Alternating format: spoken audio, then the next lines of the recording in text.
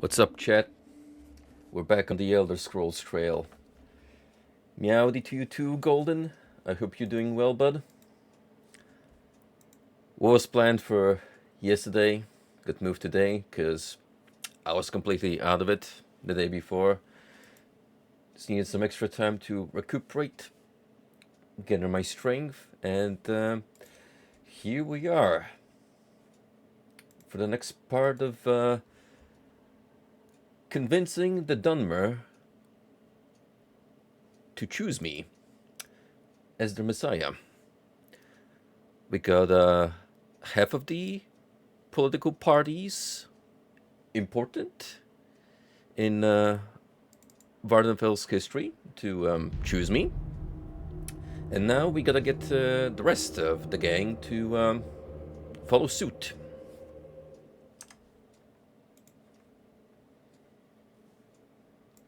So that's gonna be the goal for tonight, and from there,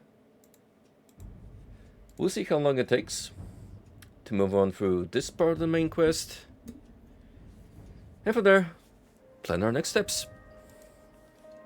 It's that simple.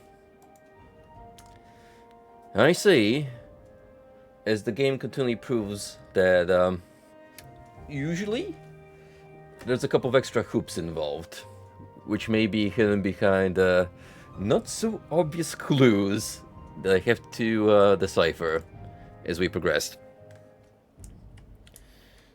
So, last where we were out, it was in Aldrun, as we got the Redmond household to join our cause. Recognize me as Hortator Potator. So that leaves only one great house to negotiate with, the Hlalu, and two Ashkin tribes.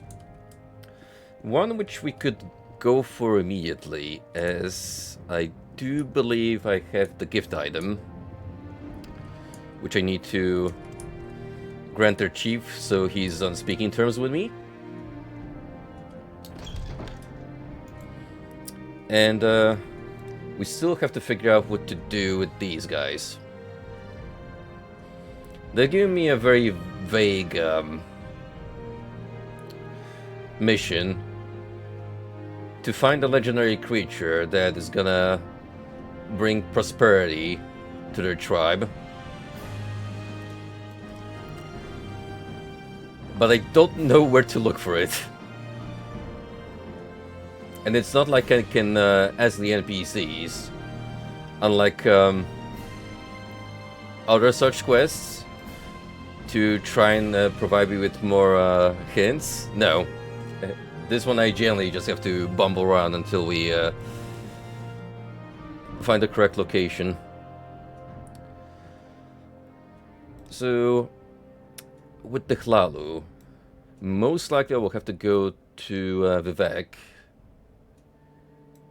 to gain an audience with their household, because that's where the council is sitting, apparently.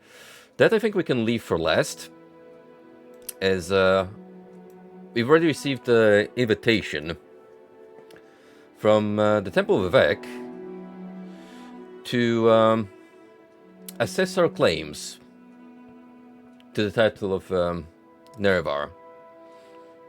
They are willing to quote-unquote negotiate with us. It might be a ruse to actually get to kill me for what they consider to be blasphemy in the first place, but, well, we don't know until we walk in there, and, I don't know, maybe they'll actually get me to speak with Vec. That'd be nice. Already met one of the trio, so we're not, another one. But for now, I think we're gonna head to the Zainab camp, trying to recruit those guys. Then we'll figure out what to do with the Musa. So we'll have the roaming tribes united under our banner, and then we'll leave Vivek. So, sounds as a plan. Now let's figure out a good way of getting there fast enough. Most efficiently will be from Tel Mora. Right. Now, how do we get back to Telmora? I wonder. Hmm.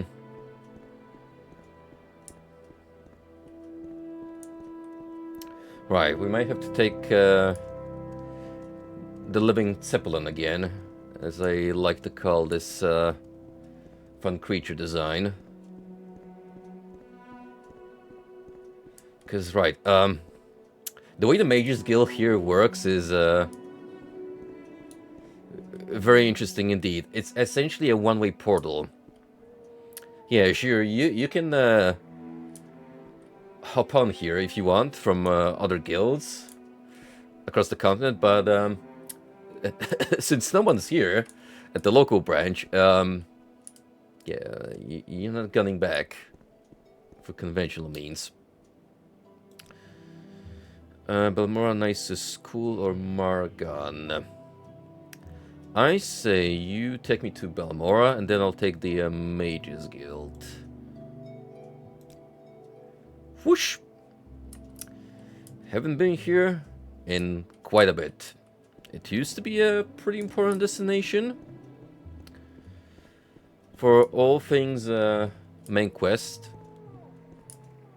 concerned, especially since, or rather when, Chaos was still around. But those are days long by. We have moved past Belmore, and it's yeah, it's just kind of here as a pit stop. My time is precious, so make it quick. Sure says a lot about the quality of the game when I'm already getting a nostalgic feeling for the humble beginnings we've been through. And that's already considering that we're like, what? I don't actually have an active tracker for game time because I use Open Morrowind to boot up the game. But judging from the stream length collectively thus far, we have run up to 65 hours thus far. This better be important. Voice acting is my passion, the NPC. Yo! What's cooking, running? How you doing, buddy? If I can help, I will, but don't take too much.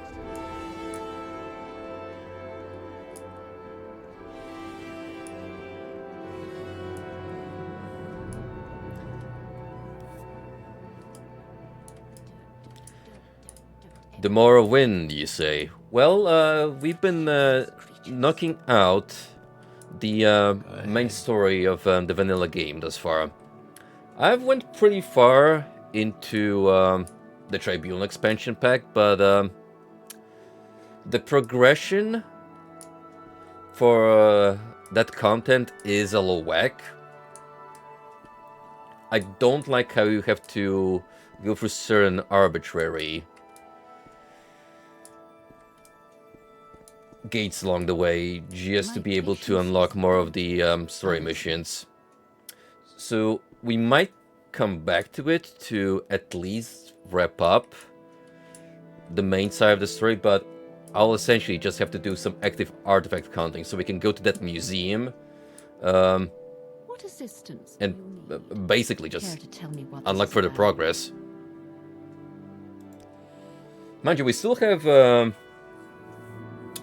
the other expansion pack, Blood Moon.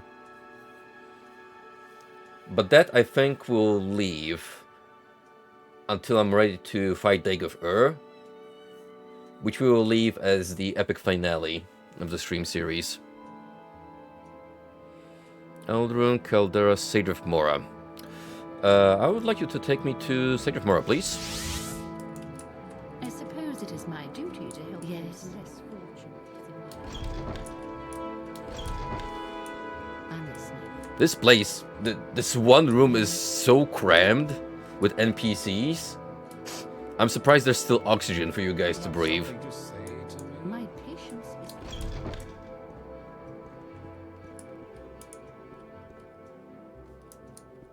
So, what's on your streaming agenda right now?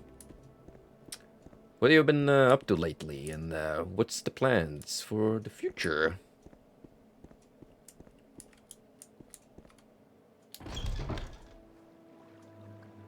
Oh, okay, I I exited this building as backwards.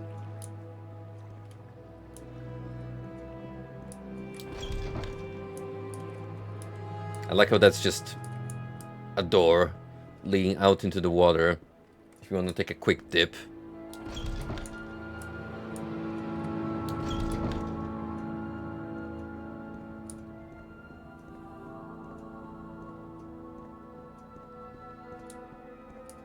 Come on. Where's the exit? Oh, that works. Not particularly convenient, but I'll take it. And now we shall go to the boat fair. And from there, I'm thinking we should be able to get to Tel Mora easily, which is conveniently close to Mus and Zainab. Man, I'm such a sucker for this mushroom architecture. It is definitely one of a kind, and well, pretty much specific to Morrowind. I don't think anywhere else in Tamriel you get such interesting fauna which lets you carve buildings out of it.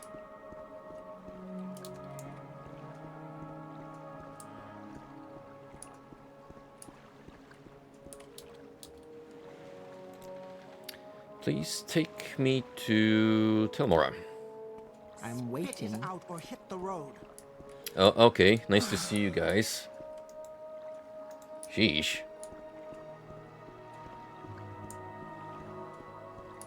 Oh, the classic Dunmer hospitality at its finest.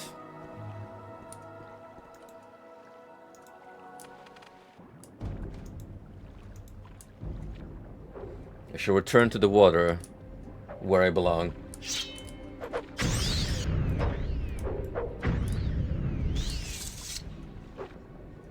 Yo, no further impact. What's going on, bud? I am doing just peachy. I've had a lot of sleep over Sunday. Definitely brought me back on my feet after the woes of this week. And I'm full of energy to pull off another lengthy Morrowind session. Now, I was gonna ask you, since you've been pretty hyped for this game, what did you think of the latest Tides of Annihilation trailer?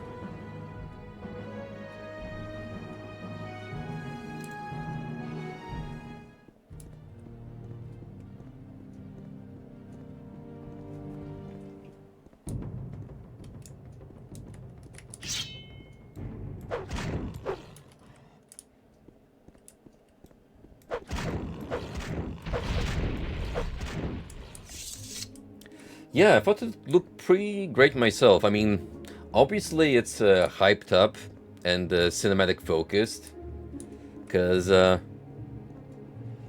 well, the modern game marketing focuses heavily on pretty visuals and intense choreography to draw the younger generation's short attention span. However, I am kind of sold on the game even more so now. What got my attention in the first place was the obvious inspiration from Arthurian legends, but with its own twist on the formula. Because, you know, from European folklore, the tale of King Arthur and the legend of Knights of the Round Table, that's like a major source to draw inspiration from. It's a bottomless well, pretty much, and there's a reason why you have so many different spins on the formula appearing time and time again.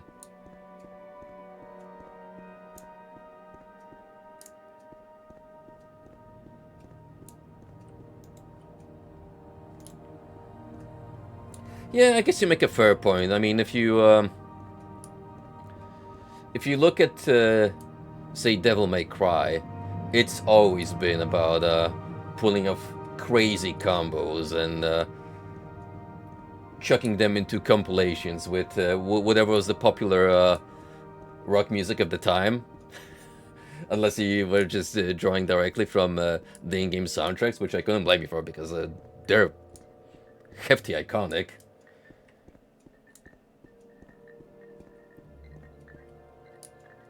I just think there's more emphasis nowadays on making sure that your game trailer is an eye treat, especially if you're going for the AAA production feel. I'm listening. Go ahead. And what's funny about it is, even in 5, they pretty much embraced the genre of music that's been iconic, of a staple for the series all this time. Anyway, here's a pair of exquisite shoes that I've been told you would take a liking to, my good sir. Thank you. These remarkable shoes are very fancy. Too fancy for a simple action like myself, but thank you very much for the gift. It was very thoughtful. Now, how would you like me to declare your messiah? We have heard the rumors. We know you to be the Outlander who claims to fulfill the Nerevarine prophecies. But teach us, Bracket Dune, how could an Antler be the Nerevarine?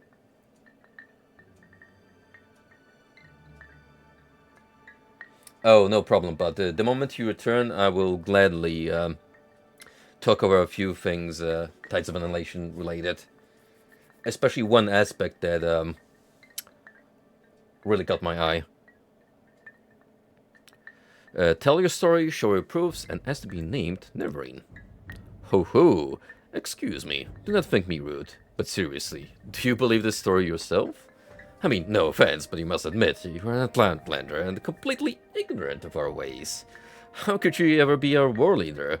What sensible Ashkin would ever choose you to lead the tribes? Ho ho! This guy has an attitude. We could ask him to set us on a task, or try to persuade. Now, we're not particularly charismatic, but have a very good standing with him, so we could try. Skies above. Talk for wealth, you'd make me rich. Don't you ever get tired of talking? Okay, well, I guess that's off the table. Yeah. It is not gonna work, so option number 1 it is. Very well. A vampire named Calvario is taking refuge in nearby Nerano Ancestral Tomb. If you're as worthy as you say you are, it should be a small matter for you to dispose of this vampire. There, you have your task. Now perhaps you would leave me in peace for a bit.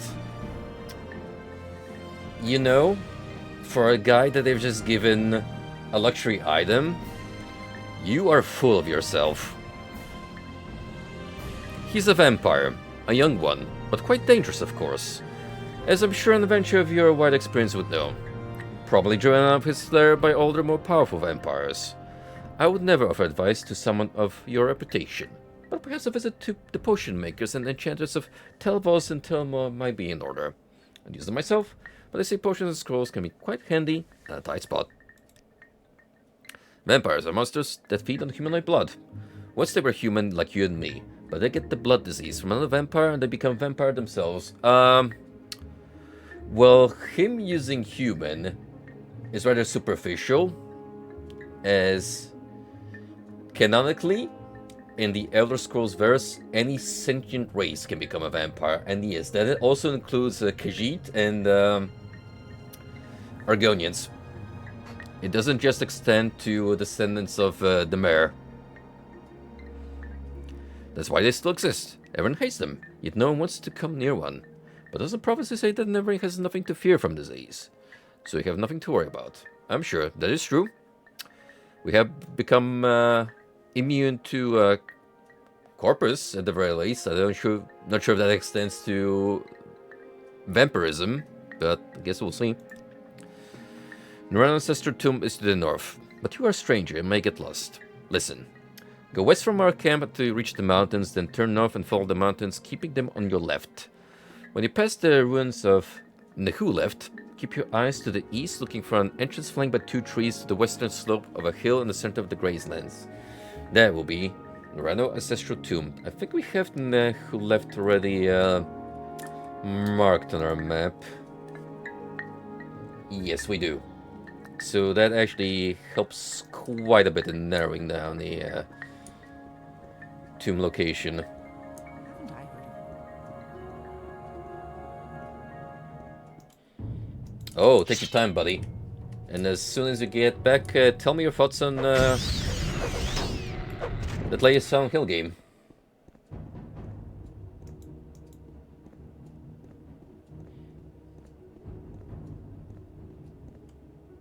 Yo, who the hell? Oh, it's another one of the Danger Guardians. I keep forgetting you guys are just becoming common spawns at this point.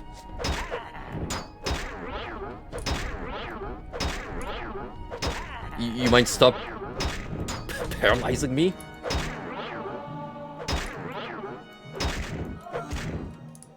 Well, that was hella annoying. What are you even wielding? Glass Jing Blade. Paralyzes for 10 seconds on touch. Now, if that was a long blade, I'd sure as hell would love to keep it on me. But as is, for its very small weight, it is a good item to pawn off. In case I need cash. In fact, I will need cash. Because our finances have dwindled significantly since I had to bribe a lot of people to be declared Nerevar. Again, just not so much different from real-life politics when you have to fund your own campaign. Well, if you're a solo act, that is.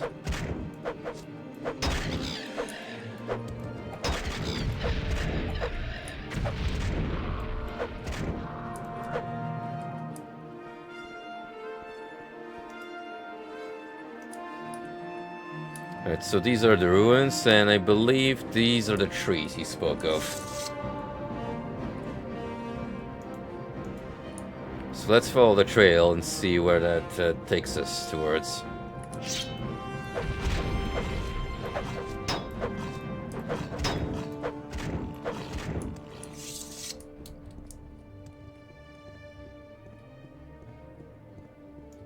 Watch me veer off in a completely different direction. Because, oh, it's actually not these 2 trees I meant. Haha, teehee.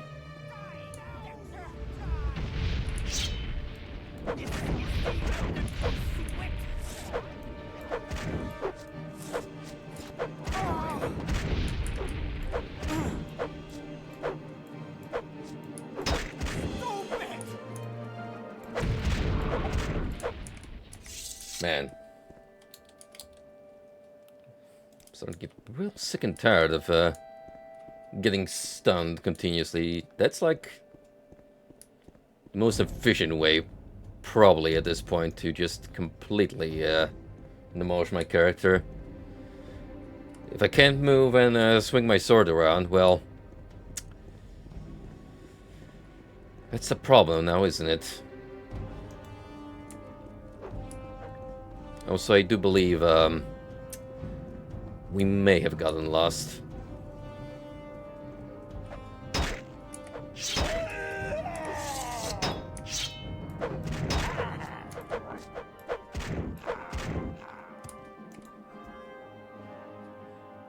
Where's my healing items?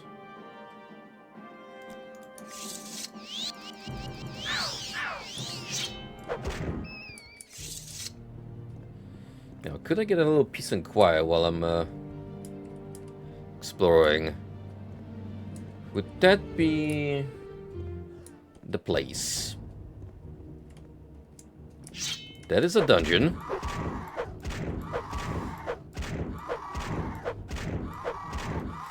Far from where I need to be. And you are a Kwama, meaning we're next to an egg mine.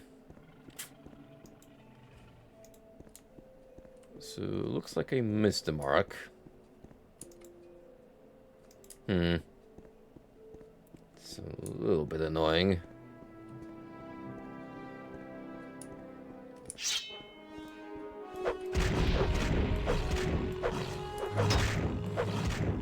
Who knows, maybe while stumbling around, I will find that quest-related white guar by... Would that be it? That looks very guar-esque. Although it doesn't look particularly pale.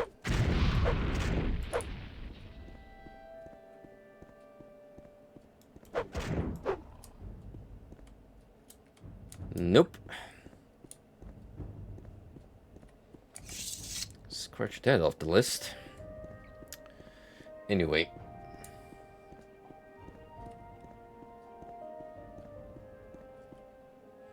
Oh, shit. There we go.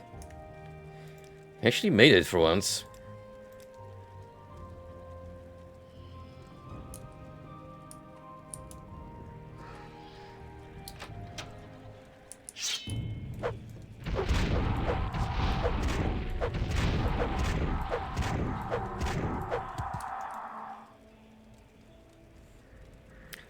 What's that? You set my strength? Well... Too bad. I'm Alexia's light to the rescue.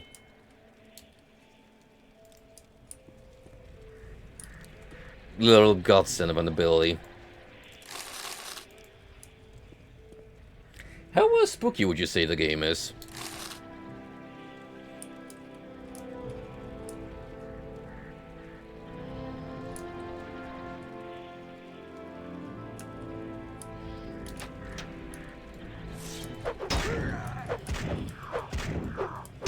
Here come the Bone Brothers.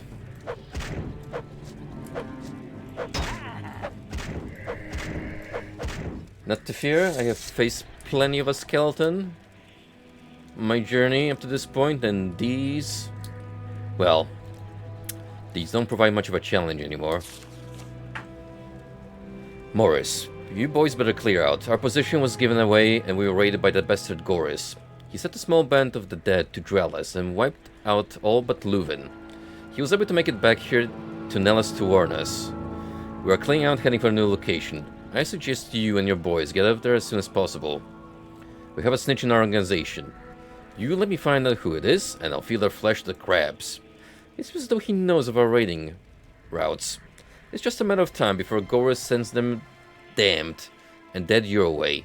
I'll never turn these goods over to that necro. What's fair is fair, and he had to pay up. You know where I'm coming from. I'm sending Ursine to deliver this message to you. She will deliver the keys so you can gain entry into the rendezvous point. See you soon, and good luck, brother.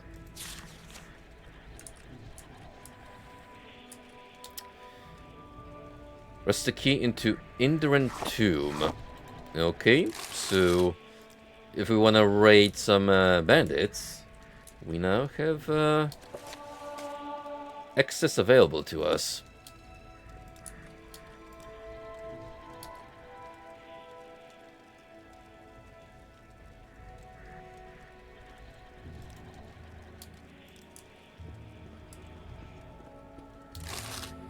In terms of creature design, anything that strays far off from more conventional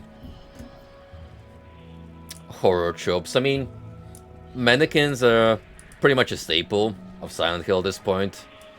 I think especially free, has turned them into pretty much one of the most recognizable signs that you're playing or interacting with anything Silent Hill related.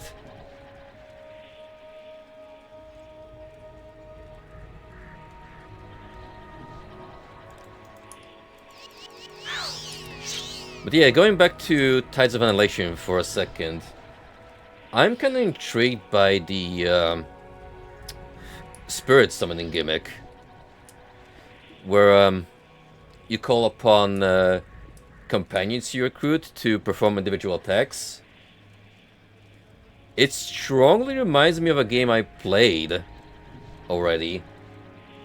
You guys know what I'm alluding to? That's right. Ender Lilies. Ender Lilies had the exact same idea of joining up with spirits you defeat along the way, and then they work for you essentially. You use their abilities to perform one-time attacks, and I think some of them also gave you some passive boosts.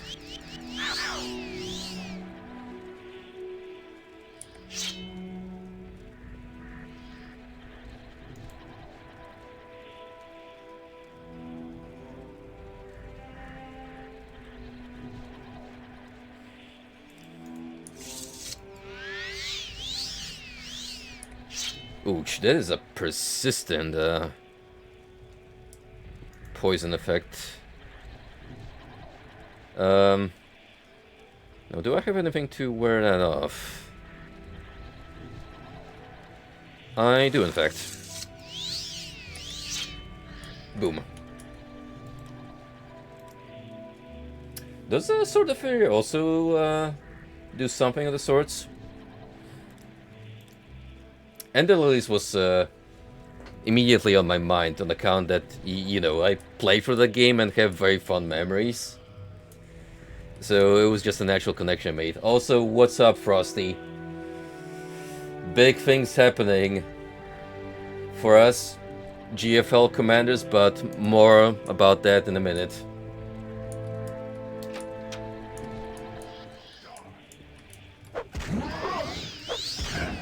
Oh, hey.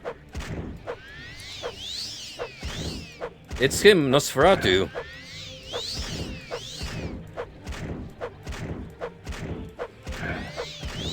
Kinda looking a little confused there, pal. Trying to get me with the old switcheroo. But that won't work as far as I can outdamage you. There we go. Ashes to ashes, dust to dust.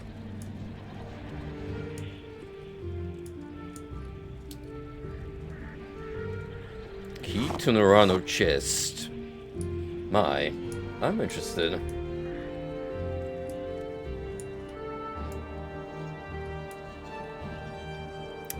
It's a trapped one. Now, I'm not sure if this is the one specifically tied to the key itself. And then again, this isn't a particularly large tomb, now is it? Oh yeah, it's hella tiny.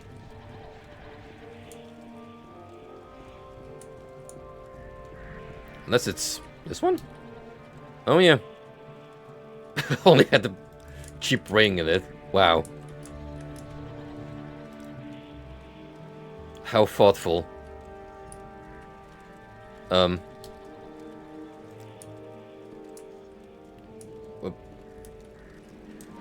Why did this ghost reemerge?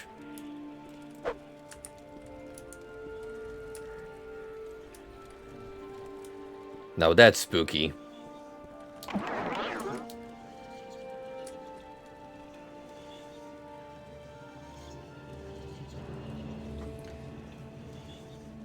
Oh, so it's definitely got some talents attached to it. Neat. Might have to check that out one of these days. A single gold coin. This place got absolutely looted to hell and back when the Necro conducted his raid.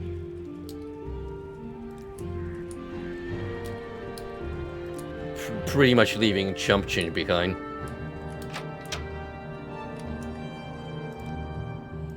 But we did what we came for. So back to the camp it is.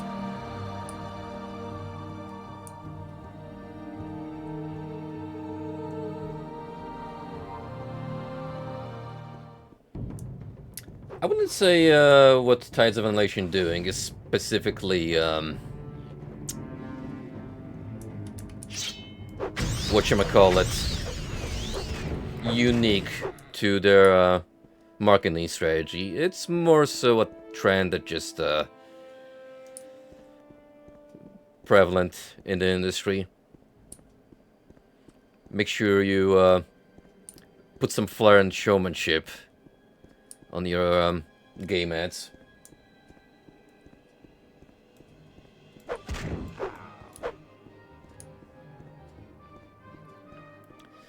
Dude, Frosty, it's insane just how much actually we're getting come November 27th. I mean, I was already on a good hunch when I suspected that they're gonna push the Elmo Crew update for the anniversary content. And sure enough, we're actually gonna get the interactive hub in 4 days from now. Pretty excited about that alone, because I'm sure it's just gonna take hours worth just exploring the new environment. I was actually thinking of holding off on checking that out and maybe saving that for like an individual stream I could make. Like a one-time off for a GFL2, just so we can take a look at the crew deck together and see what it has to offer.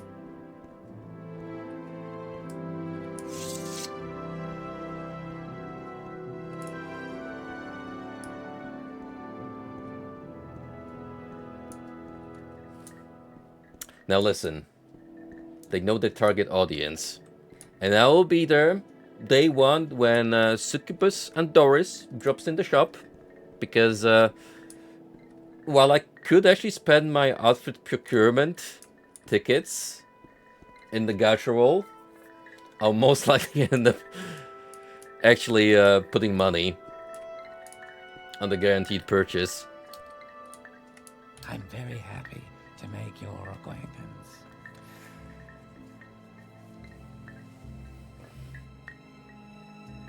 Oh no, Tarantino got recruited by Epic for the latest Fortnite season. Chapter 7 is gonna be Hollywood themed. Kill Bill is already confirmed to be in the Battle Pass, and there will also be a Marty McFly skin from Back to the Future.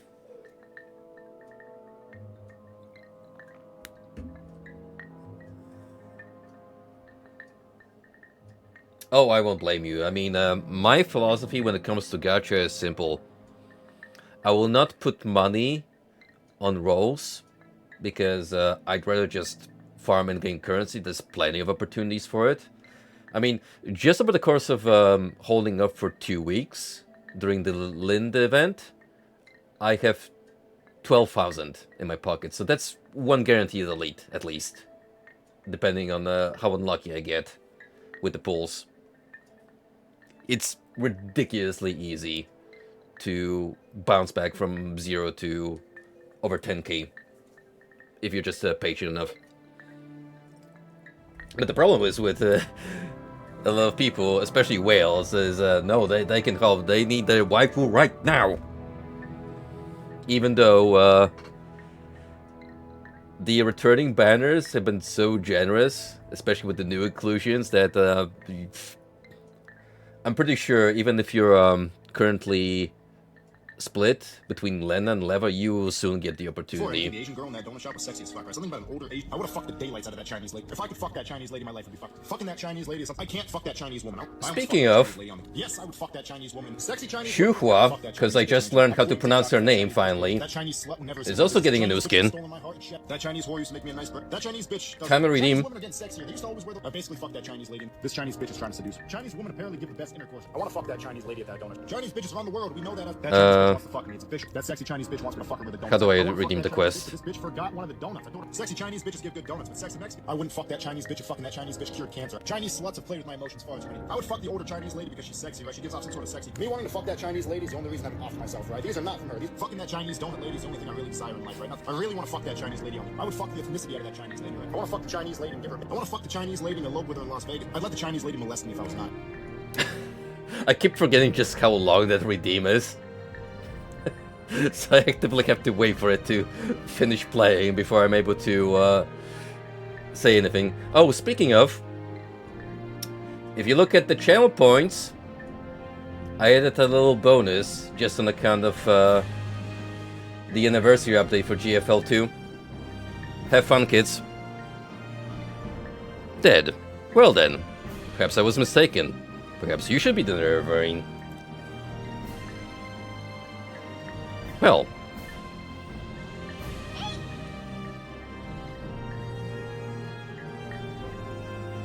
Short and sweet. I'm not gonna lie. Playing Lynn's event actually made me appreciate Cheetah more.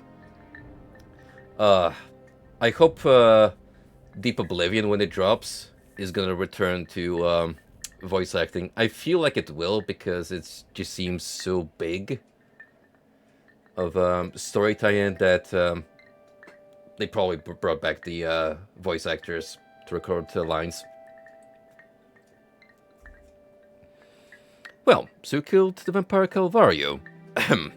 Well, I will be happy to acknowledge you as Zainab Nerevar, but it is customary for one seeking an honor from the Ashkin to offer the Ashkin a generous gift as a mark of respect. You already got shoes from me. I gave you brand new Nikes. Because you're an Outlander and do not know our customs, I will do you the great favor of naming the gift I wish to receive. A high-born Telvanni bride, a pretty one plump with big hips, to bring me many sons. Wow.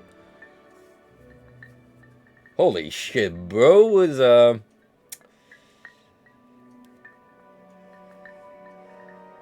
Bro needs to get laid, huh? Where will you find a Highborn Telvanni bride? No, simple. You should visit Highborn Telvanni lords and inform them that Ashkin Koshet of the lordly Zainab will do them the honor of making their daughter his bride.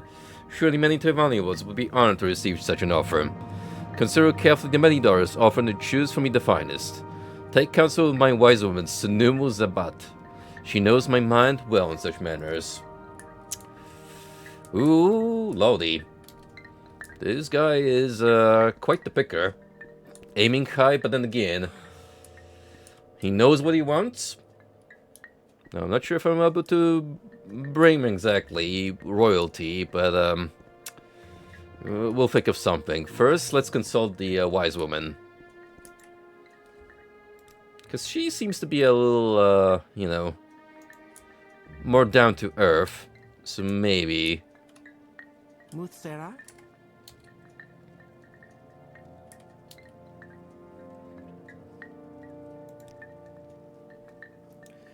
Ooh, I would say guava.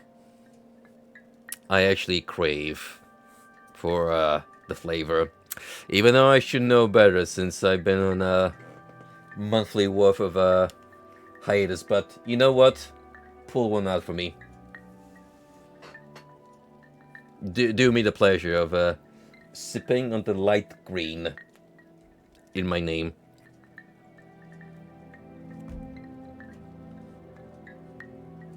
Koshet wants a Telvanni bride, eh?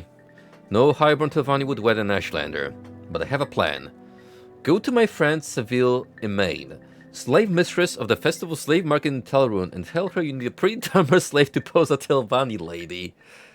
Then Seville Emain will tell you what clothes to buy and will dress her like a highborn Telvanni. Then escort the pretty slave to Zainab camp, present her to Ashken Kosher as a hyper body bride. He would know the difference. Oh, that is beautiful. That is a hilarious plan. Essentially, the guy is like, I want a Hollywood actress for you to bring me as wife material, but instead I'm gonna return with an OnlyFans model.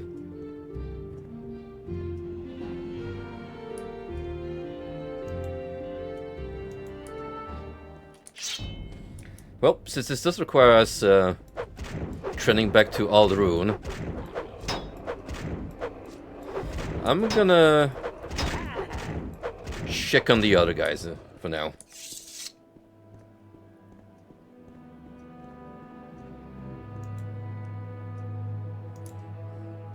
Now, I'm not quite sure if I'm gonna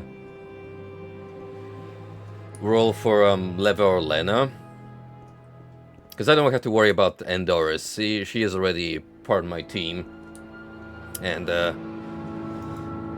good at her default neural helix level. Don't really need dupes unless you want to commit. I think I actually might hold off until the last couple of days when Robella is about to encroach and see what characters that will have accompany her.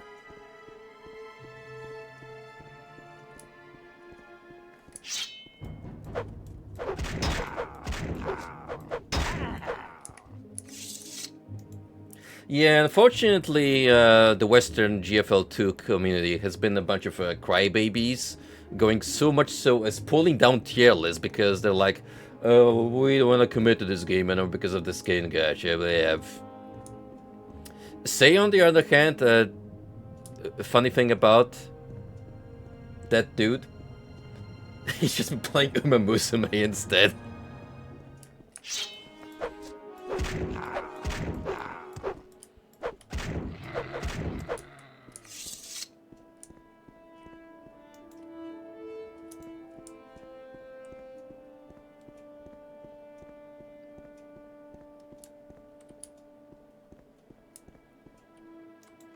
Yeah, that'd be nice. The thing is, I only really need to know with specific characters just how much resource heavy they get. So, with Florence I already am aware that if I want to get extra mileage from this character, I will likely need to put a few dupes in.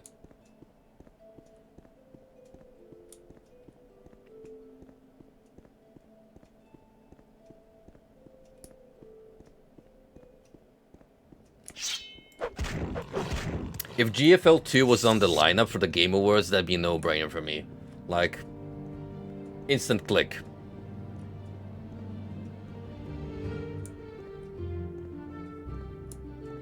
Uma Musume, on the other hand, doesn't surprise me because that gacha just immediately launched off the moment it got a global release. Then again, they have been well, Cygames has been building up a foundation in the West for a while now with the anime. So they're already, like, you know, sowed the seeds. They've been now producing a crop. Oh!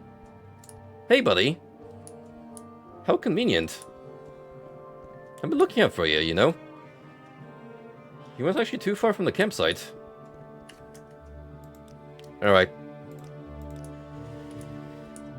Take me to the Promised Land.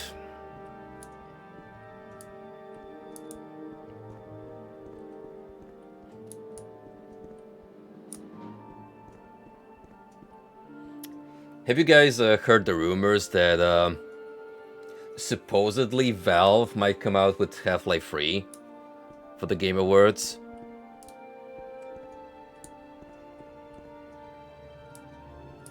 To tell you the truth,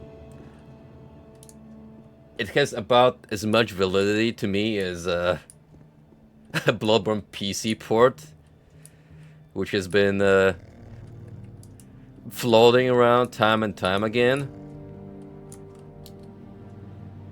But who knows? I mean, Valve eventually did release Half-Life Alyx, even if it's not a mainline title. I will say though, if Half-Life 3 actually makes it, I am going to scream in voice chat during the live viewing. Like, no shot, it's gonna be like one of the most impactful announcements in the video game industry for years. People have been anticipating the next mainline chapter in the Half-Life series for which seems like generations at this point, myself included.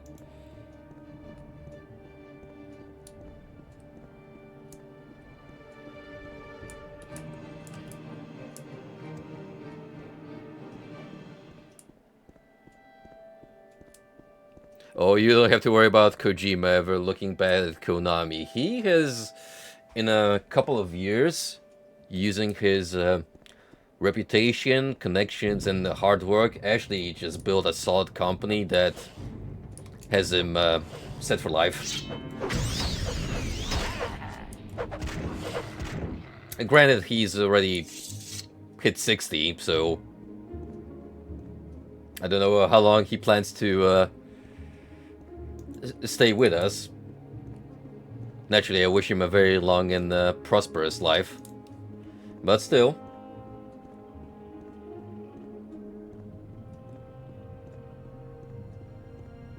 Actually, you know what? PC port for Death Stranding announced at the Game Awards. The sequel. Make it happen. And my money is yours, Hideo.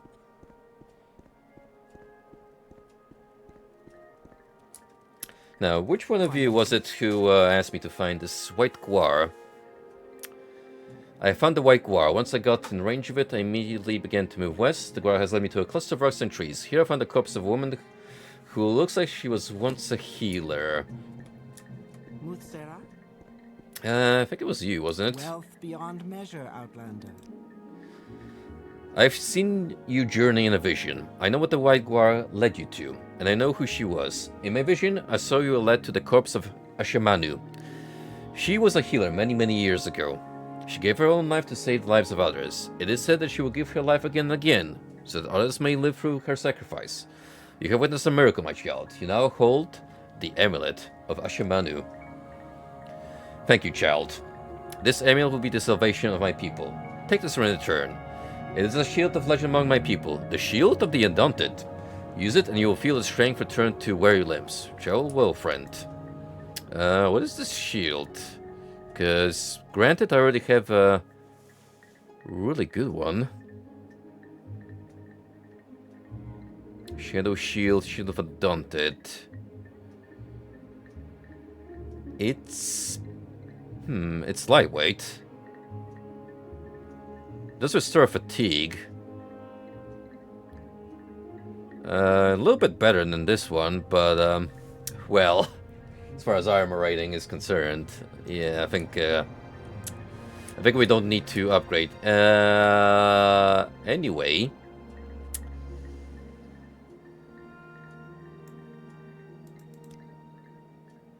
Do you come to claim the name of Nerevar? Then you want to speak with the wise woman Simamu Mirpa. Wait, you're not the wise woman?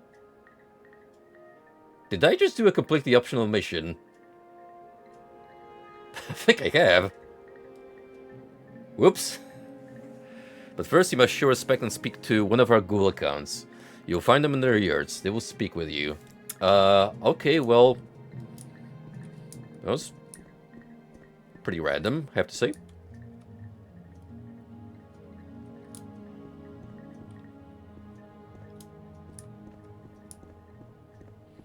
Total chaos.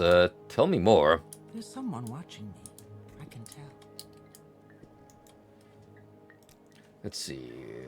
Where do you have Golkans living here? I imagine they're centered around the Ashcan. Because that would be customary that the important people surround the leader.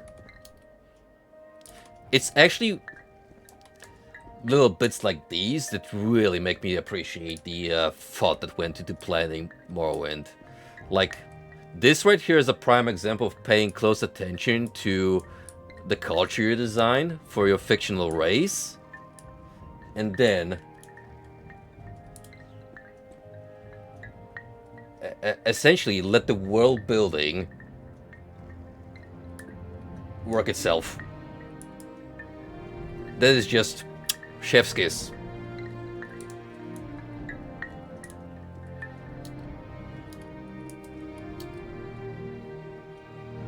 Hello, I would like to become Nerevar, please. Do you claim the name of the Nerevarine? I hope you could come to do the deeds of the Nerevarine. We need the deeds, not the name. You must speak to the wise woman Simamu Mirpal. We are a poor set tribe without an Ashkin, led by a wise woman. And we are its Gulakans. We say this with shame, for we are as weak and helpless as children. Go to her, Outlander. Tell her you would do the deeds of a hero and save the Ahamusa. Maybe then you will have carried the name Nerevarine. I'm listening. Go ahead. That was simple. Oh, because you actually don't have a leader. Right. So, as far as this tribe goes, the wise woman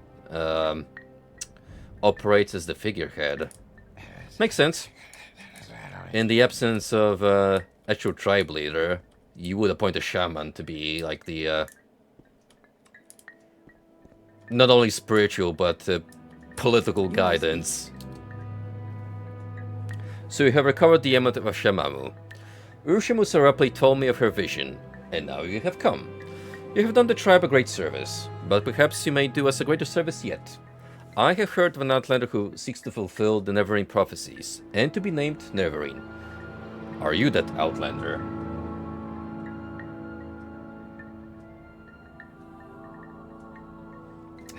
When you say Poland core, what caught your attention that made you think it was oriented around my home country? I know the prophecies. I know an outlander, clan friend of the Urshilaku, has done great deeds and claims to fulfill those prophecies. Are you that outlander? And why are you here? Who is the Ashken of the Ahamusa? The Ahamusa have no Ashken. I am the wise woman of the Ahamusa, and I speak for the tribe. I want the Ahamusa to name me Nerevarine. I'll examine your proofs, you will tell me your story, and if I am satisfied, according to custom, and with reference to the prophecies, I will name you Ahamusa Neverine. But there will be a price. The Ahamusa need a safe place, and you will provide a safe place. In seasons past, when threatened, the Ahamusa could take shelter in the ruins of Daedroth. But now the priestess, Huleni Indevel, has come and restored the Daedric Shrine, and worshippers of Sheogorath dwell there, protected by terrible sorceries and summonings. Well, that explains all the Divine Guardians that have been roaming around. This area is essentially now a hub of Sheogorath.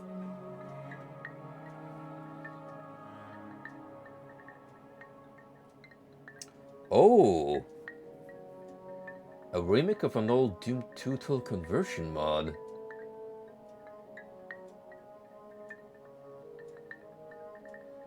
Hey, the moment you brought up Doom 2, my ears have perked up, so... As a classic Doom aficionado, I will take consideration of it. I mean, it's been forever since the last Doom WOD stream, and I was planning to get through Legacy of Rust. But hey, I'm totally down for more candidates in the future of what about it. The Aldadrov Daedric site is a shrine to Sheogorath, the Mad Lord. The surface ruins are on an island a great distance north as the racer flies. For those who serve Sheogorath, the Mad Lord, there is no good or evil, right or wrong, true or false, real or unreal. For them, there is only what they want and what they see. With such carelessness, only the very strong and very lucky cultists survive, while the wake provides sport and amusement for the others. And the spawn of Sheogorath are never twice the same, and each more terrible than the next. It is an evil cult, and dangerous. All I know is that she is a Dunmer, and she and her followers have defied the temple's ban against the worship of the four corners of the House of Troubles, the four Daedra Lords, Maroon's Dagon, Molech Bal, Malakav, and Sheogorath. Since so many Ordinaries are busy fighting the hosts of Daedra at Ghostgate, many of the abandoned Daedric sites are once again inhabited. Makes sense. They don't have the manpower to control all of Vardenfell, so they gotta prioritize the more important spots. First you will go to Aldadrov. You'll make it safe for the Achemusa. You are the hero. You decide what must be done. We are not traders to haggle over the meaning of safe. We are not a warlike people. We are not strong with warriors and witch wizards. Make Aldrov safe for us. Then, when I accompany you to Aldadrov, then you and I will judge whether it is safe.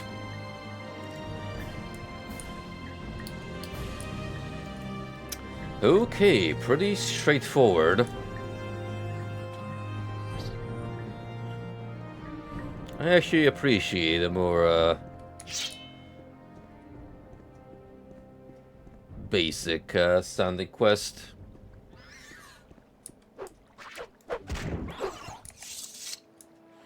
Although you have to admit, the notion of buying a slave girl so we can turn her into the bride for one of the Ashcans is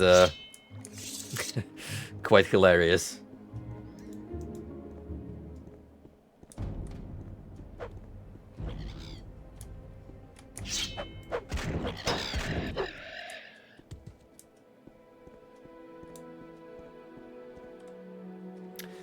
I'm like 2/3 into the first anniversary celebration video for GFL 2, breaking down all the content we're gonna be getting in the last patch. So, I don't know. I will think over this, and if I want to make a first impression stream of the crew deck, I will hold off till, like, say, next Saturday, whenever I'm available, and do a live tour for you guys, just to break away from my usual streaming format.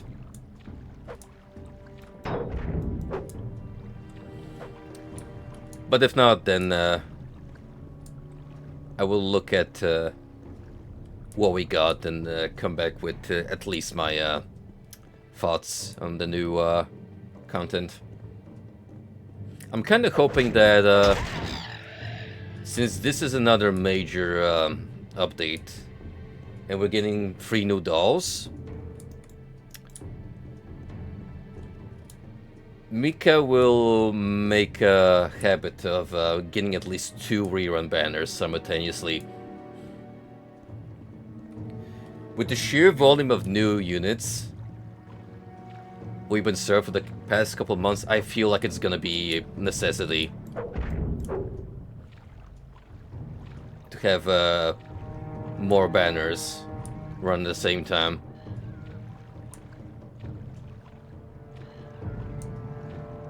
This one's gonna have 4, mind you, because we get Leva and Lena as the newcomers, and then Andoris and Meshti are reruns. Been a couple of months since we had a big ×4 feature, so that just comes to show how much emphasis they're putting on the first anniversary of global celebrations.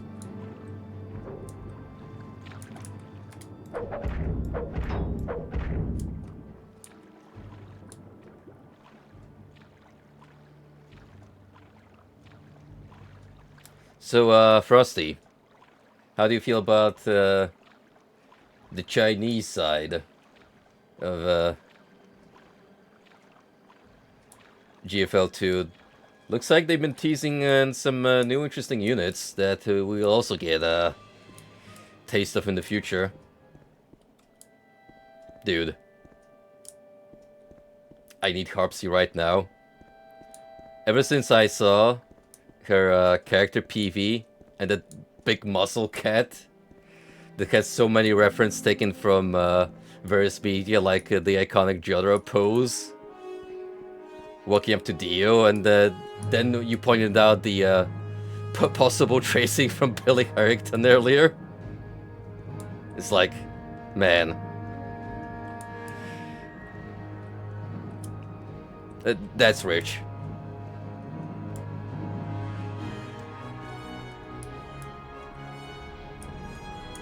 Oh shoot, when is PAX East happening?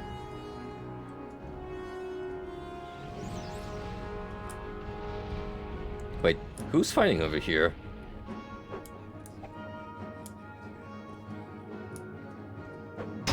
Oh. The hell, Rat, you're gonna blow my cover. Sheesh.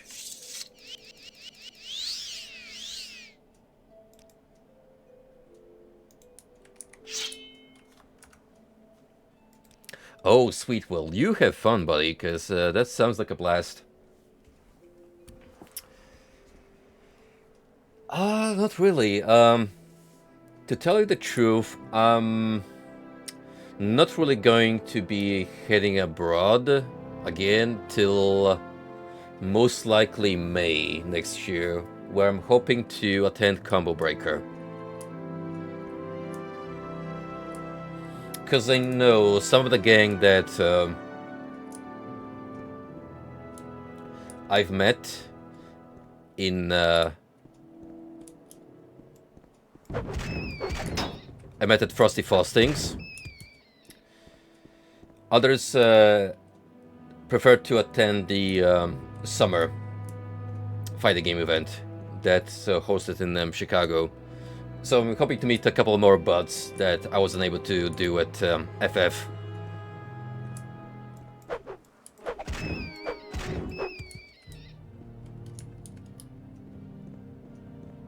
Plus it'd be nice to see Chicago during the summertime. Because mind you, I had a blast during winter, but oh dude, it was freezing cold.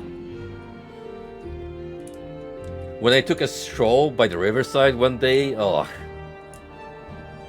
I actually thought my balls were gonna freeze solid. Because I haven't experienced a harsh winter like that in many years. Wealth beyond measure. Who are you, Outlander? And what are you doing here? I don't know you, Outlander. What are you doing here? Are you here to worship at this foul shrine? I am the Nerevar in a quest to fulfill the prophecies. No! You are the false incarnate and the devil of lies. You claim to be chosen by Azura and savior of Morrowind, but you curse the tribunal, condemn false gods and turn the people against their true protectors. You are nothing but a dreamer and deceiver. A mad servant of the devil Daggerfur, and you must be destroyed. I actually thought there was a servant of Sheogorath. So you calling upon the tribunal is quite ironic. Maybe.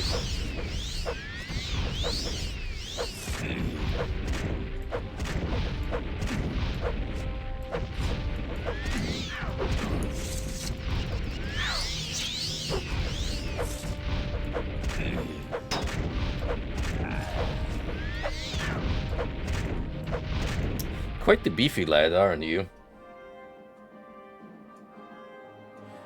So it's gonna be a solo venture on your part.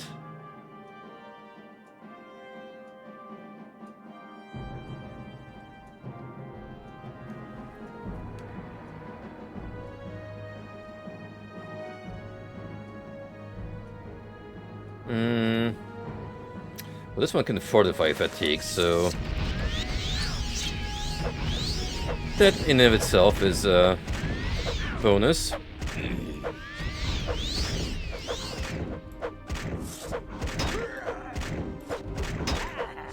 Yo, are you gonna run out of mana anytime soon? Jeez. He's like casting spells over and over.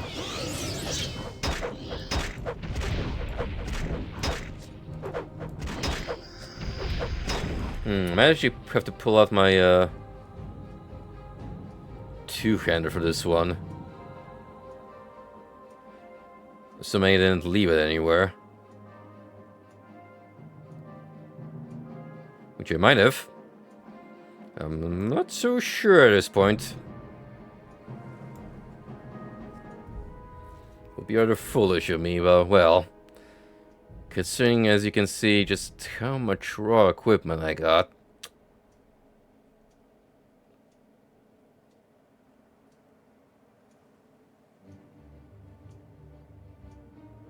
Yeah, I think I might have put away somewhere. Well, that's fine. We'll manage.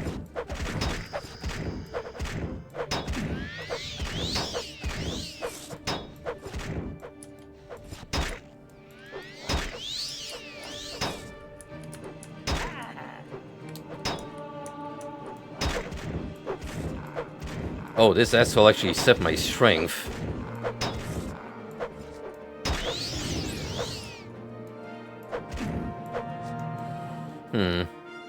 Oh, no wonder I have 0 strength.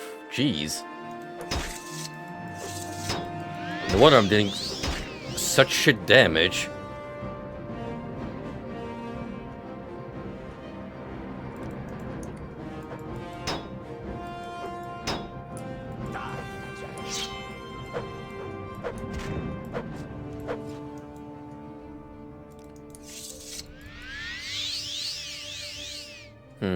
Well, this is a little embarrassing.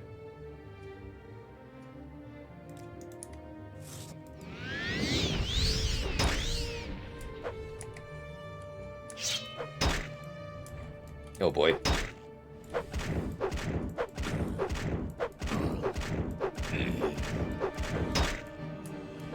Oh, I'm gonna get knocked down continuously.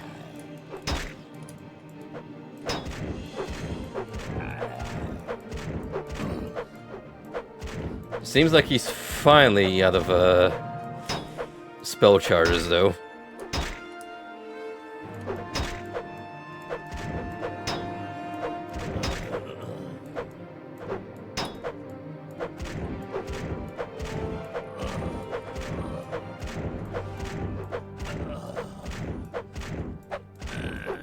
Man, what an encounter that was. Demon Mace.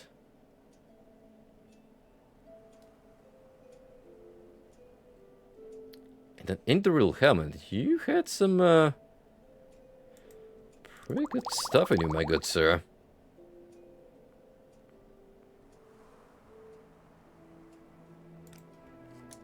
I'm actually gonna have to rest here until I can recuperate my strength. Cause oh boy.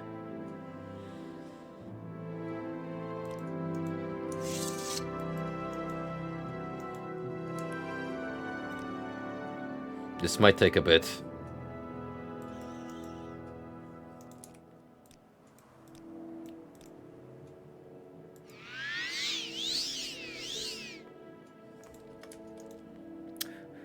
Oh yeah, we're gonna be here for a while until I get full recovery. Jeez.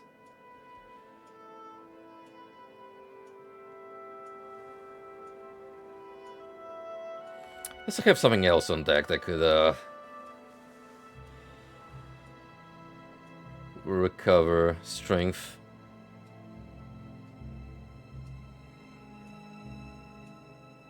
Let's go quickly through my items. Understandable. Anytime you go outside of your comfort zone, it is a challenge which poses certain risks. Heck, I'm heading back to Lisbon in Portugal in like 2 weeks to meet up for what is it, like the third time now with a buddy of mine. We're gonna be heading mostly outside of Lisbon on a couple of tours of cities with some cool historical landmarks, like Tomar, which is apparently the location of ancient Templar fortress, and that's right up my alley.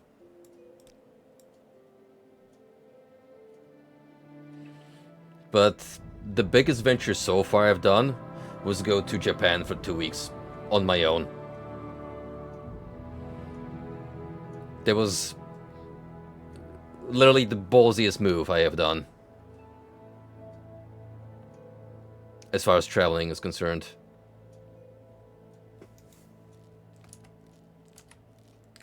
Oh, strap in, boys. We're gonna be here for a while.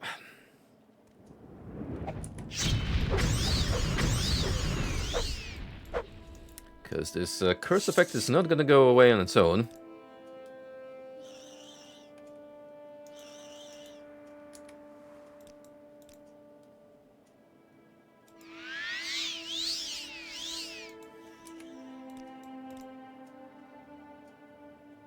Fortunately,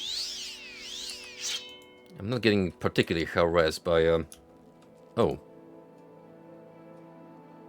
Wait, I'm still over, carrying capacity?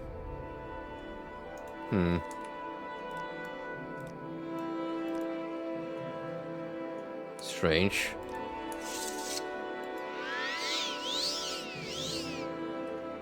Ah, there we go.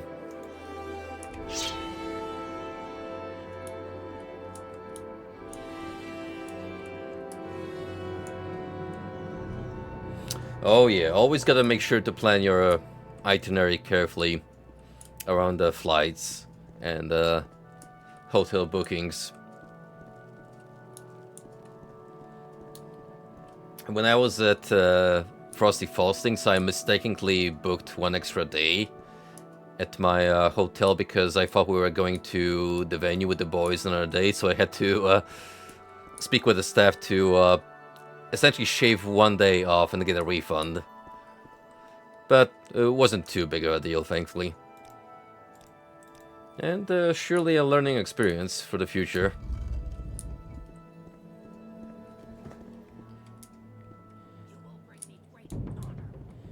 Now then, let us take care of the Guardians of the Temple.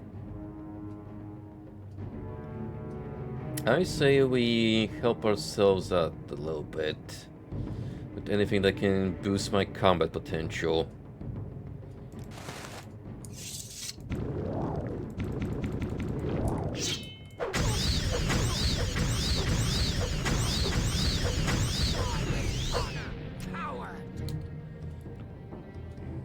We love explosions.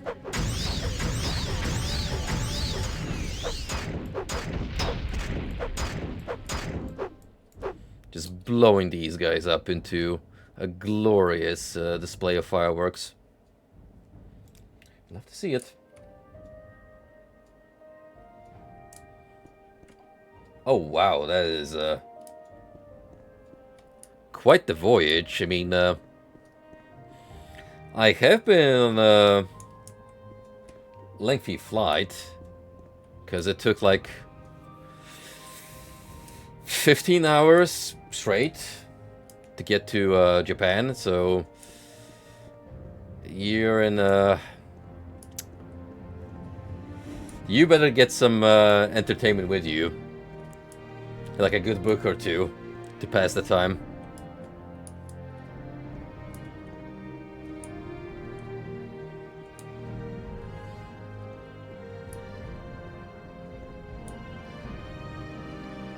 As far as train rides go, I think the last long voyage I took was a couple of hours from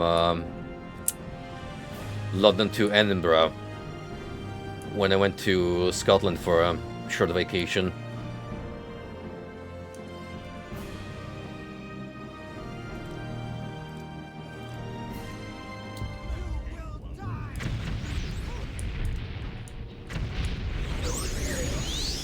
Oh, these are temple ordinators, so I actually fought one of their guys. That explains why that dude was so powerful.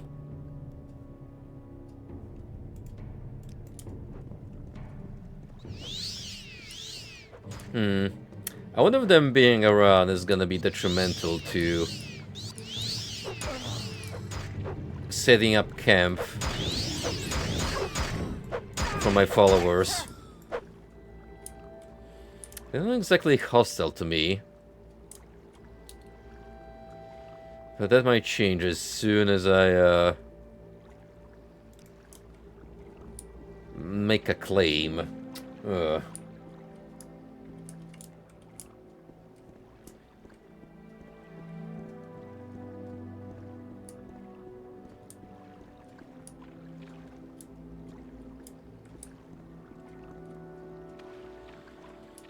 I wonder if I actually do have to get rid of just about everyone. Now, taking two of you simultaneously might prove to be quite tricky. There is no escape. You will die.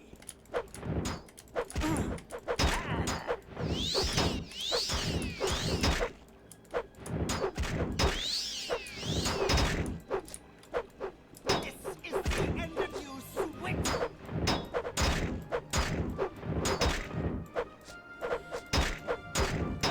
Okay, unlike that other dude, they don't seem to be spamming spells, which is already a massive improvement.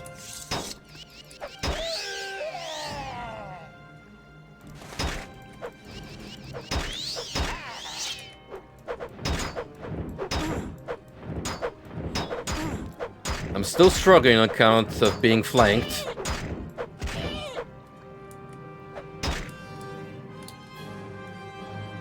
Oh, there you go. That should make things easier.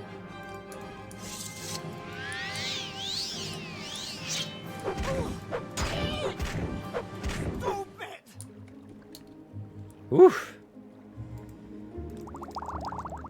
Thank goodness you guys aren't particularly tough to deal with. Also, you actually being around helps a bit in cleanup duty.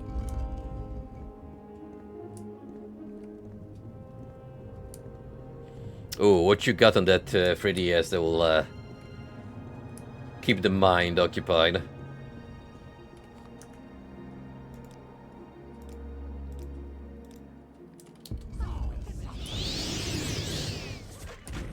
Your skills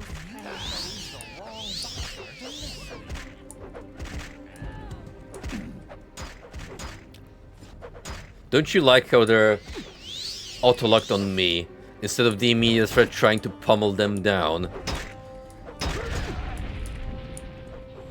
Unlike the summons, hilariously enough.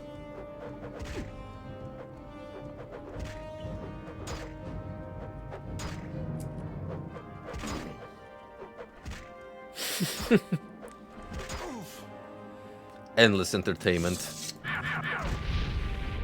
Truth to be told, this does give me an opportunity to recover.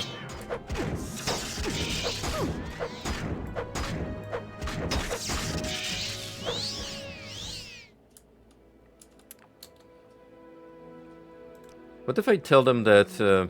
oh no. I think they will won't take kindly to any of my responses.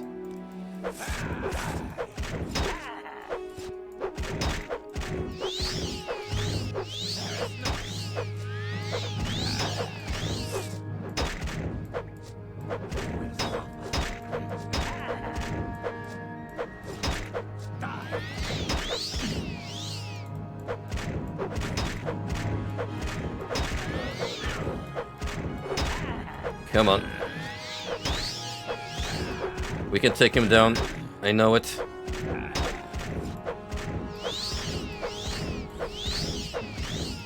No restoration magic for you, mister.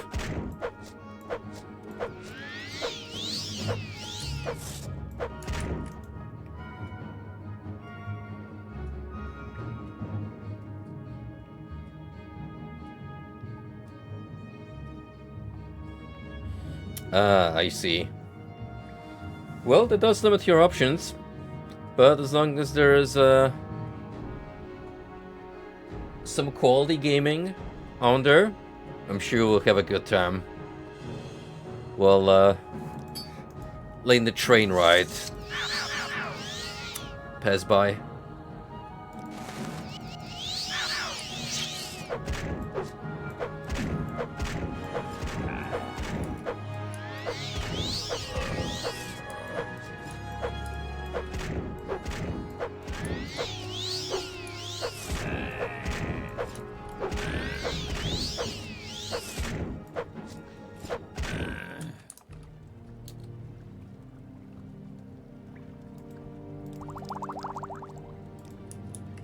Excellent. So that just leaves the inner shrine to be taken care of. Fortunately, these guys have been dropping a couple of restoration potions, which will help in keeping my stamina on working terms.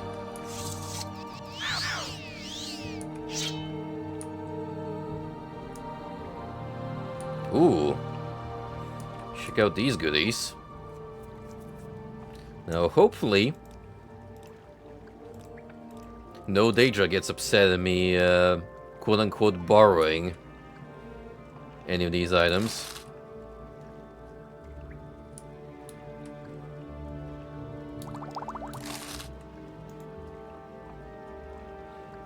That's fine, we can drink something else that we don't really need.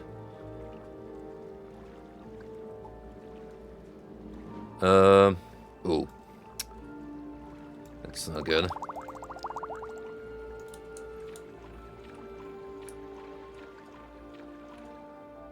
Ah, we have a back way to the inner shrine. Good.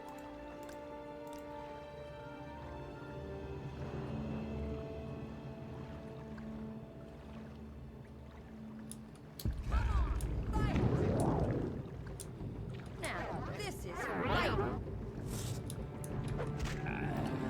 You should have picked an easier.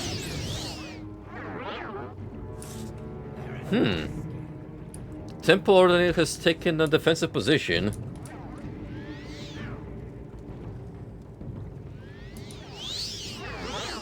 Yeah, he's not really doing a whole lot of fighting. Kinda just letting this lady pummel him to her heart's content.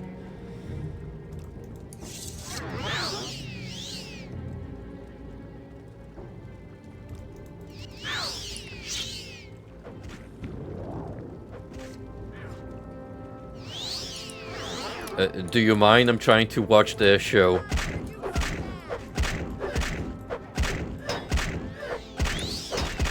Oh, what the hell? Now she's locked in on me.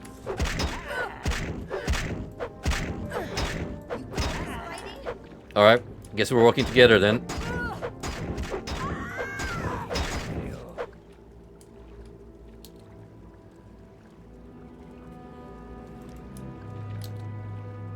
Guess what? The alliance is off.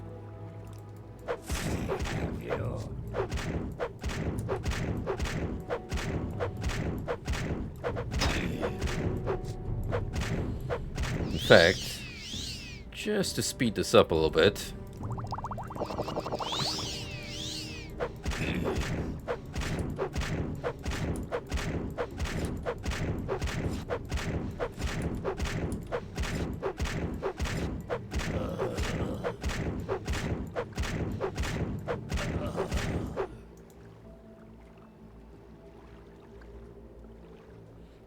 That thing is gonna have to go into repair pretty soon. I could try and whip it a little bit to shape.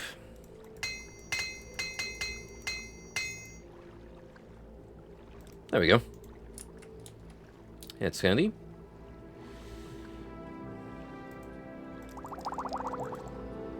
Okay, moving on.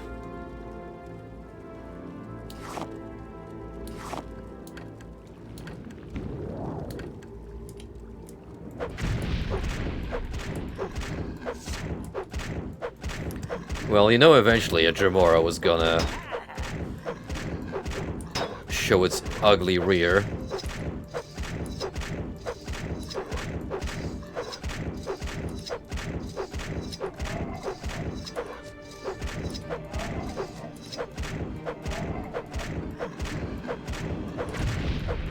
How about them stun locks, huh? You like that, chump?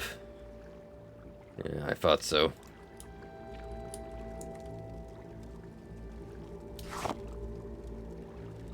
Ooh. Oh, ebony. Then I have to worry about my can capacity. I take that, because, you can make some nice armor from it. With the appropriate vendor in mind.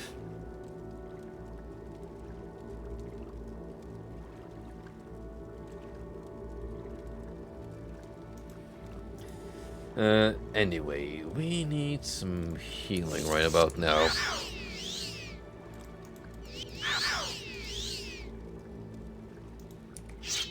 Wonder if I could rest up here.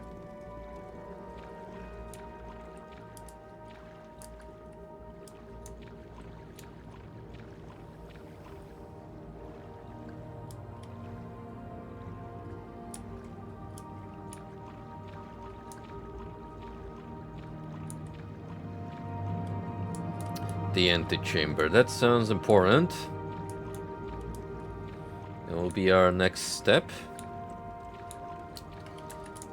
Imagine everything else is just alternate paths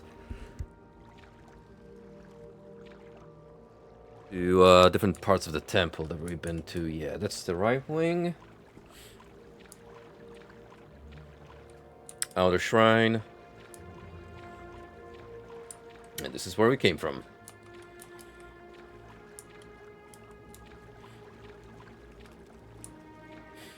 Look at Sugar over here.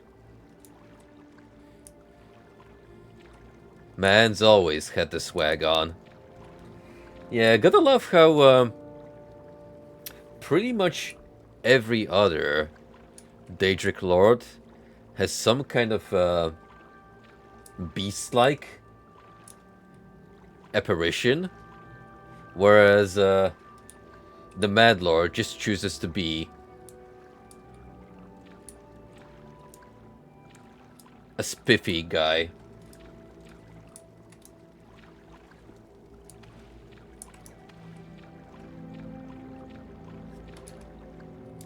Can only rest on solid ground. Fine. Fine. I shall sleep by the Mad God statue and his very well sculpted behind.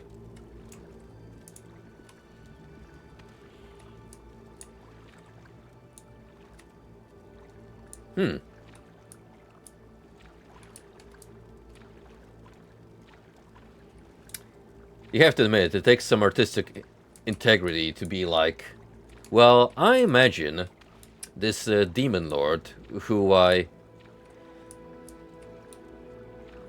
revere greatly, surely he's got a big butt.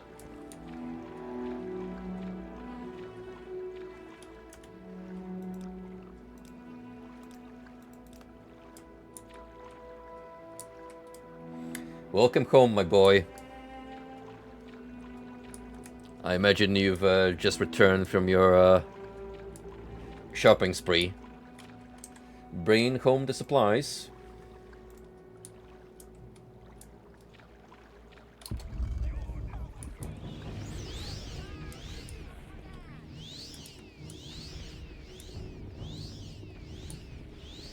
It's like we got a lot going on here.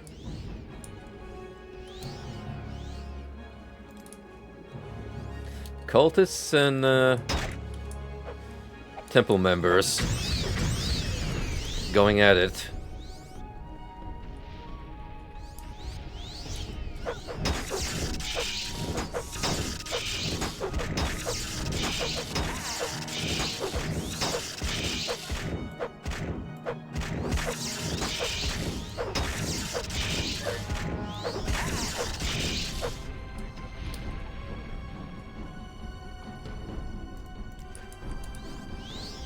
So I'm not sure about Daggerfern in particular, but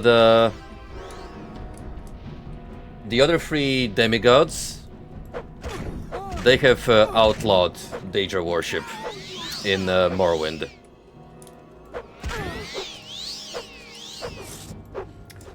Dagger's priorities have changed a little bit since his imprisonment, so he's got a grudge when it comes to his former colleagues.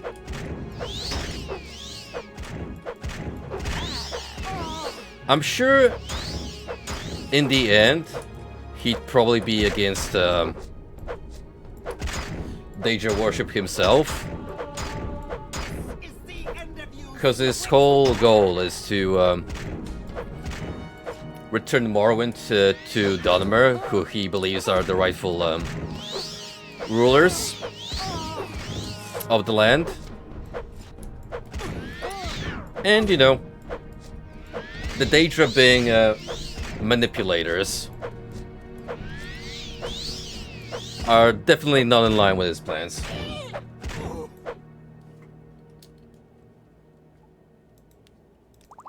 Like, in the end, I imagine the Daedra do want to take over Tamriel and make it their own domain, which Dagoth would be highly opposed to.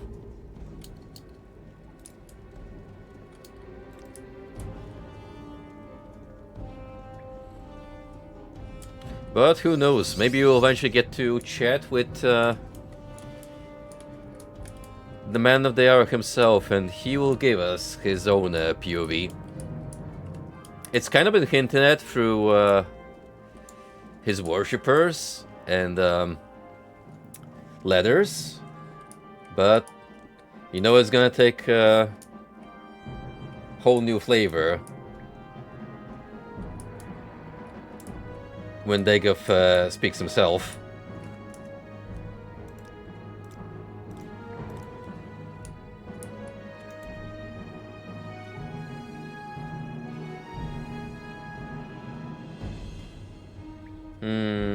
Let's get ready for this encounter.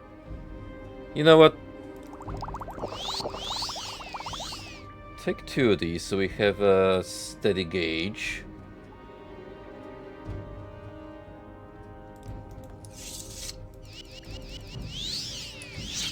Nice. Let's go at it.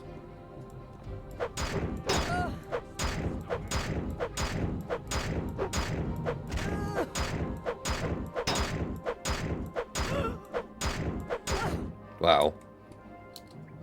Zero resistance whatsoever. Not even an attempt.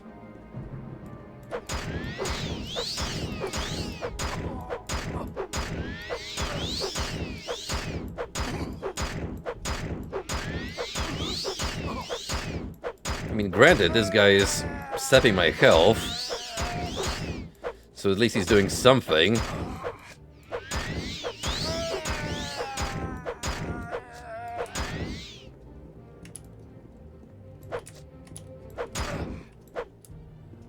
But, not good enough.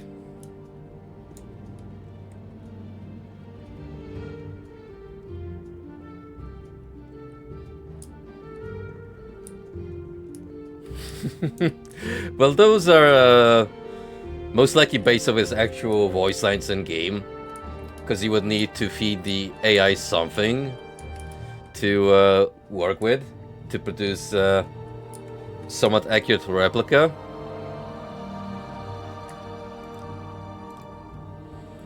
But you can make out from in-game lore that when Dagoth, Nerevar, and the other 3 used to be a group working together for the good of Morrowind, they did actively oppose the Daedra. So even if they're now worlds apart, I think the anti-demon sentiment still stays strong, regardless of inner squabbles.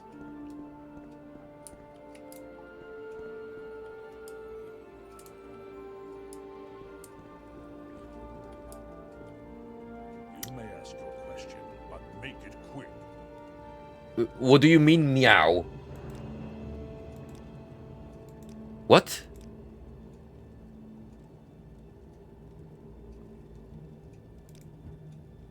Huh? Are you okay?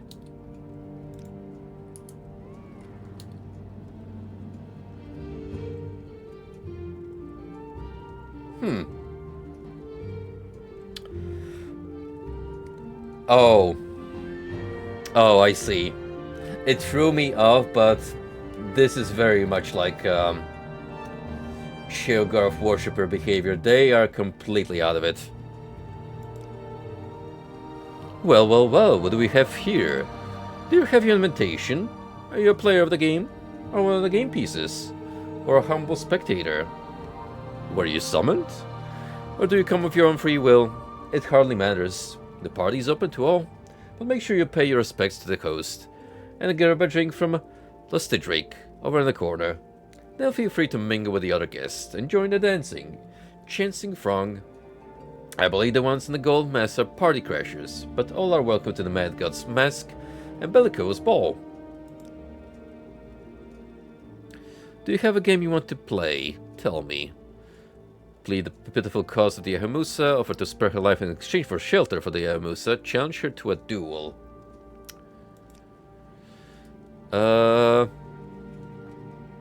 Duel it is. Your manners are a credit to your upbringing, but there's no need to be so formal. This is a dance bracket, dude. If you want to dance, just pick a partner and start swinging. And if you want me to be your partner, go ahead. You're the guest. You make your first move. Dance with your partner. Swing the axe and mace. Rough and tumble. The spice of life and death. Don't you understand? Do you want to die like a farmer? You're not a player. Just here to be a game piece. Step right in. Pick a partner and start swinging. I'm sure you'll find someone to accommodate you. What now? I haven't expected it to be honest. It would not be unlike interacting with anything Sheogarth related. Want a drink, buddy? Got everything you want? As long as it's Sujama. Free drinks, Fla. It's on the house. Only gonna drink it here. Don't want you drinking and flying out of here. Sure, here you go.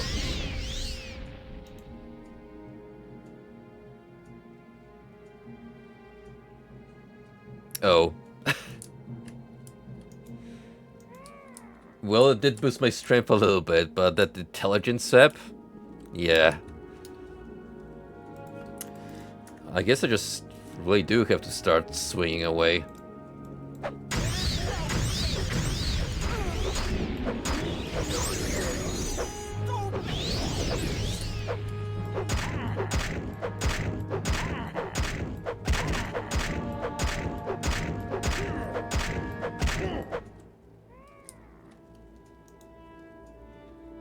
Well,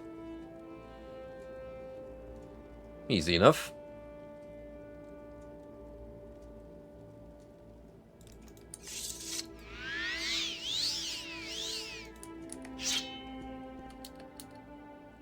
Back already? Well, go ahead, drink up. It's free. You know what? I'm gonna leave this dude alone. You can be the mascot of the Hamusa tribe once they're settled in.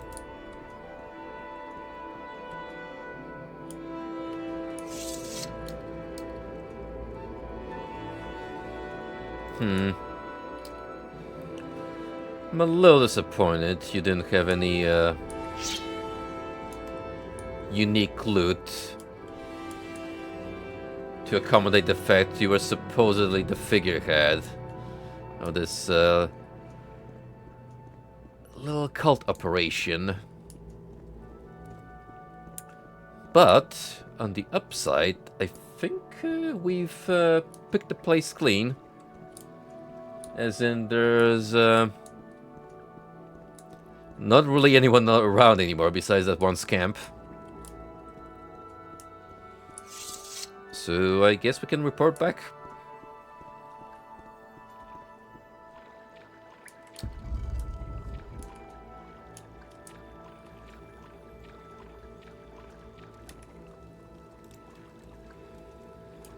All in all, not too bad. A moderate challenge at best.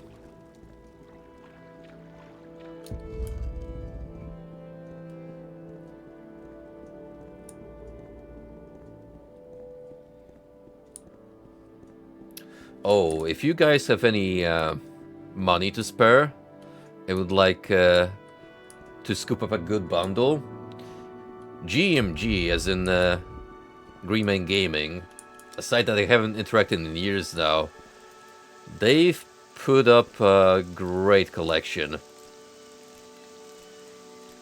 Masterful Remasters, which incorporates Tomb Raider 1 to 6, Soul Reaver 1 and 2, Shadow Man, Stubbs the Zombie, and what else was there?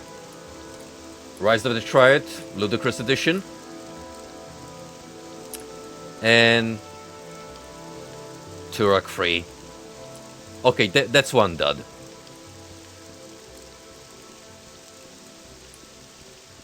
But the other?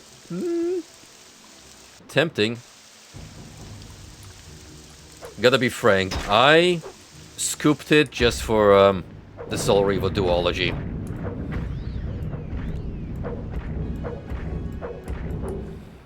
Because I've been itching to get back to the Legacy of Kain franchise. And I'm not gonna lie, while I do have already something lined up to be our next companion game to Morrowind, there is a strong urge in me to put that on the hold and jump right into Soul Reaver 1.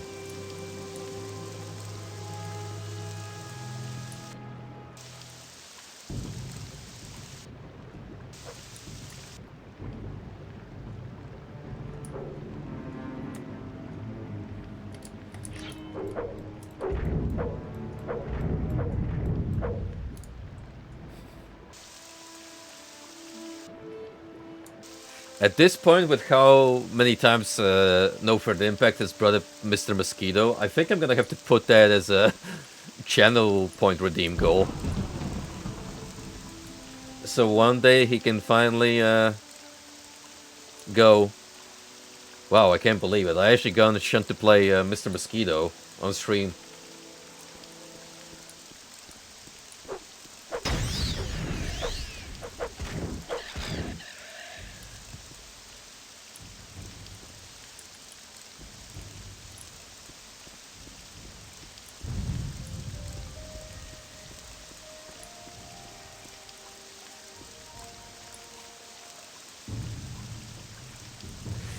Link me up, brother. I know Mr. Mosquito by proxy, and it does look like an intriguing title to delve into.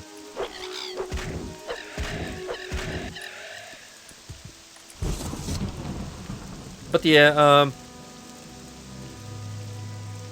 Tomb Raider is definitely a nice bonus to go alongside of Soul Reaver. Another series I never really checked out, so we will definitely be peeping into it. As for Shadow Man, now I know Frosty has a very troubled relationship with the video game. I might take on the mantle myself if I feel like going for a bit of a challenge.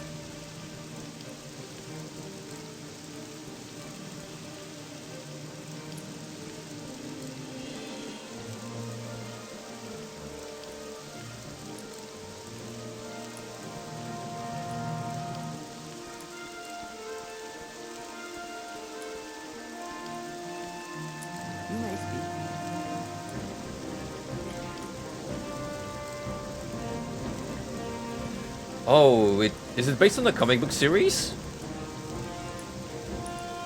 I didn't even know. Man, so many IPs from that back of the day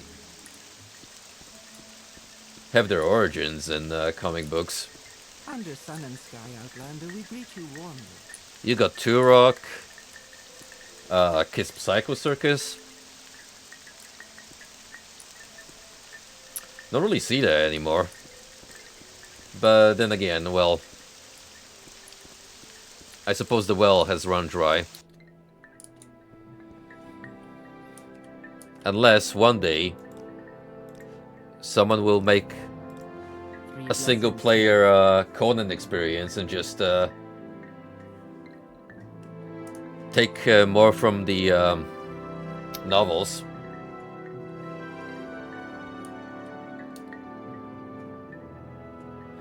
Have you made a safe place for the Ahamusa, or is there something else you want?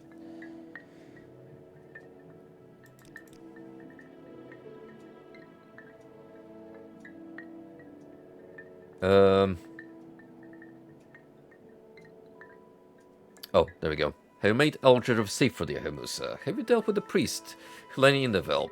Are the cultists or creatures of sheer growth to threaten us? Are there any dangers that may cause us harm?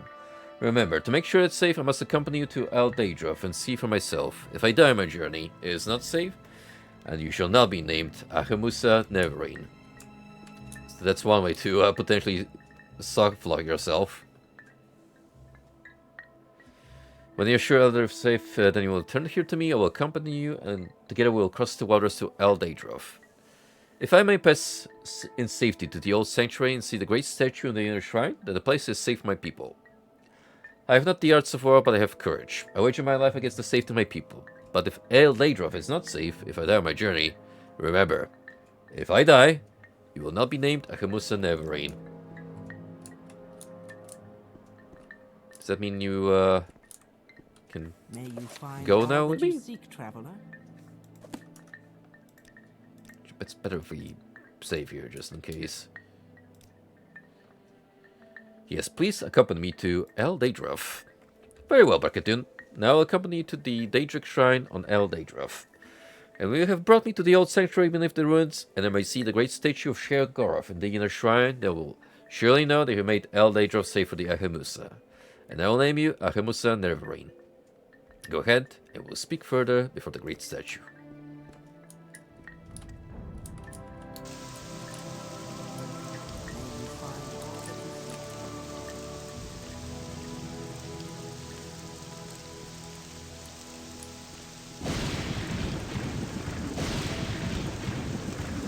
In case you're wondering what is it that I exactly had in mind before the opportunity to stream Soul Reaver came about,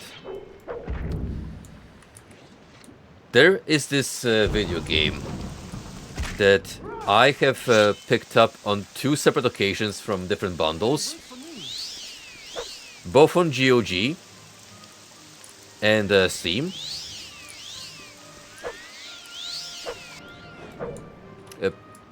Please do not get distracted by the fish. It's rude and kind of embarrassing. Cool that you can walk on water, though. Saves us a little bit of hassle. Anyway. The game I'm referring to is called Blade of Darkness. It is an old-timey action game from the early 2000s,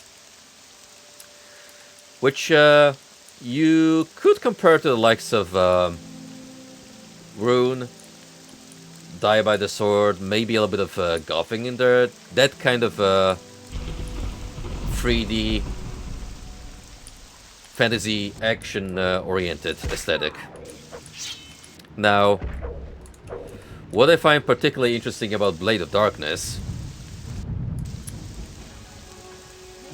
retroactively, people have been saying that it might be the very first Souls-like in terms of game structure and difficulty. Now, I know what you're thinking. I know you're already rolling in the eyes and being like, oh god, are we really rewriting history now? Possibly. I mean, if anything, we used to call these type of experiences hack and slashes back in my day.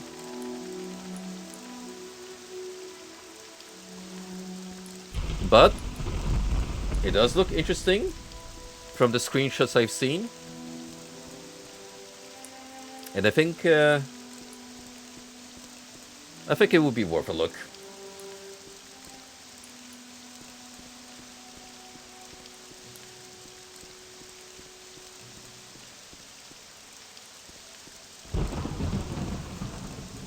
Hey man, I'm just citing the game reviewers.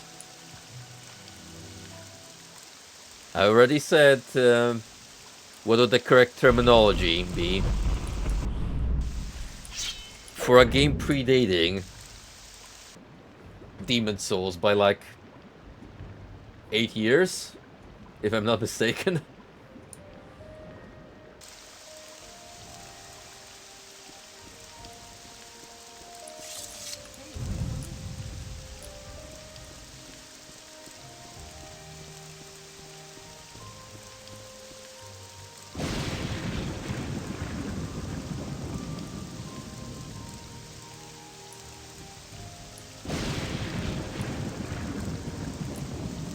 Oh, that's another ordinator. We're not gonna be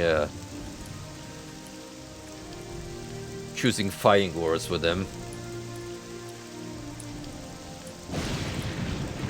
Not that I have the wise woman with me.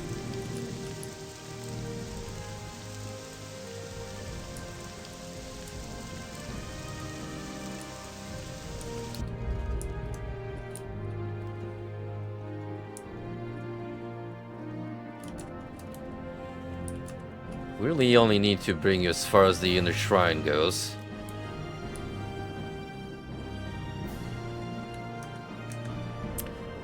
Alright. T-Pain's sick of Souls-like action games.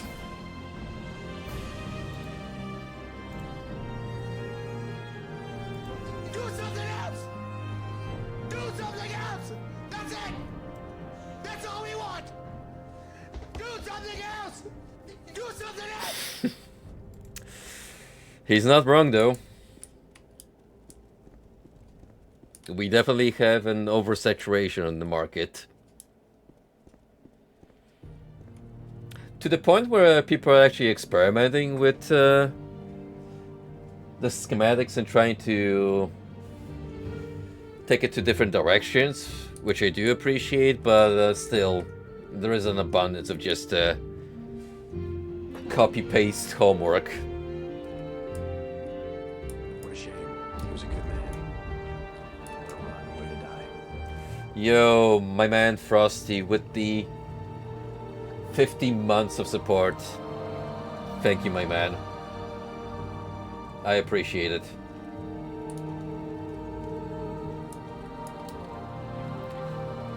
Well, that's a statue right there, ma'am. Thank you.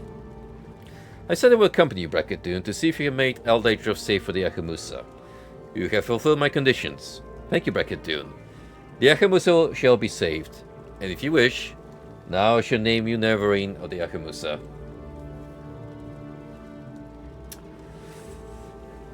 The worst part is, I know I will, Frosty, because I absolutely love Neo 2, and I am hyped for the third game.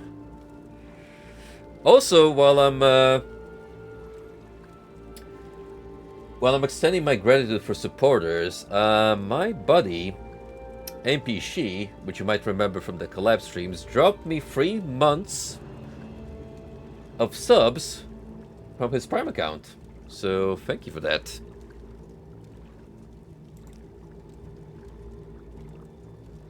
You have made this place safe for the Yakumusa, and so I name you Yakumusa Nerevar, war leader of the Yakumusa and protector of the people.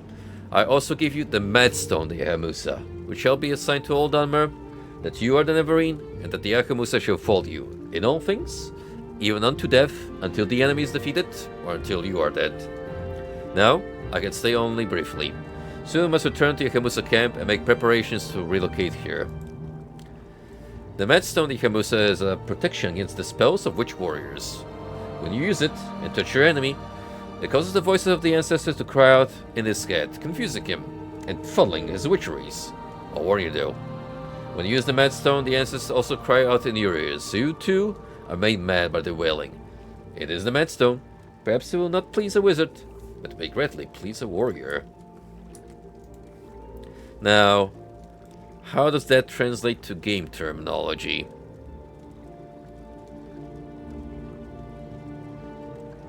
Also, why do I not have my shield equipped? I just noticed that. Oh, I see. Oh wow, it actually got busted pretty bad. Ugh. So I'm gonna have to take care of that soon. Anyway, Mad Stone.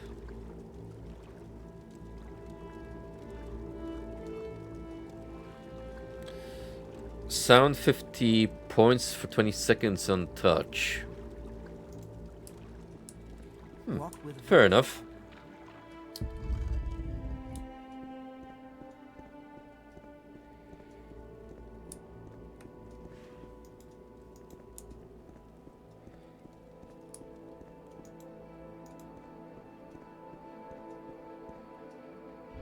You know, now that you bring up Persona, the notion that P4 Golden might soon make it to the GOG preservation program because of the remake coming out.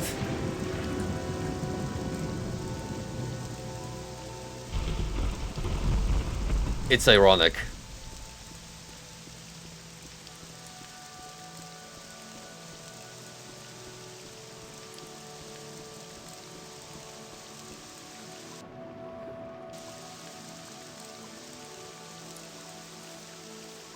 I very much dislike whenever developers take down older instances of games to make room for the remakes, not giving you the choice whether you want to play the game the way it was on release or with a fresh coat of paint.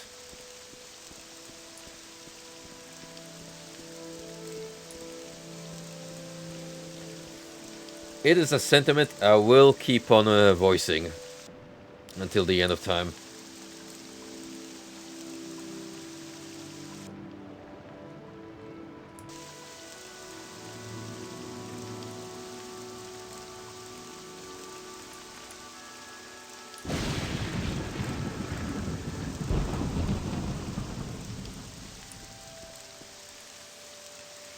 Okay, now that we got these guys under control, that only really leaves the Zainab.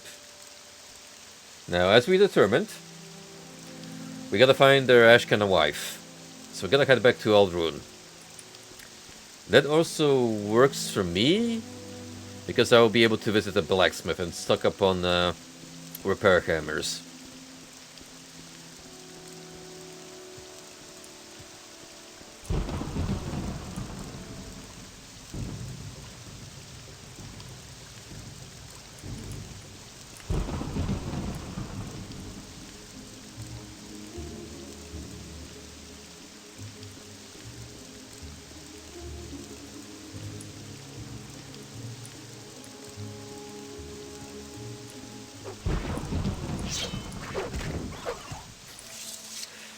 That crap got me good. I thought it was already dead. Rather unique monster behavior. Usually whenever I cross some kind of creature, it immediately proceeds to lock onto me. But these guys actually wait until I come close by,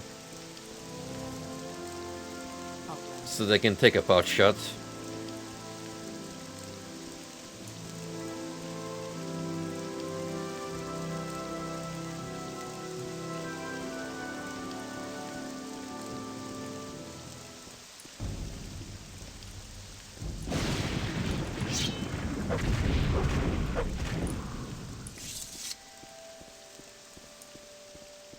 I got to catch up with Smiling Threads, episode 4 to 6 on a recent binge. Now that's been some quality entertainment. Really, I think the Halloween episode might be my favorite thus far. It's not an easy decision to make because you generally had 3 good episodes rolling back to back.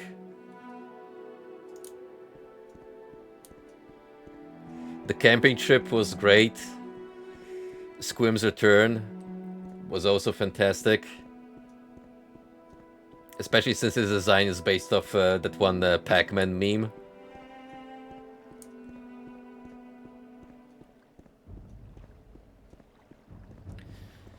You know what's the craziest part though? The guys have really been pursuing different styles of animation throughout these episodes. Mixing in completely different art directions through and through. Like, I very much appreciate the inclusion of claymation in the Halloween future.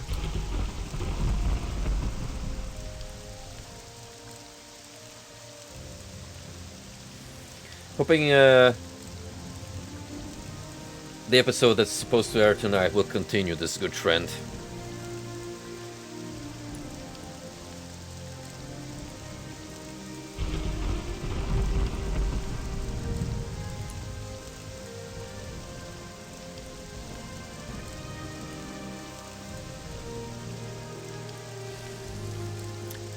Unfortunately, I haven't been making much progress on Twin Peaks. I stopped at episode 5 of season 2, just because it's been a little difficult finding the time to sit down and go through a couple of extra ones. It is a commitment. Finding almost an hour worth of watch time per episode, but we'll get there. So far, I'm still captivated.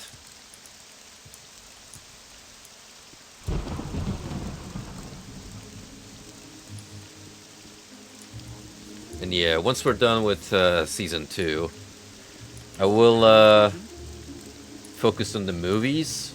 And then peep season 3, The Return.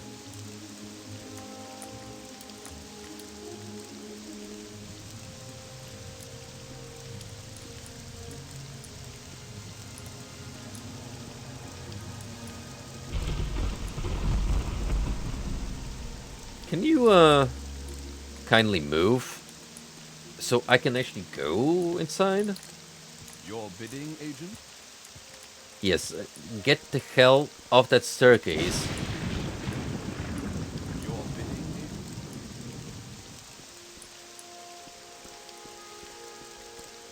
agent? Fine. I'll wait here, I guess.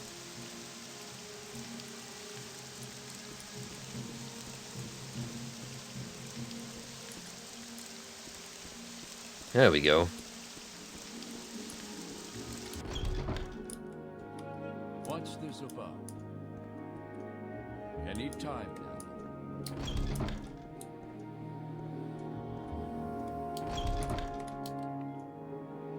So what's which this one was about? the travel agent? There we go. Take me to Aldrun.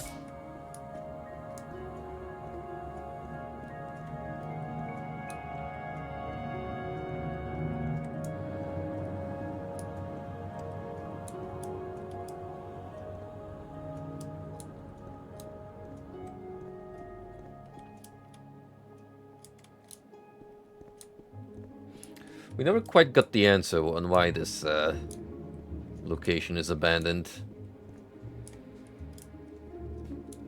Certainly adds an aura of eeriness. But I suppose I can crash here anytime I want. No one's really gonna stop me from sleeping in that bed.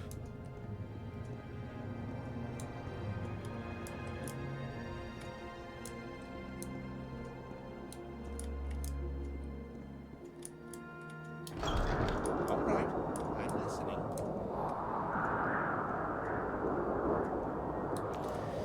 Alrighty, where's this so-called slave trader?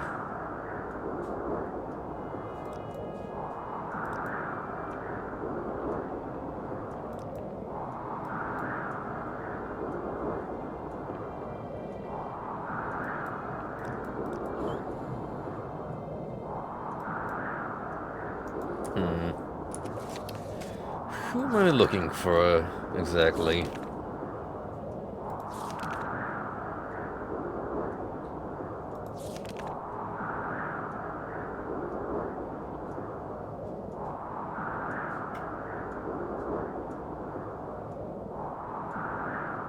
Oh wait, Telarune. Uh-oh.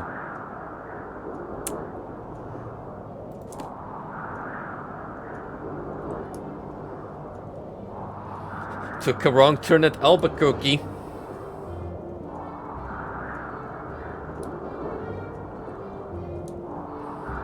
You know what? It's fine. We can salvage this.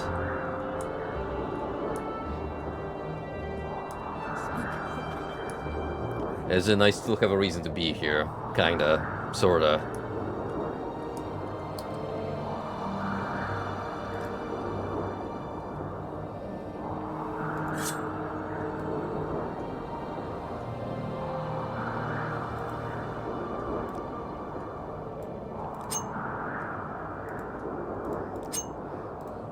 I can't really carry two of them at the same time, but I was turn on a little bit of gold from this exchange. Okay, fine. I'll cut you a sweet deal.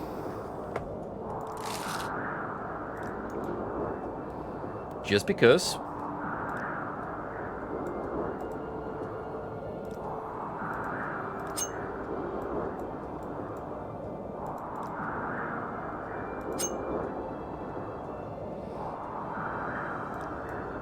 I'm waiting.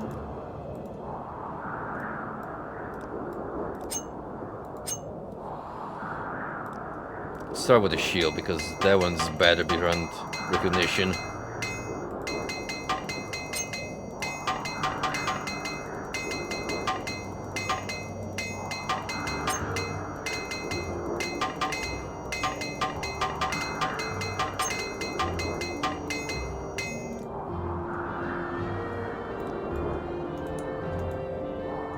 Okay, great. Now,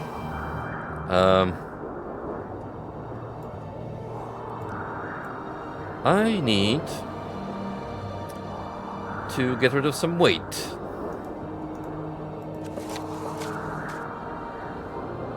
We don't really need the House of Redden book anymore, since we've done that quest.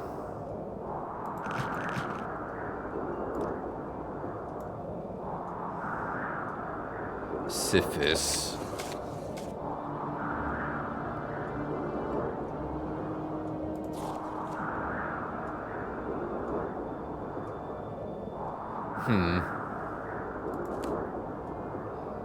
That feels like it might still be important for one reason or another.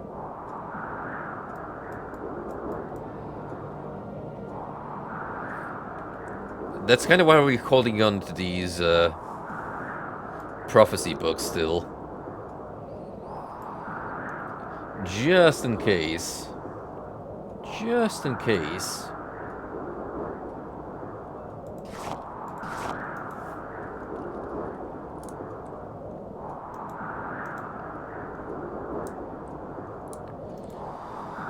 Right, Telarune, Yeah, I've been there. It's actually a ship's away from Telmora. I'm waiting. Well, at least I've saved us some castle.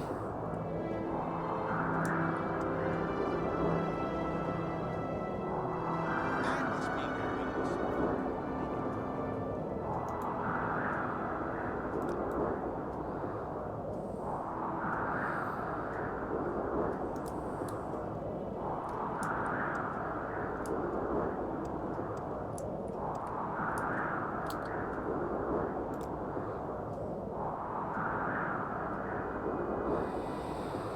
Hmm.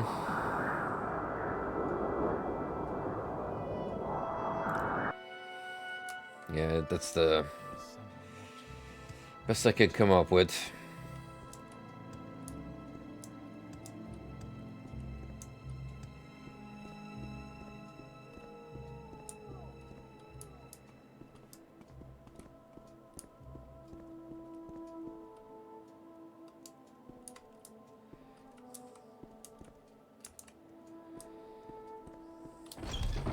You dare betray the clan?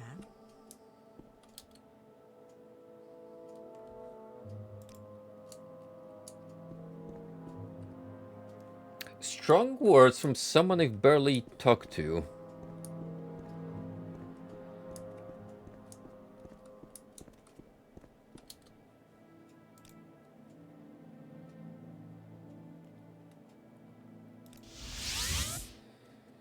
Hey guys, I'm back.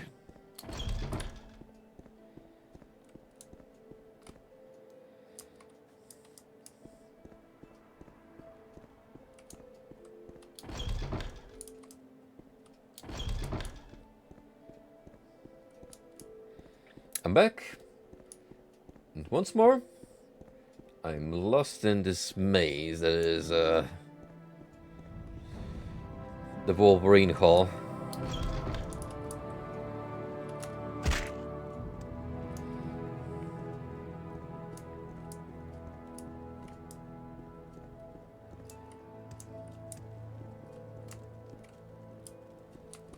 Good pathfinding.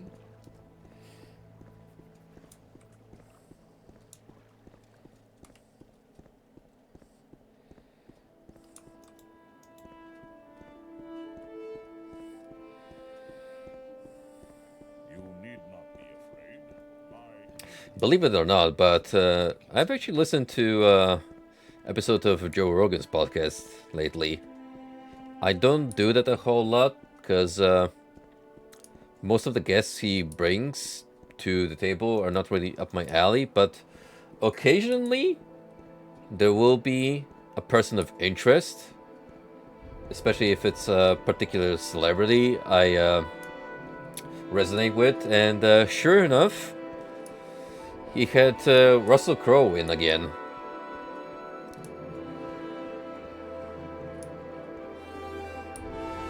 One of their main talking points was just a tangent on how messed up wildlife in Australia is, Russell Crowe's homeland, and just how much we as humans have messed it up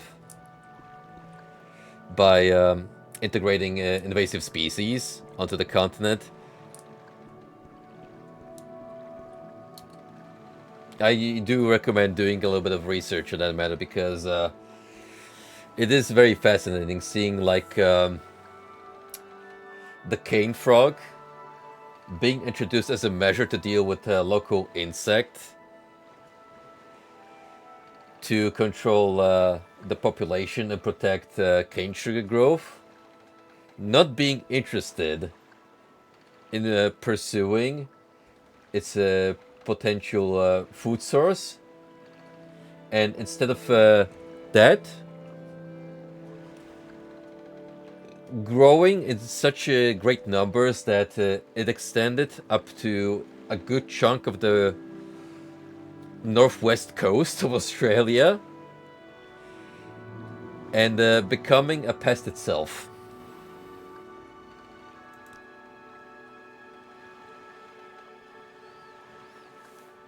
quickly, Outlander. I haven't much time. Oh, I see. I don't even have to take the boat. I can just mosey on through here.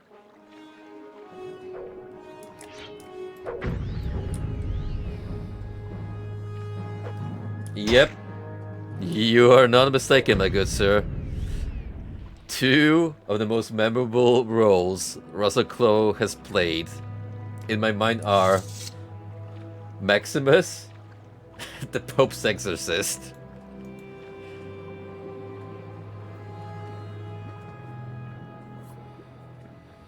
Oh, the latter was such a corny but enjoyable movie, though.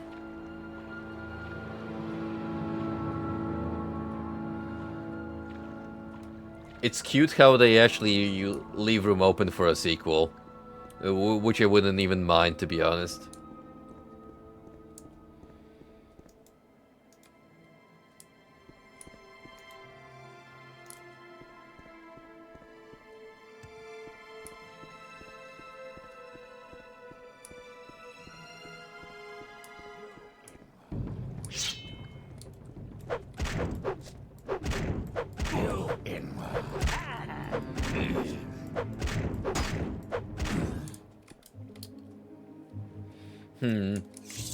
What do you think Bethesda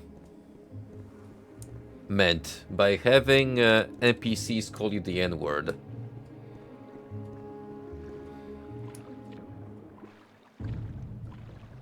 Surely it's some deeply veiled political commentary, right?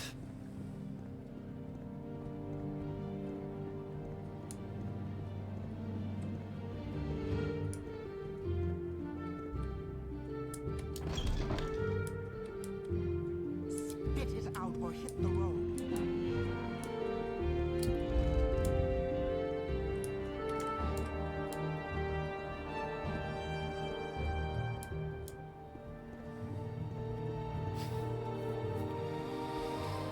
I bet you there is at least a 2-hour YouTube essay on this particular subject.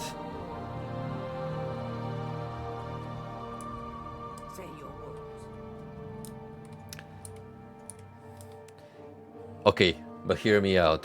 What if instead of pretty girl, we got the dude a cat grill friend? Now, I don't know if he can grill, but I'm sure he can cook. Moon sugar, that is.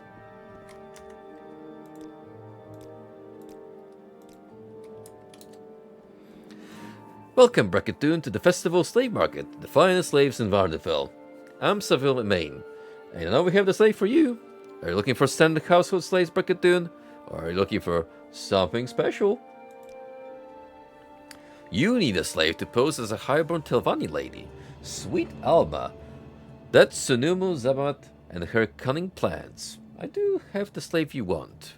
Falura Lervo, a pretty Dunmer girl. But first, you must get an exquisite shirt, an exquisite skirt, and exquisite shoes to dress her in. Go get these exquisite clothes and bring them to me, and then we will discuss a price for her. Where can I get exquisite clothes? Tell Mora. Elegnan the Clothier. She has some very nice things. See the clothes I'm wearing? Exquisite shirt, exquisite skirt, exquisite shoes. How about them in her shop? Maybe you should try her. When you have the exquisite clothes, we can talk about the something special you're looking for.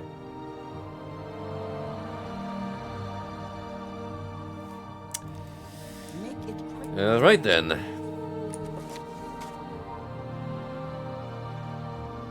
I can see this is going to be very expensive. You don't think?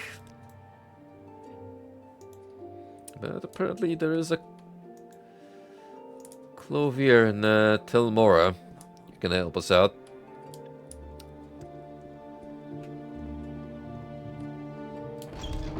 Because I don't think any of you sell clothing here. That would be way too convenient.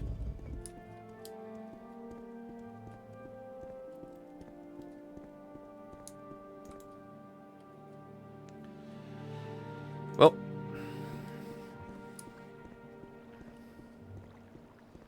Off we go.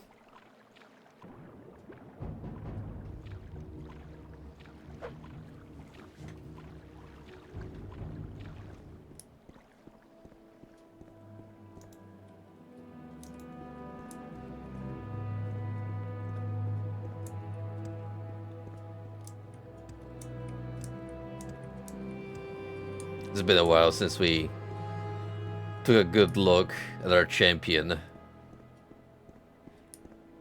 in third person. Dressed to kill.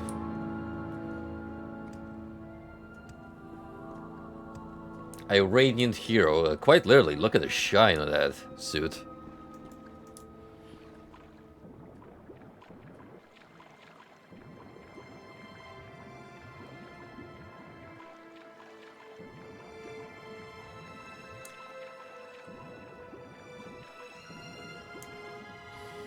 I much tend to prefer playing in first person.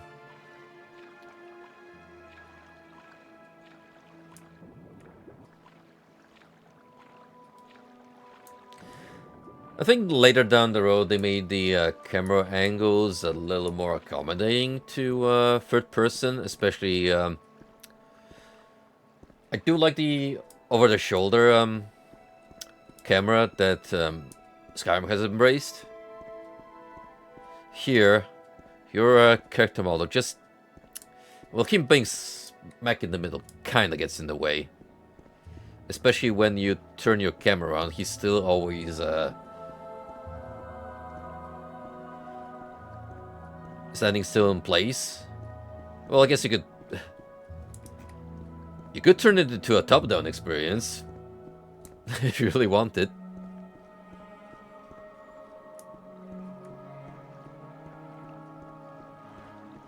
It's probably mods at this point that offer way more freedom in terms of pointing your camera around.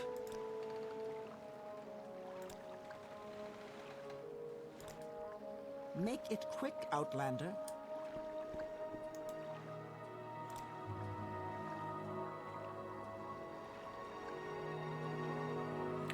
Trader, apothecary, smith. Oh, there we go. Just an NPC I would like to talk to.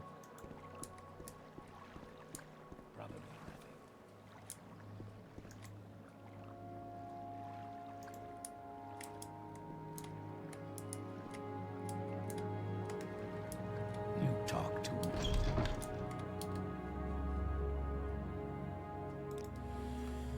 I need some very exquisite clothes, only the best.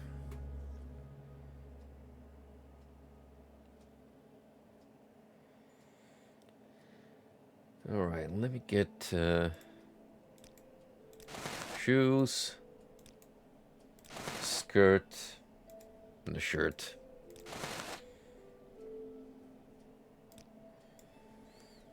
$300? Eh. We can afford that much.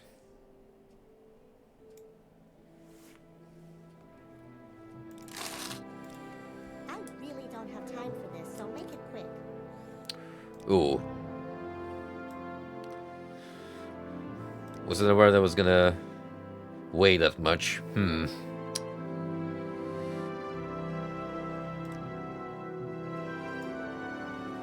It is a little annoying.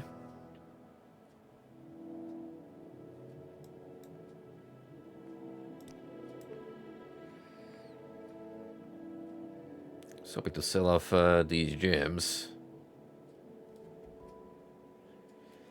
But even then, it's not gonna free up enough space now, is it? Oh well. Never really gonna use this shield, so yeah, you can stay here.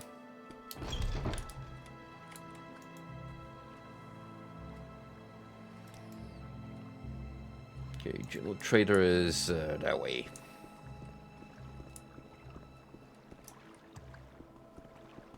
What is it, peasant?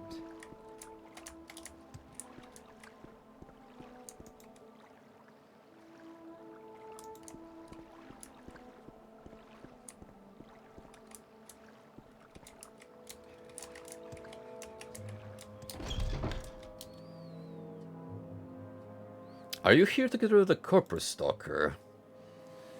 We will to chip it upstairs, but no one wants to risk disease by getting close to it. Normally Master Arian will take care of it, but he's been so busy recently. Are you saying you're up to the challenge? Sure. Hurry this up, will you? Technically I'm immune to disease, so...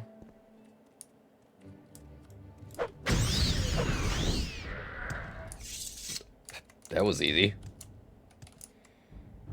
Imagine having to live with a zombie upstairs.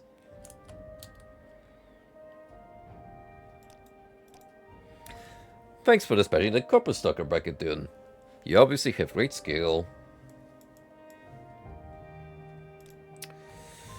Now then, would you like some gems?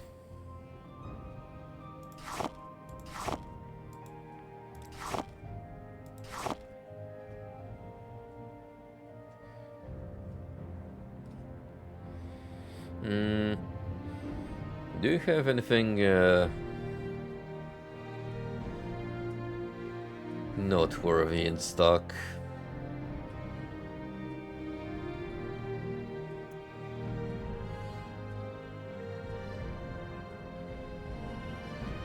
Not really.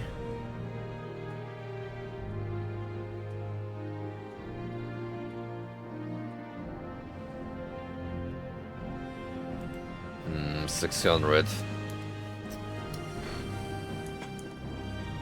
I think one of the better design choices was giving expansion pack NPCs way more gold at their disposal, because at that point they knew the players would be so stocked they genuinely just needed more finances to make equivalent exchanges possible.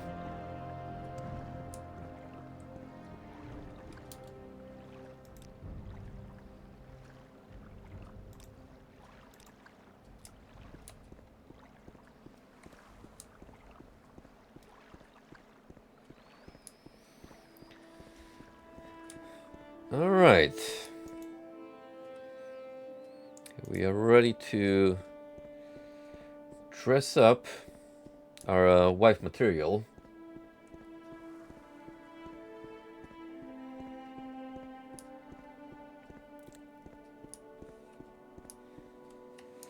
Is it a morally debatable questline? Sure, but when you think about it, becoming the wife of a tribe leader is probably a better future for her than just staying locked up in this cage or winding up with someone way worse.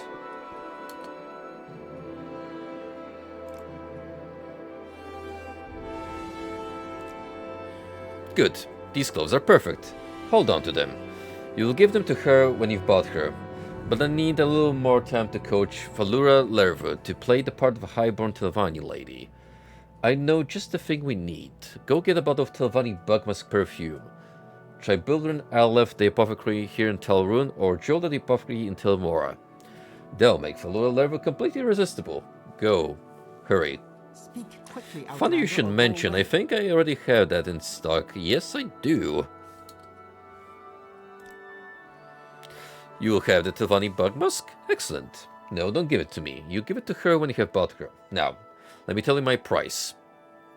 For this superb specimen, skillfully coached to play her part in your little scheme, I am pleased to accept from you the modest sum of 1,200 drakes.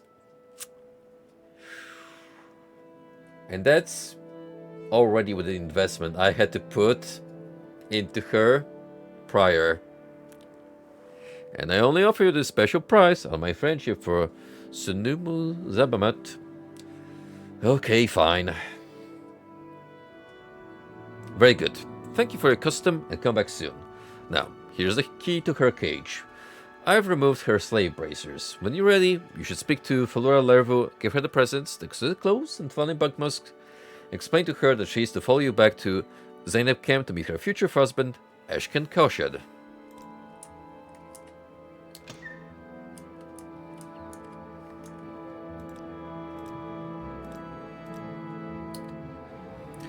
Falura Lervo looks down the ground waiting for you to speak. Yes, sir. Fulla Lervo of Velovis Haven, daughter of Anjana Lervo. Lord of Tel Lervo, pleased to make your acquaintance. See? Seville Iman has taught me well. I shall be a highborn Telvanni lady, and no one will know the difference. Just like a lady. I admit, I'm a little anxious about marrying an Ashlander, even an Ashlander chief, but it is better than being a slave, and I'm very tough and smart, and determined to make the best of my chances. But Seville and I said you wanted to give me something. Some presents. Oh, Sarah, these clothes. They are divine. Such a perfume. Only the very rich can afford this. I should do everything I can to please you and my new master. That is, my gracious lord husband-to-be. Come. I am so excited, I can't wait. Let us travel together to Zainab camp and meet the Zainab Lord. Very well, Bakadun. Now you and I will travel together. When we have arrived in the Ashken's yurt at Zainab camp, we will speak further about my new bridegroom. Well, hope you like him. He's quite a specimen, so to say. A man of, certain tastes, if you will.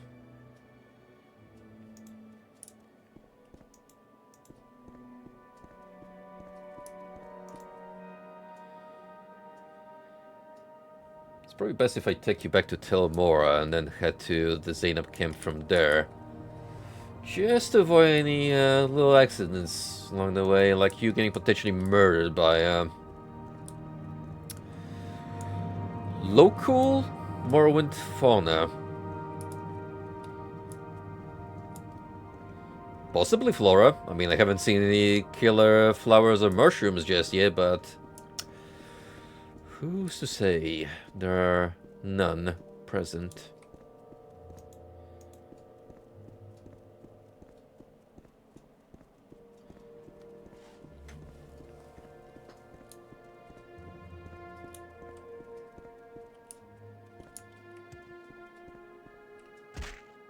Oh, careful now, don't break your legs before the wedding, that'd be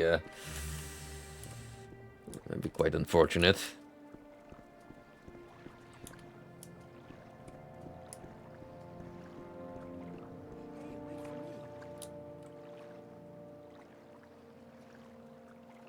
I never get tired of the default Morrowind running animation. It's like the training for the marathon. Speak quickly, Outlander, or go away. Alright, my accomplice. We're gonna take this nice and easy.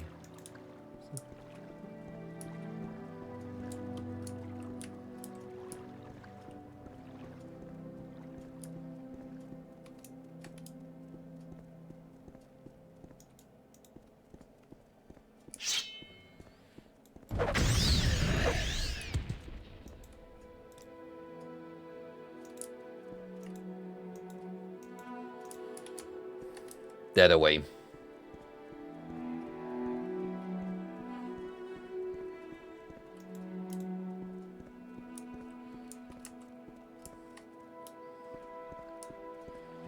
Sorry about getting your new dress wet, but well, that is the price to pay for hanging out with the future savior of the Dunmer.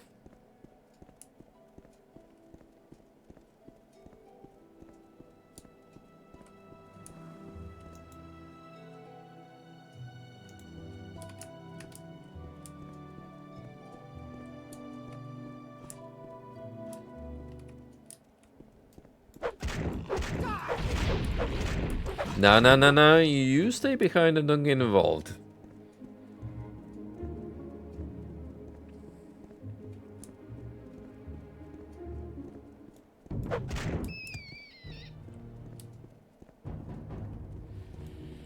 I'll take care of everything and get my hands dirty.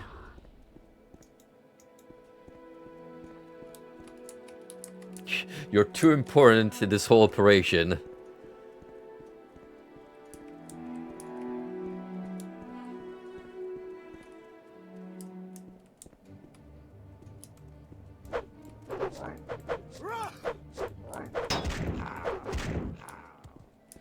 We are literally this close to having all the Ashcan tribes united under my cause.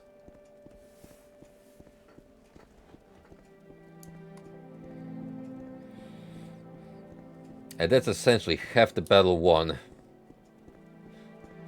for the hearts of the Dunmer.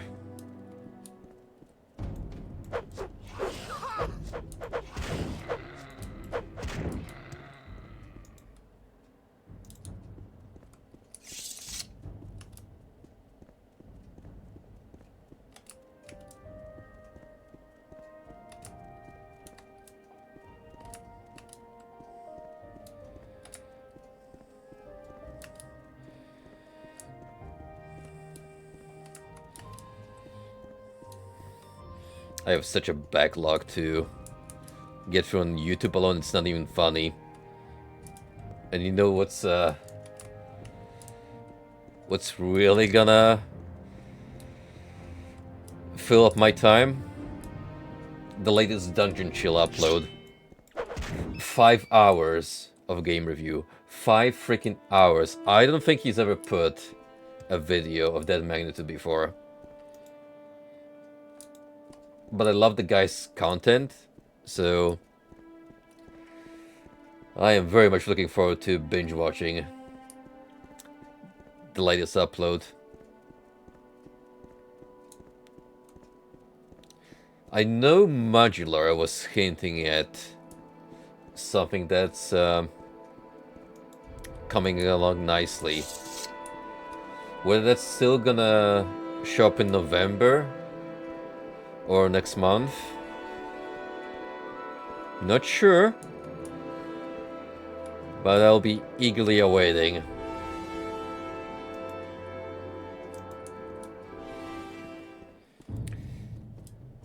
We know it's not another feature on Ultima, which is good because I'd rather avoid getting spoiled. Even though I am gonna start with 7, which he has already covered.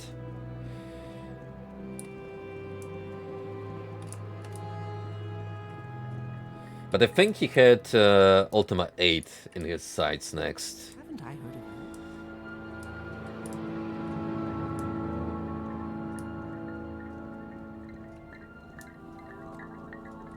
it? Thank you. Yes, yes, Sarah. Yes, you are safely. And this fine man, he is to be my bridegroom.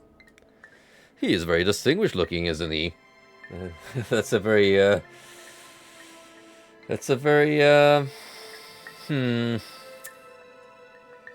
polite way of putting it. A bit severe, perhaps, but the lines of his face there shows that he likes to smile. Oh, Sarah, I think I will be very happy. I'm Make it very quick, happy Outlander. to make your acquaintance. Greetings, Outlander. Have you returned with my Tilvani bride? This is my new bride.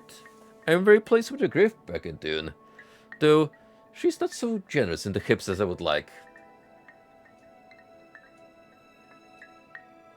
Buddy, be glad with what you got, because I swear, if you keep pushing it, I'm gonna push my sword down your throat. I promise to make her a happy bride, and to do her honor as a highborn Tavani lady. And, as I have said, I will now name you Zainab Neverin, war leader of the Zainab, and protector of the people. I must also give you the Zainab Thong, an enchanted heirloom of the tribe, which shall be assigned to all Dharma that the Zainab have named you Neverin.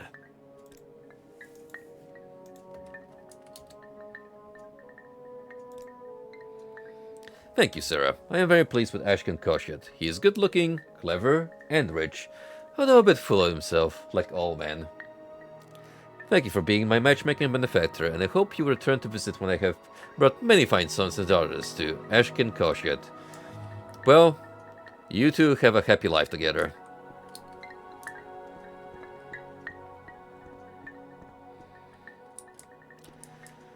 All ends well that ends well. Anyway, what is this trinket that I got for my trouble?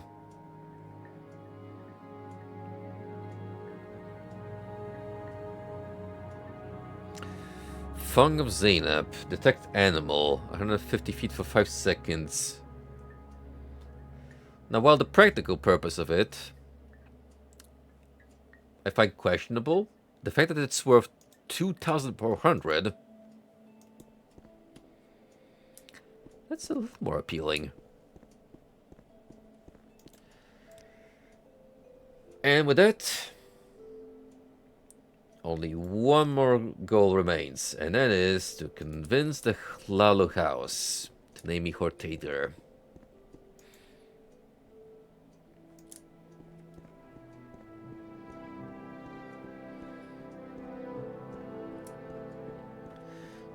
Once that has been secured, we can head on over to Temple Vivek and trying to land a meeting with the big cheese.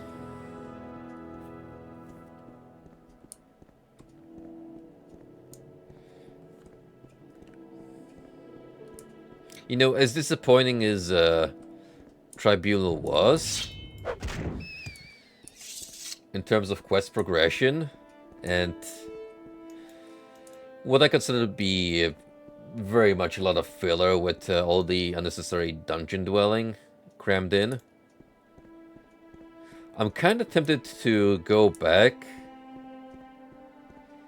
and finish off Almalexia's questline because I think we'll also get a shot to meet the third of the demigods if we do that.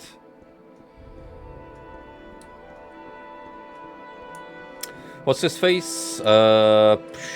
Sofasil.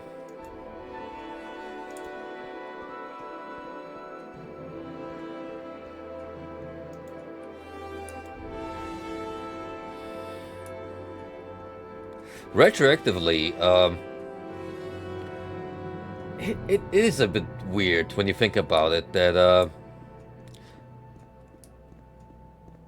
in the vanilla story you only really get to talk to Vivek, considering how all three are important to the ongoings and the connection to Dago for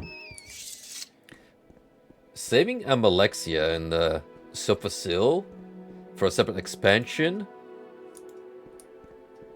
does come off as somewhat of a strange choice. Maybe because canonically they moved on to the mainland, so it was a bit tricky to include them. Although I guess you could always use the excuse, oh, things were so dire here in Vardenfell that they had to tag along and meet up with Vivek.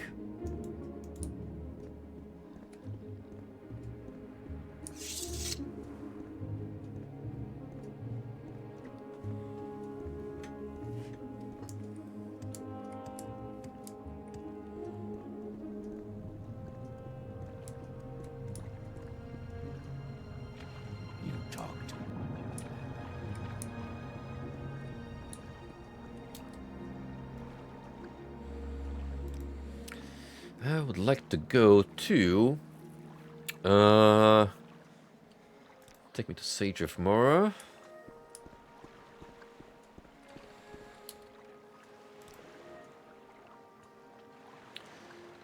And you can take me to Ebonheart, which is right by Vivek. Awesome.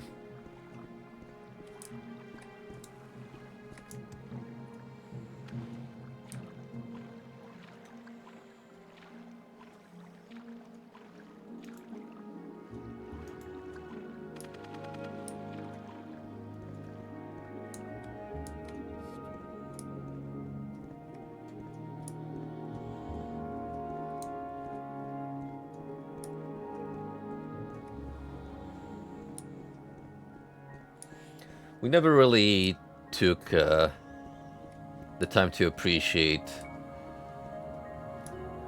how the Grand City looks from the sidelines, because we always approached from the front or used fast travel to get here. Which also puts into perspective just how close the Imperial stronghold is to the capital of Vardenfell. Which, you know, makes sense. Important hub.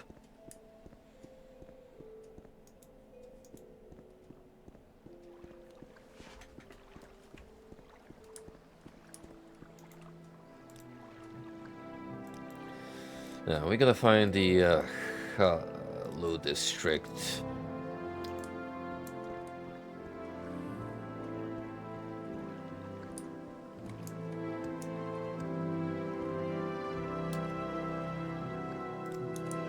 Speak travel.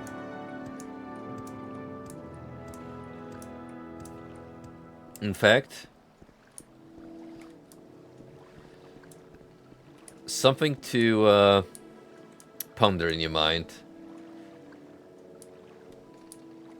This city is such a confusing maze that they actually have Ahead. dedicated boat travelers to take you around Vivek itself.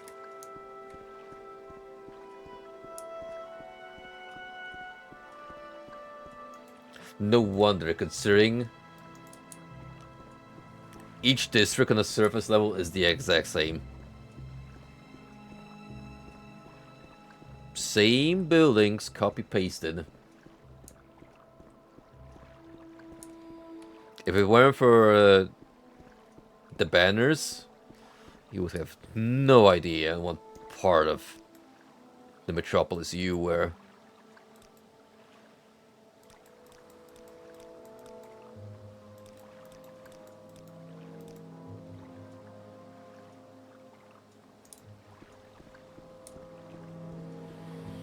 I believe it was easternmost where the great houses had their HQs.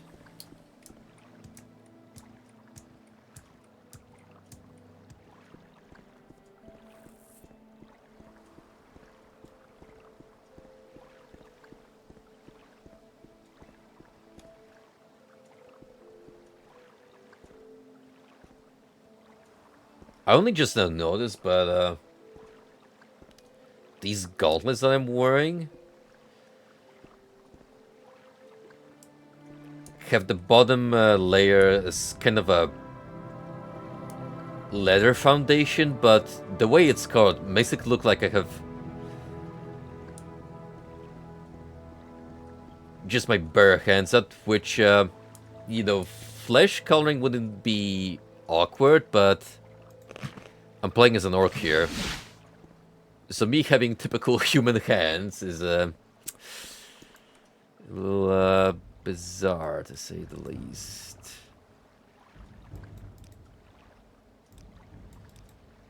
Alright, here's the Telvanni part. We don't really need these guys anymore. Instead, I'm looking for Hlalu.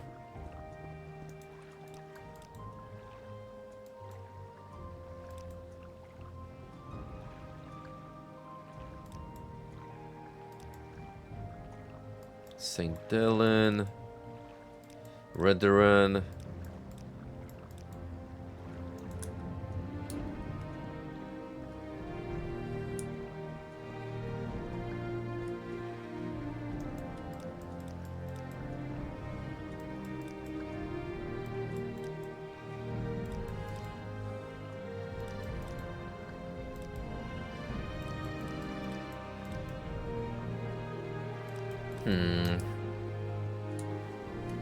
Where did these guys have their establishment?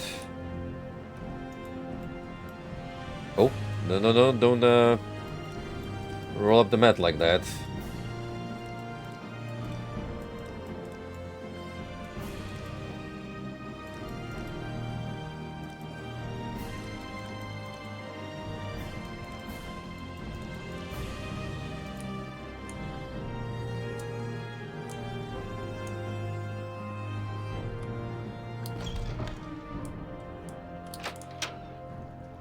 Maybe I gotta go up top and look around. Could be St. Dylan and St. Alms.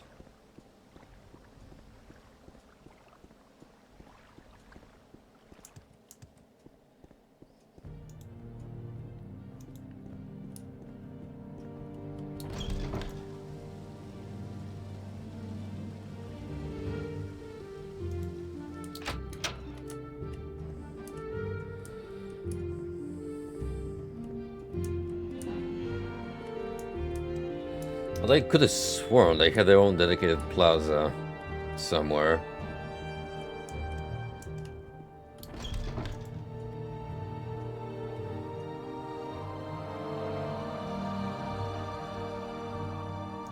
Yeah, this seems rather unlikely.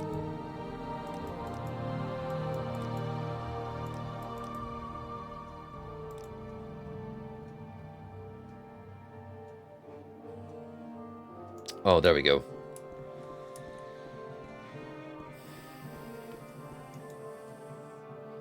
So I'm like very much off.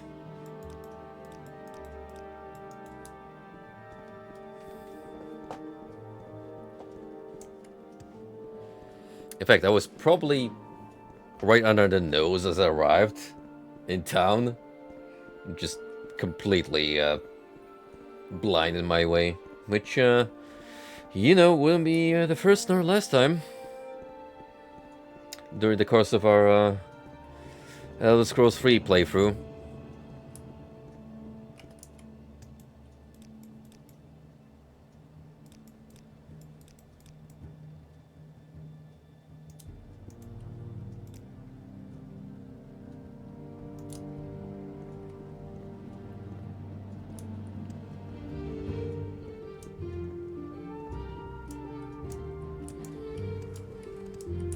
What is it, citizen?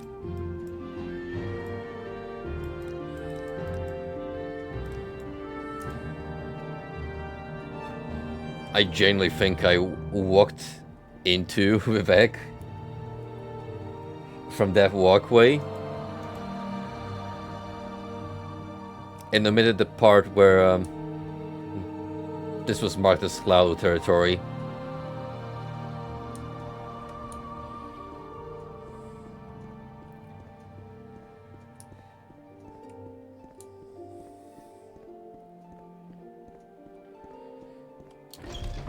Well, anyway, now that I'm here,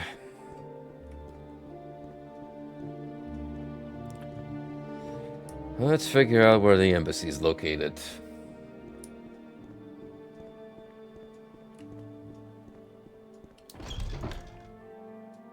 No Name Club, Weaponsmith, Goods, Alchemist, Pawnbroker, Cure Manor. So it's not here. What about the Wasteworks? Temple, Treasury, Canal Works.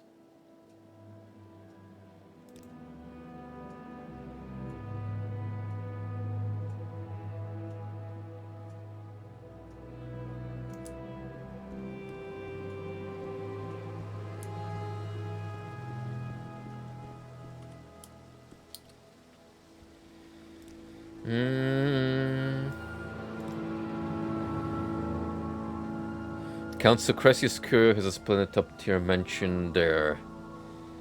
Tiers below contain cloud treasuries, records, holding cells, various services.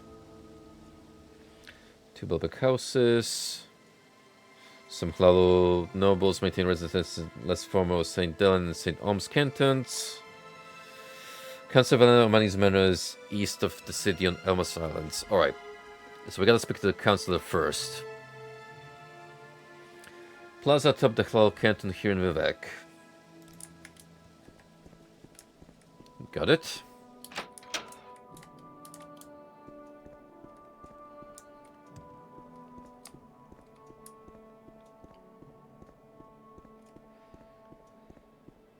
I may have already seen it laid out here.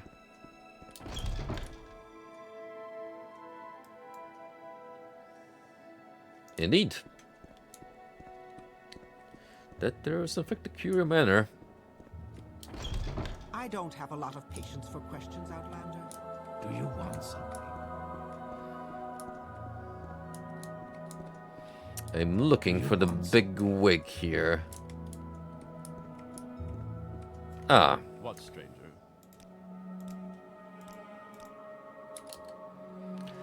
I'm so glad to see you again, Bracket Dune. Tell your story and ask to be confirmed as Hortator. You want to be Hortator? A pity. Overstrand does not want you to be Hortator, and very few councillors would be willing to risk Sir Dren's disapproval. But if you were to give me a small gift of 1,000 drakes, I might reconsider.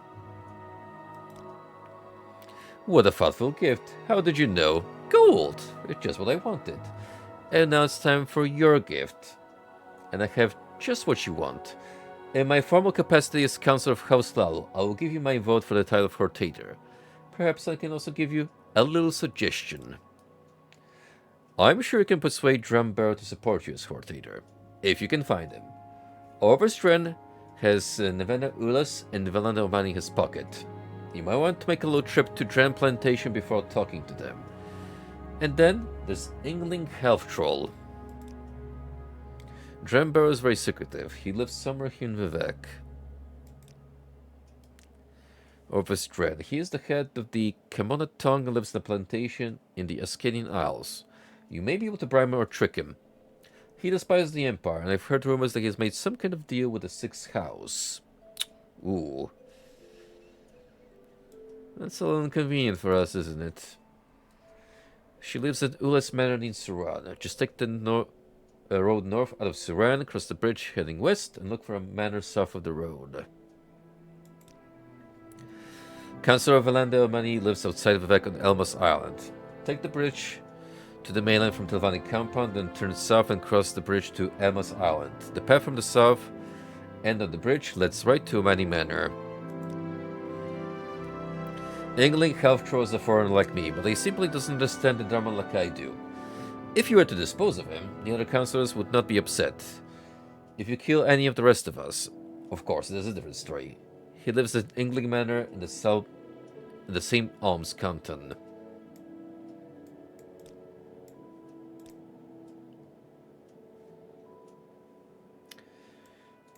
Would have been neat to have a summary of these dudes, like what happened with the Redden councillors.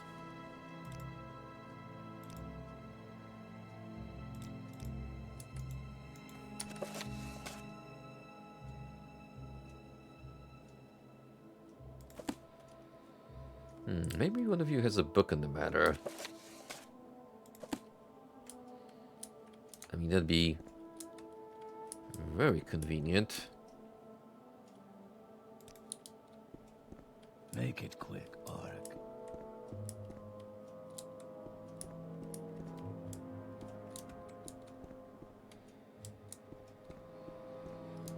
I mean, there could be one in their library. Think of it. You talk too much, Outlander. Book. Oh, there we go. Yellow Book of the Great House of Hlalu. Let's see. Are you guys gonna get upset if I, quote-unquote, borrow this with no intended return? But they absolutely will. You talk too much, Outlander.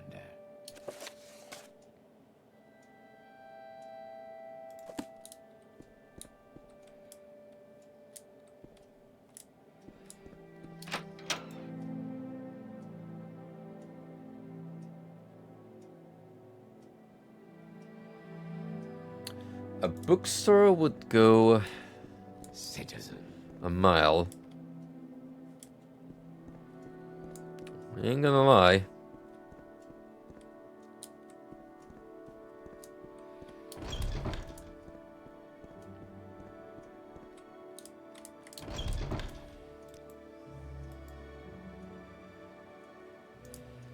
Let's head over to the treasury. Might be able to I really don't have time for this, so make it quick. find something of war there.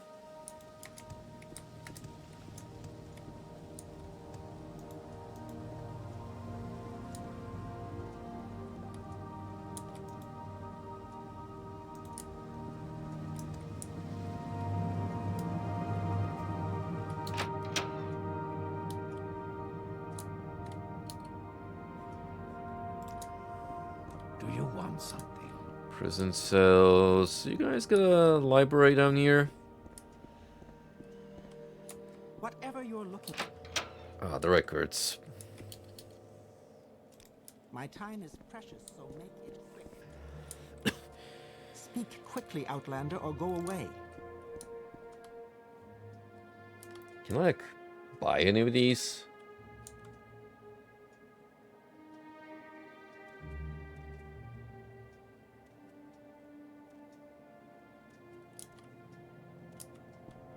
Speak quickly, Outlander, or go away.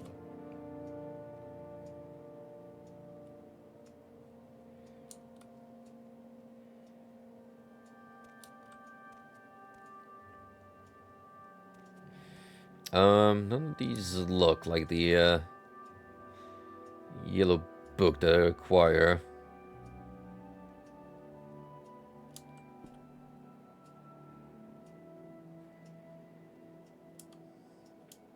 That's a darn shame. Citizen. Spit it out or hit the road. Make it quick, Outlander. In fact, I'm very much disappointed at your I don't have a lot of poor selection of written records.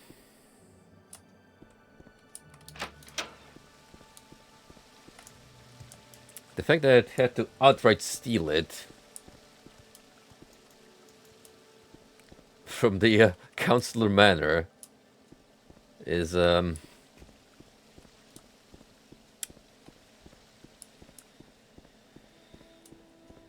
quite unfortunate.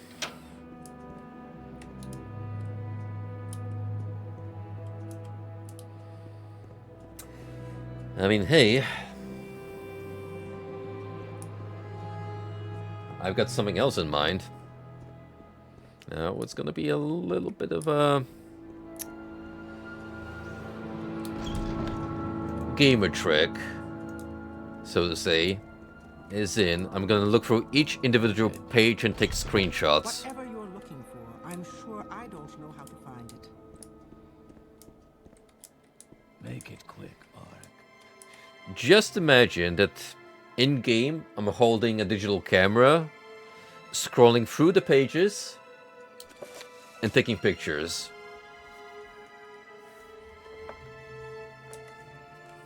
Lore friendly, I can assure you.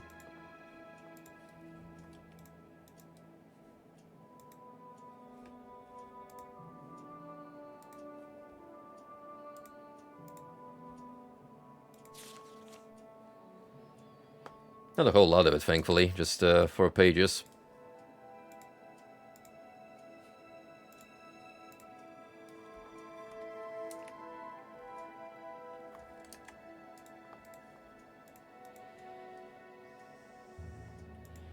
Okay, cool. So Master Angling Health Troll by grace of Amzivi, on the Council of Halal Council, Varnefell District, Free Trader, Angling Manor, Canton of St. Alms. We're gonna start with the obvious ones, considering their close proximity.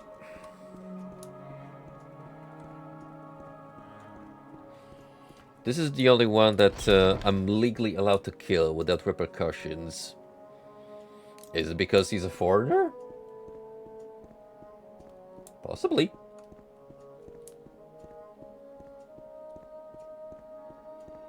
And again, I too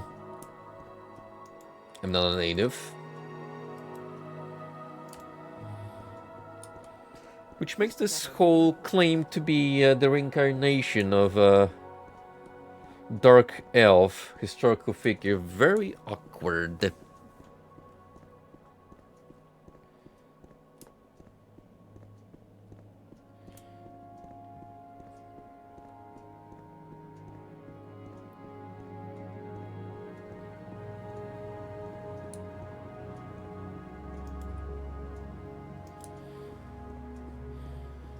I suppose you playing as a Dunmer character does have different repercussions, instead choosing any other race.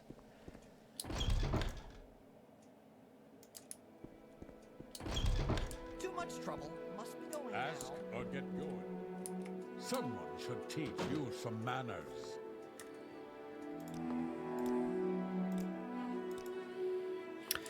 You and I, we need to talk. Oh, that would be useful.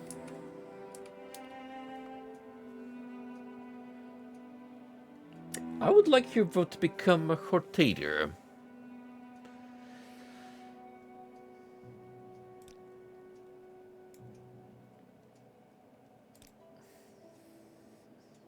Tell your story has to be confirmed as Hortator. That's a touching story, but if you have 2,000 drakes, you won't get my vote.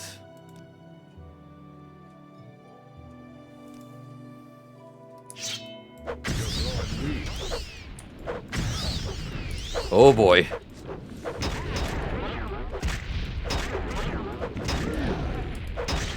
does it feel to know death is near?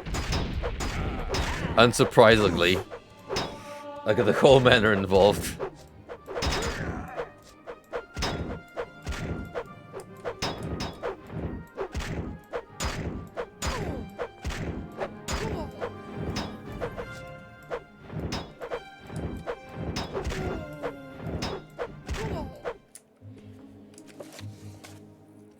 I have killed the Hello Councillor Ingling Health Troll.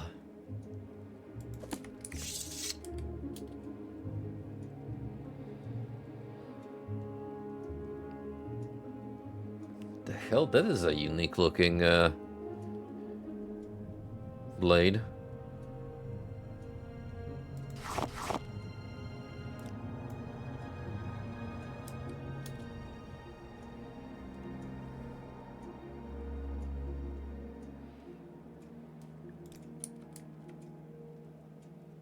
Being a counselor is sure a well-paying gig now, isn't it?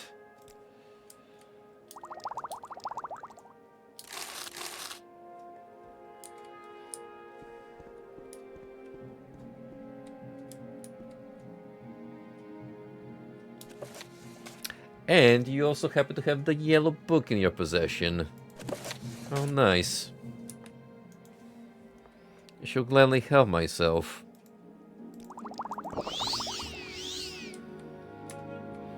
Now, by that logic, I don't need the screenshots anymore, because in-game, I have the records on me.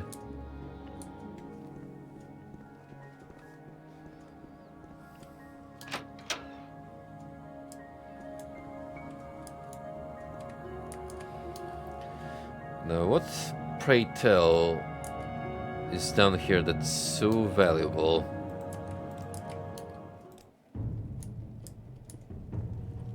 There's a bunch of rats. Sir Ingling, I must admit I was surprised by your request for funds to repair the House Clowl Temple in Vivek. Before our meeting last week, I knew only that you were an outlander and a member of our temple. Once again, I ask that you forgive an old man for heeding false rumors. Now that I have met you, I am sure that your motives are pure and you can restore the temple to its former glory. House Tao has neglected its temple in Vivek for many years, and it is in a state of disrepair. Given the difficulty of this restoration, I will be pleased to contribute 50,000 drakes to your efforts. Oh my. This is a ledger showing how Ingling Healthtroll misdirected funds he was supposed to spend restoring the temple in the Redon compound in Vivek. Well, now I don't feel so bad about killing him. In fact, that ledger might actually come in handy.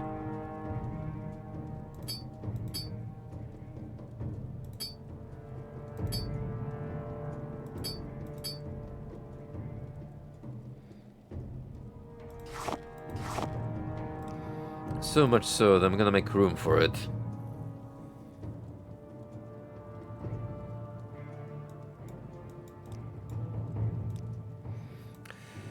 Or at least I'll try to.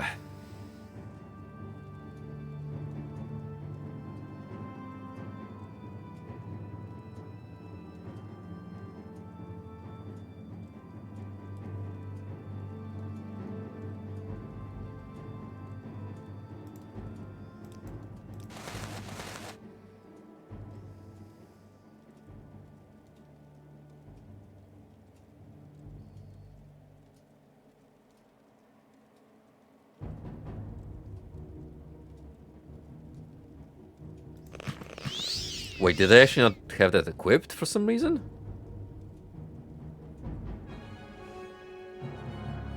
Why?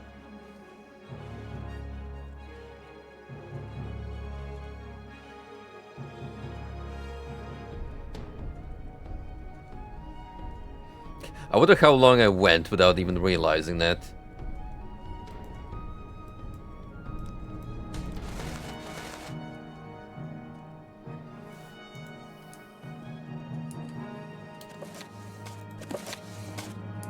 Taking this as an insurance policy in the event that I get questioned about killing the guy.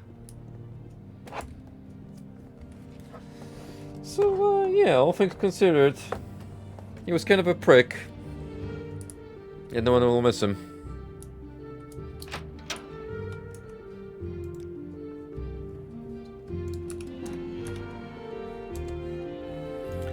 Next up, who do we have?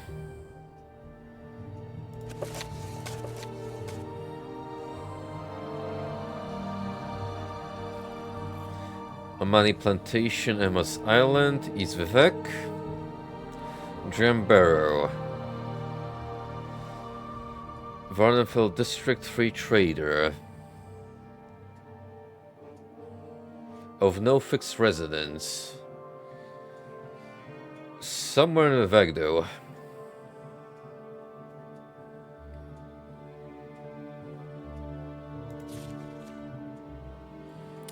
Nevena Ulis, by grace of Civi, Varnenfell District, Ulis Manor Suran.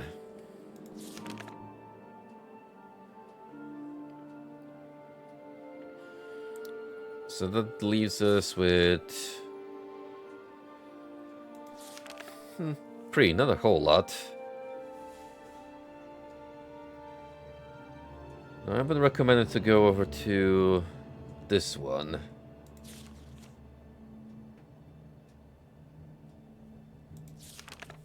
Save myself some trouble.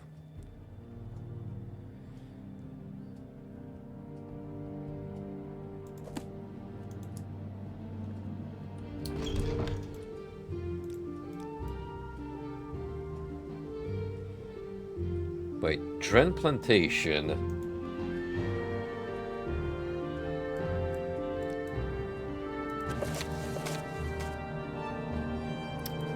Nope, wrong guy. Was a little hopeful at first.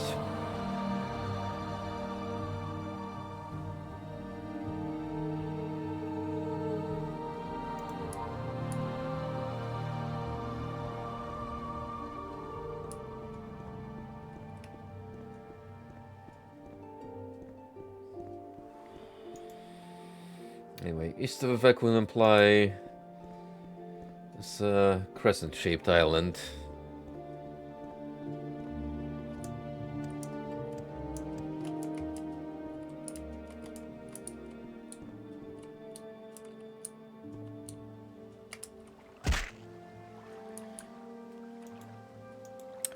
It was a worthy attempt.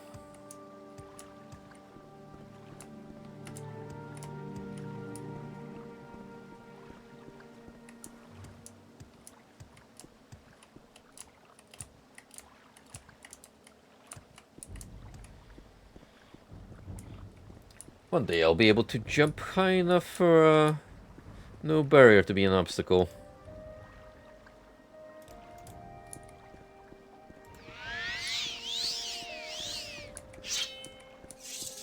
Welcome back, bud. How far have you gone?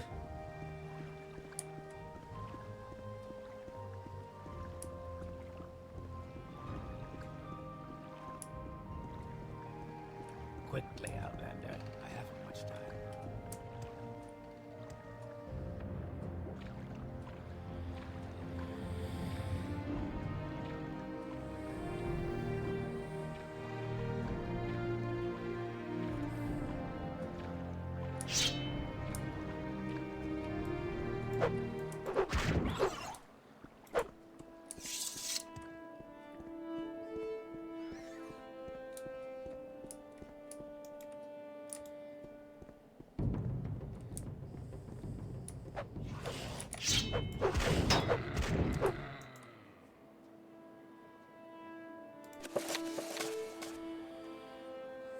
East Vivek. Elmas Island. Wherever that may be.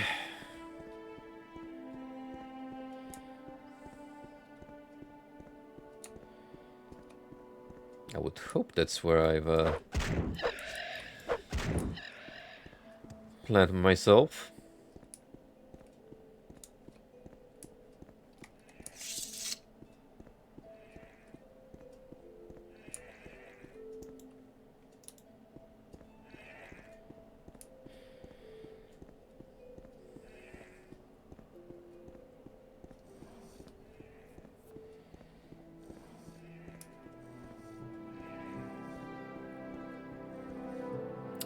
Ah, how fortunate.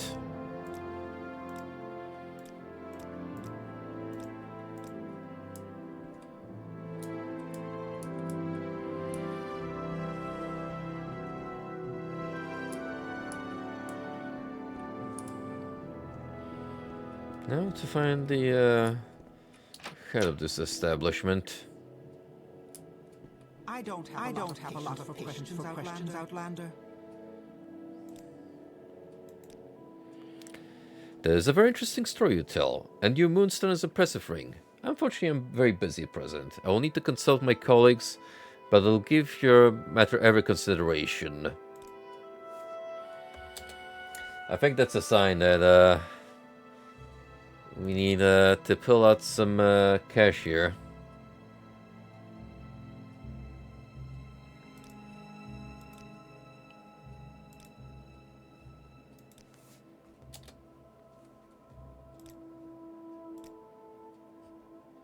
Will that be enough? There's a very interesting story you tell, and the Moonstar is an impressive ring. I believe your story and credentials are genuine, but I will tell you frankly that I would never confirm you to tell you without approval of Horvath Dren. I depend on his patronage, I would not risk his displeasure.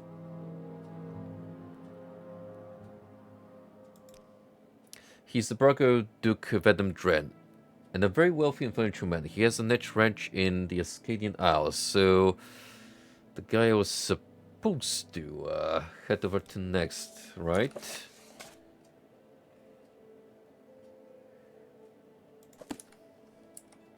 Wait, is he actually a counselor, or is he just someone really important?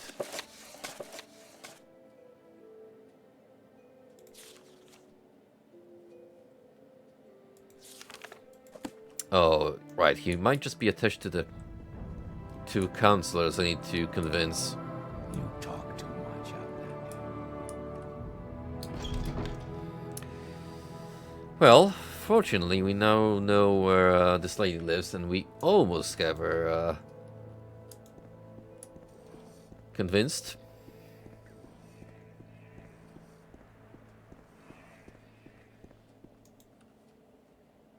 Sadly, my funds are reaching an all-time low, which means if I do have to rely on bribes to gain more approval, it's gonna be very tricky.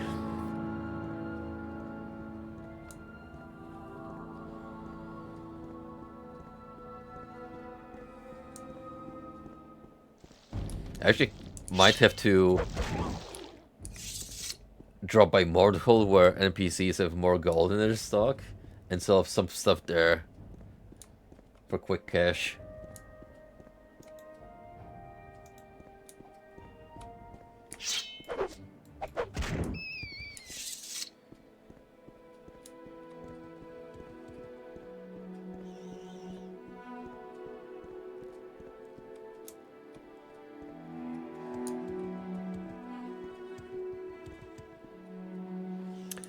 Beautiful 3D rendering.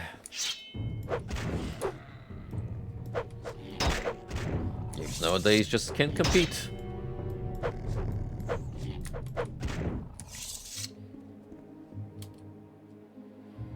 If you know what's good for York, you'll leave me alone and be on your way. want something? I met the traveler Nerevar. He looked like a trader, but he was furious about something and refused to speak to me.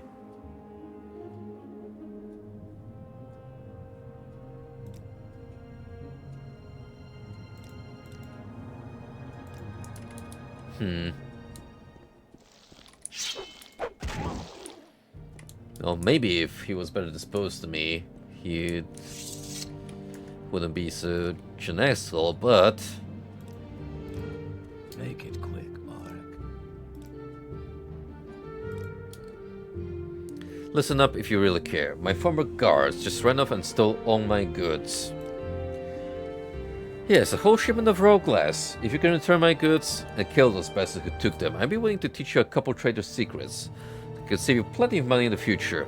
My guards, Alvor, Claren, and Donder, probably haven't gone far. Stupid fetchers are probably holed up somewhere near here, counting my loot. Check to the southeast. That's the direction they headed. Well, get moving then. Go on, go. Southeast of here.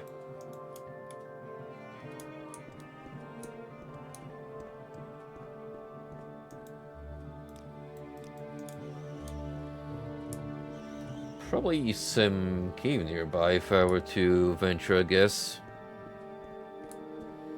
Or Dajak ruins. Oh boy.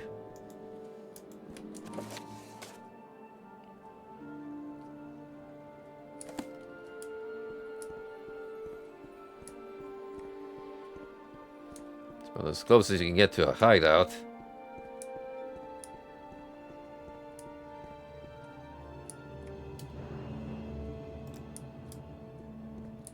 Yep, there's just some random dude here.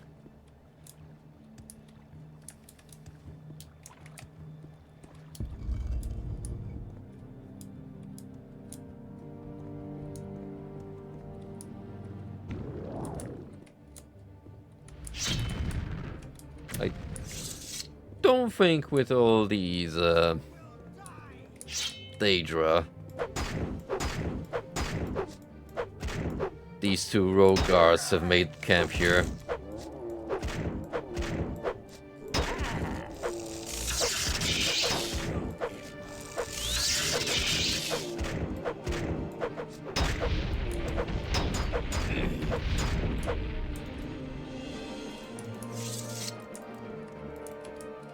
Uh-oh. That's not good.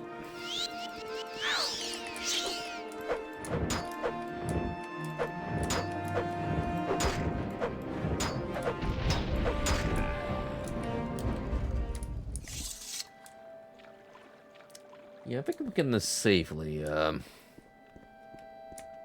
exclude that from the list of potential hideouts.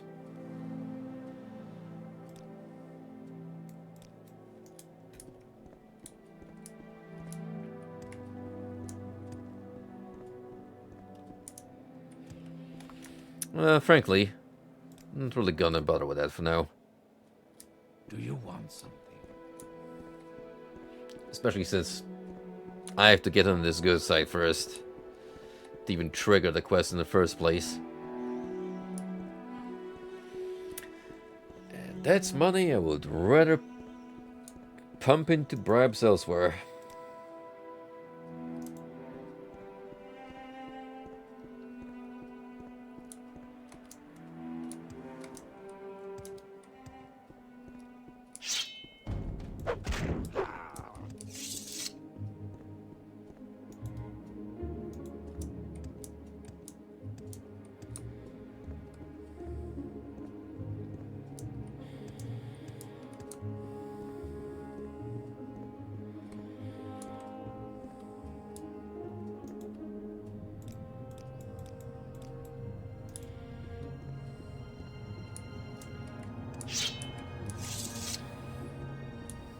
Oh shoot, cinnamon ice cream? Oh, I had some salted caramel earlier.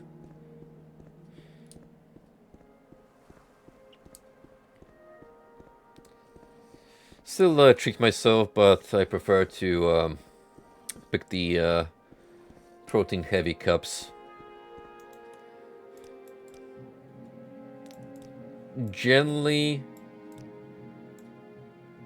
it is prerogative I take upon myself while eating any snacks. Make sure it's healthy alternatives packed with protein.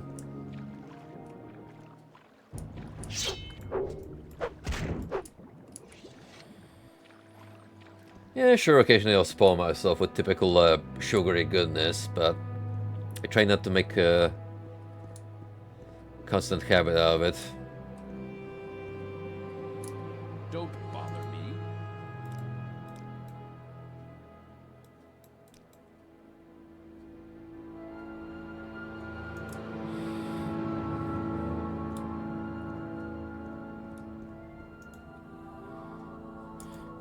And what's surprising is all the makings of a rich guy living down here.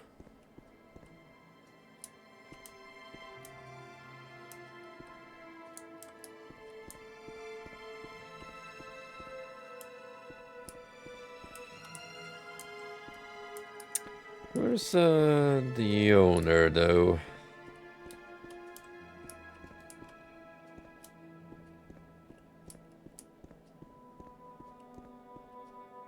Ah. Must be joking. Bother someone else.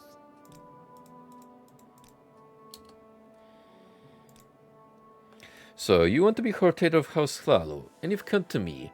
Unusual wisdom for an Outlander. But what's the title of Hortator worth to you? Why do you want to be Hortator? Tell your story has to be confirmed as Hortator. That's the worst story I've ever heard. What does you think I care about these prophecies? If you're the chosen one, why do you have to come to me? Why aren't you Hortator already, eh? I believe you wasted enough of my time. Goodbye. Defeat Daggerfur and bring peace to Morrowind. You want peace? Like the peace of the grave we've had since the Tribunal betrayed us and signed the armistice. Daggerfur has made me a better offer. The Sixth House will rise again and crush the Empire, the smug hypocrites in the Tribunal. But enough talk. I now you know as my enemy, and you must die with the rest of the foreign devils. Oh boy. Negotiations broke off.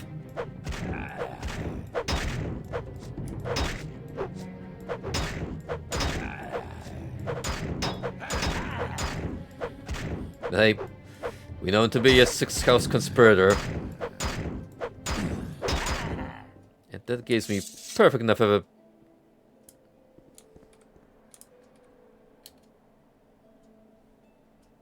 Well, I'm glad that you care.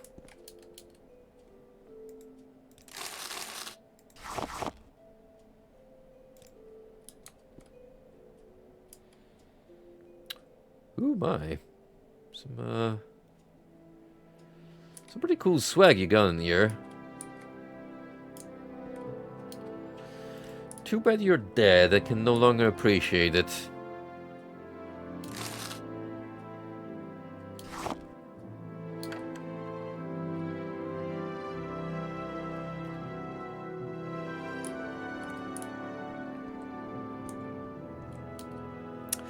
I have not. As far as US events are concerned, I have been to MagFest twice, and I also been to Frosty Faustings.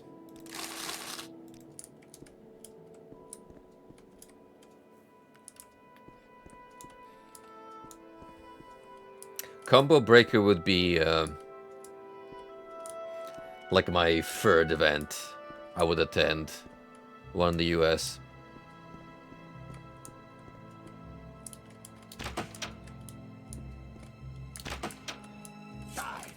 Holy shit.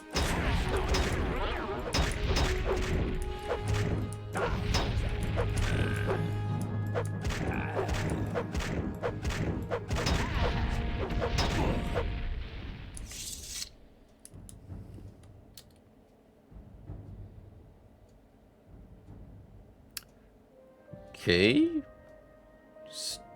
2 assassins locked up in here. Ready to go at it.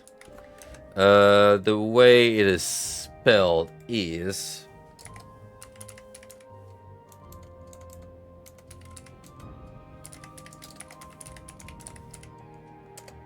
There you go. It's one of the 2 fighting game events hosted in Chicago every year.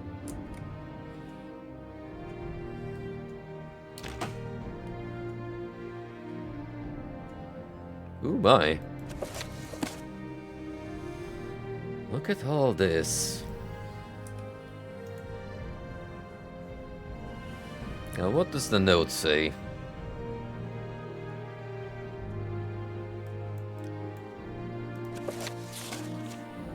Renesse and Neville, you have served me well over the years. My brother has been trying to stop our business. We've lost over half of our shipments recently. The Duke may be my brother, but he keeps interfering. I'm afraid he must be killed. I will be the next in line and can consolidate my power before the Reddits even come up with a candidate. I'm telling you this so they know the risk you may be taking. If you're unwilling, I'll accept your word of honor not to speak of our business. If you stay, I will reward you.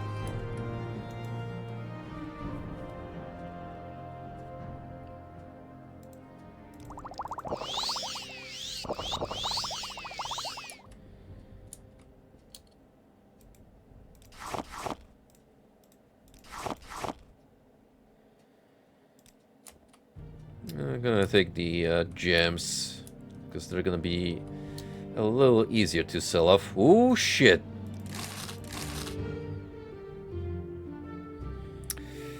Well, there you go. My money problems have been solved for a while.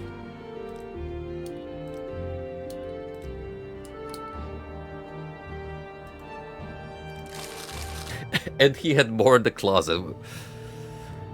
Who keeps a bunch of gold with expensive clothing in the skull inside of their wardrobe?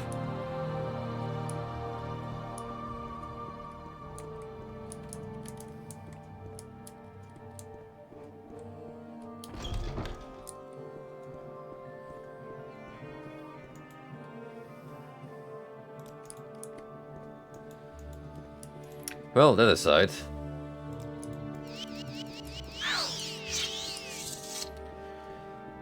Let's report back to the lady and tell her she doesn't have to worry about her benefactor anymore. Because, he's kinda dead.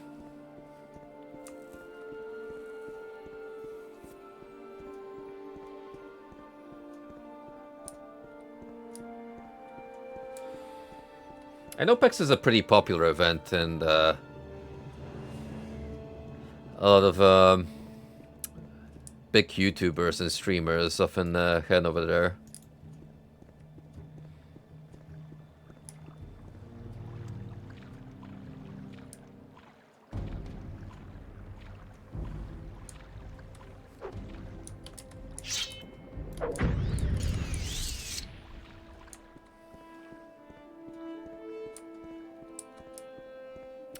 The fact that low tier god is still a relevant character in the internet zeitgeist, especially after he was outed as a deadbeat father, really speaks about the legacy this man managed to forge himself.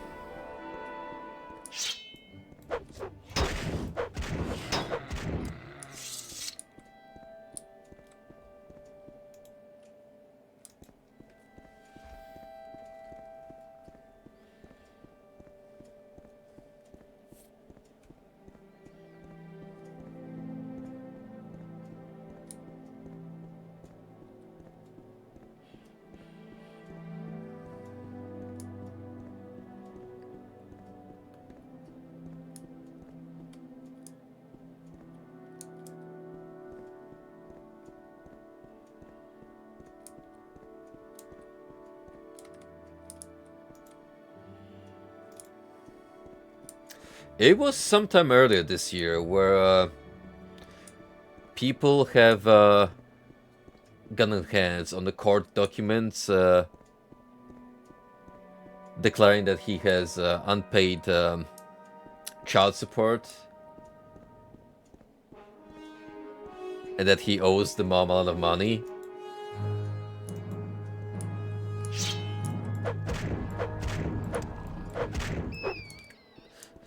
So for all we know, it has been going on for quite a bit.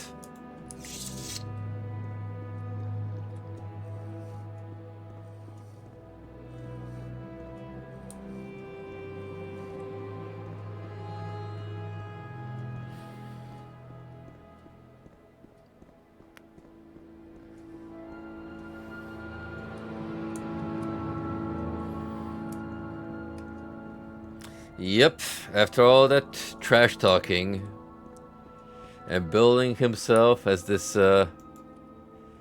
alpha male character, not a good look.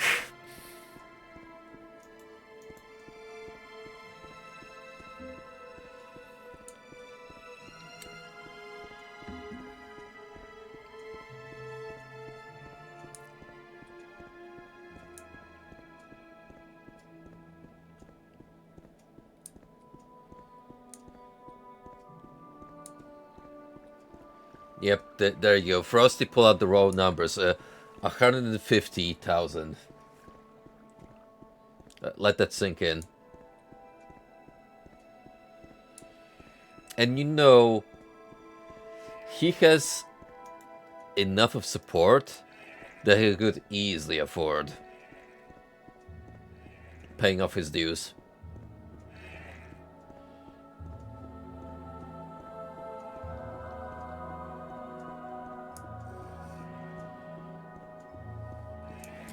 I hate to say it, but with all these online personalities continuously taking L's and being out as weirdos, creeps, and what have you not, Darkside Phil reigns supreme. He's immortal. No matter what kind of controversy comes out of his closet, he persists.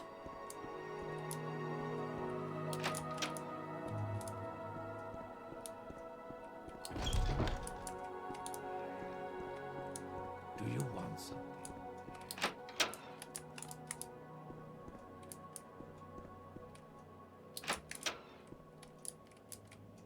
Say what you want or go away.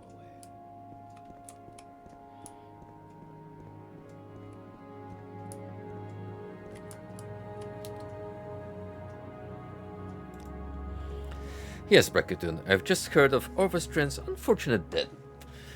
As for your request to be named Hortate of House Clalo, I believe there'll be no further delays. You have my vote, and I'm sure you'll be able to persuade the other councillors as well. Once all the councillors agree, speak with Crisis Cure again. He will give you the belt of the Hortator.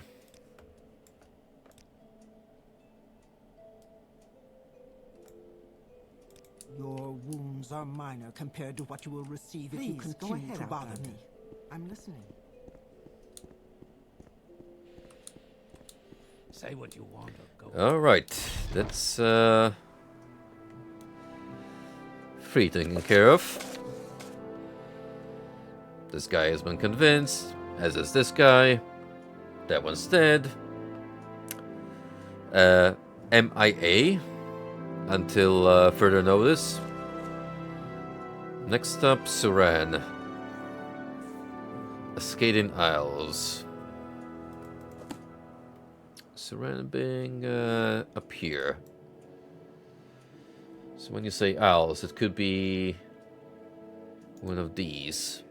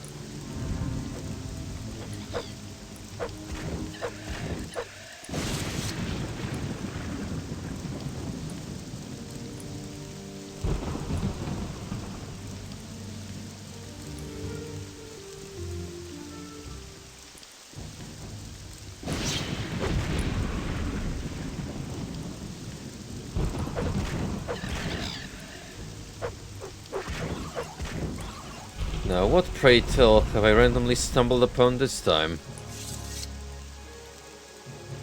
It's kind of looked like Dwemer ruins.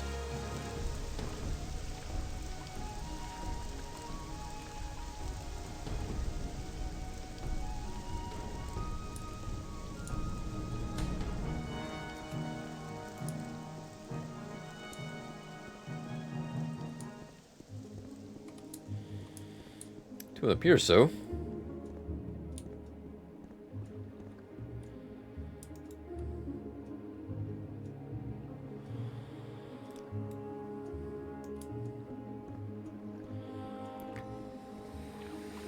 Any other isles? Where this lady could have potentially taken the precedence?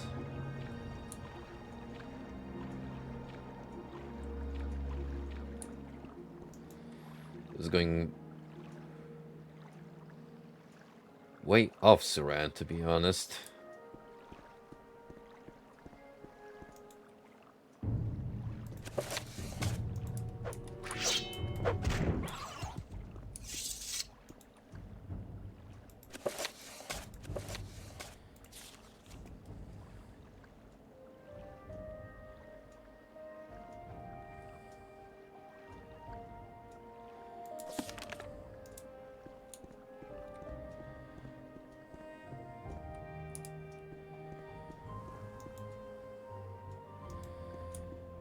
I think I'll head over there and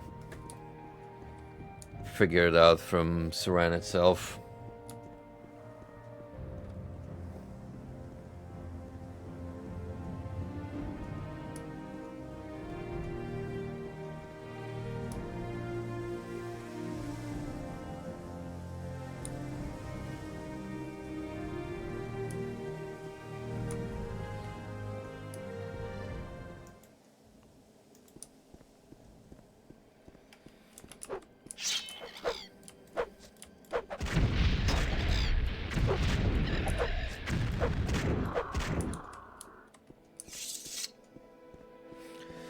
Too many cliff racers for my liking. Way too many of you.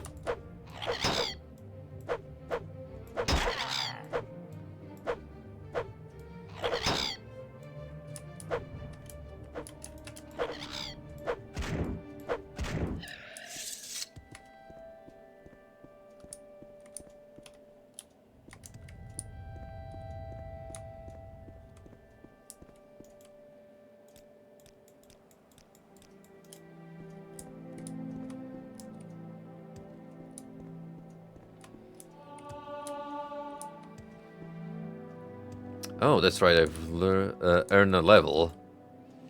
Should take advantage of it.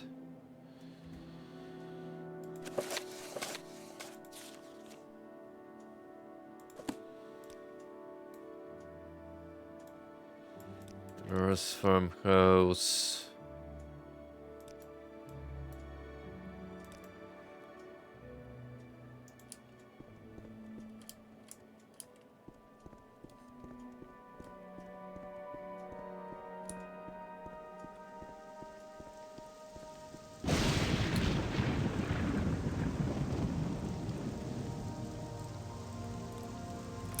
Nevertheless lives at Ulesman across the lake to the west.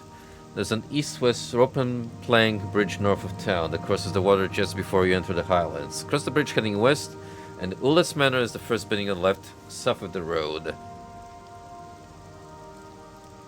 Cross the lake to the west. Alright.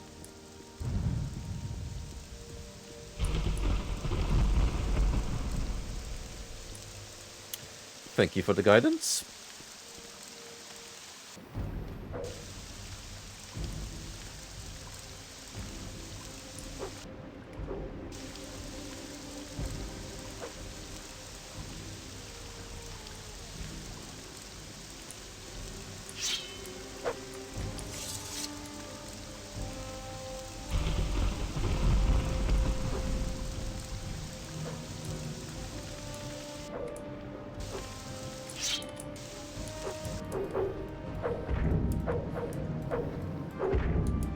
No, I haven't heard of that one. Ooh, what's it like?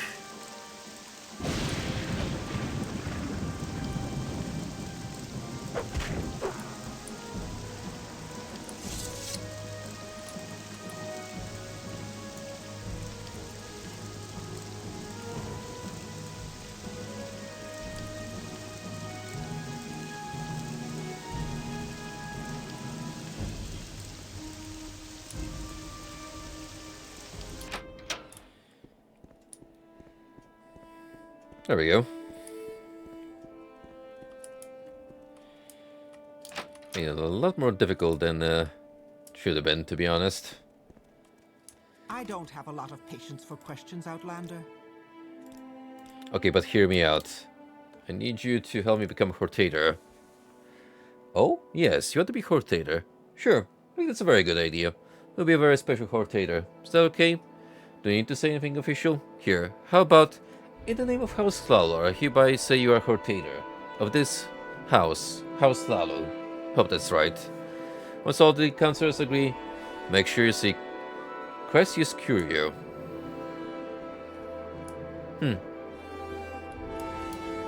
Well, that was, easy enough.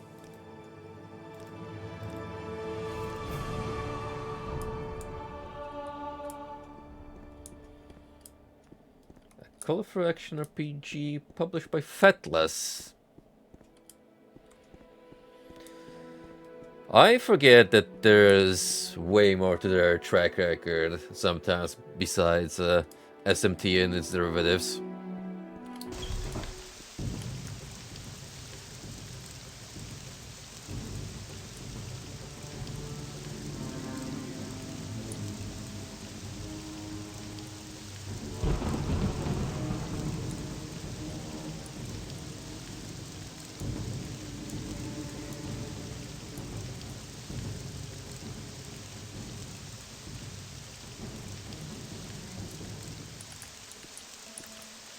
Alright, here comes the fun part. We actually have to hunt for the last remaining counselor. No idea where we might bump into him.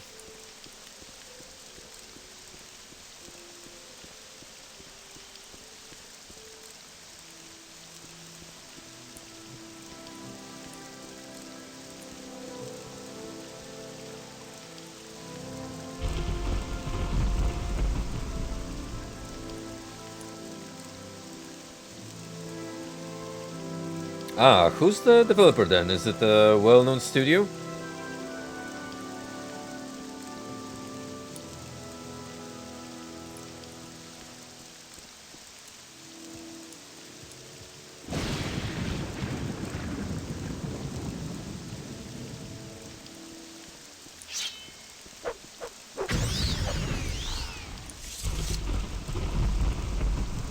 Matrix Software.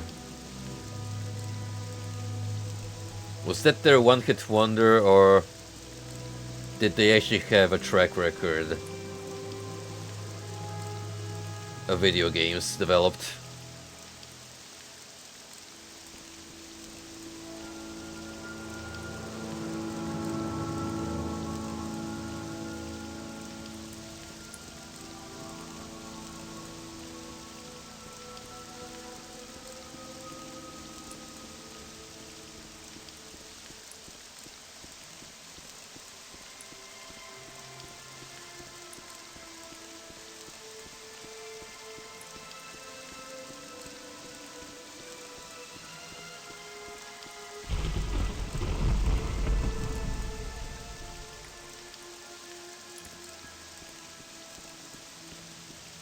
That's so impressive. Anything notable on the lineup? Some more known games, perhaps?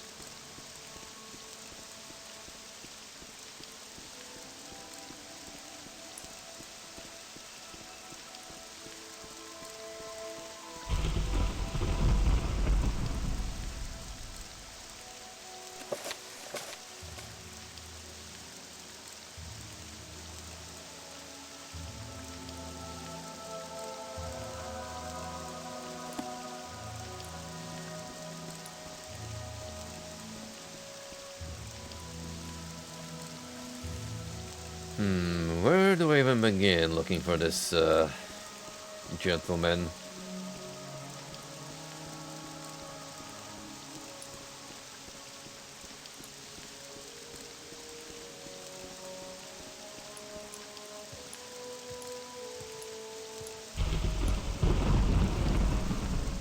Alright, are they still around?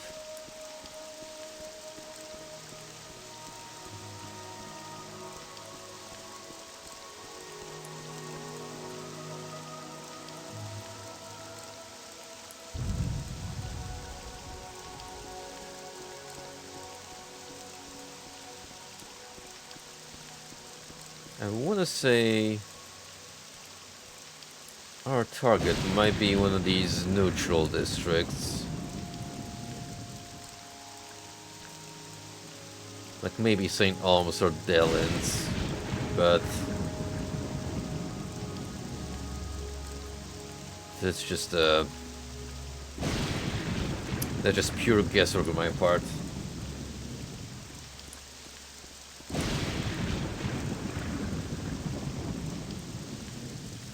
Go figure. I mean, it is 3 years prior, but still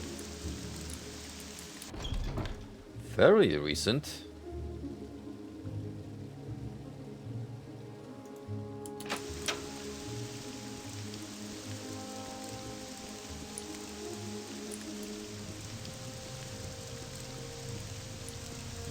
Citizen.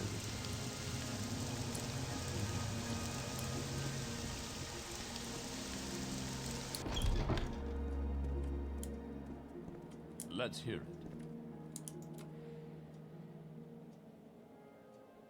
Workers Hall, Trader. Quickly, Outlander. I Make haven't it much quick, time. Outlander. I've seen them in St. Alms Canton. Bruh, I be trying to tell niggas we live in a video game world, bro. Half of these niggas ain't even real people, bro. That video never ceases to become irrelevant.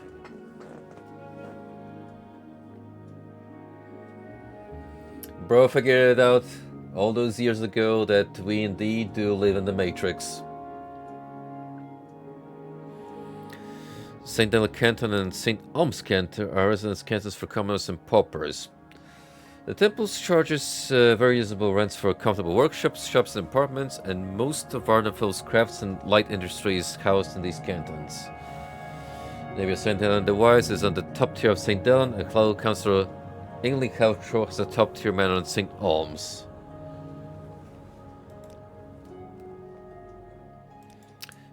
Okay, we have a general location though. He's in fact in St. Alms somewhere.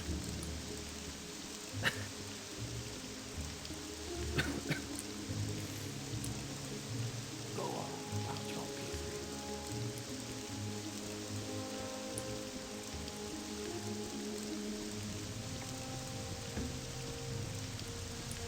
Fair enough.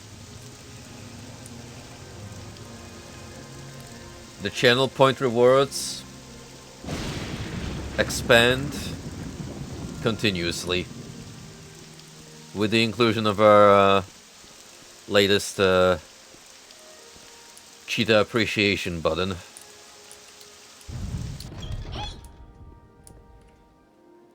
My thoughts exactly. What words do you have for me, seeing as a citizen?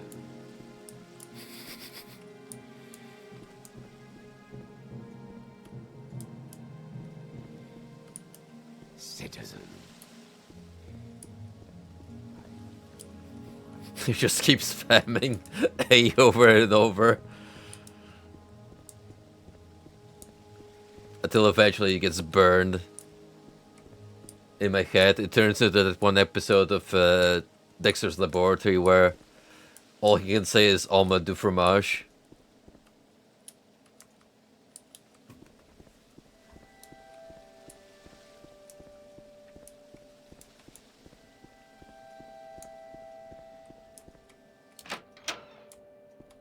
My time is precious, so make it quick.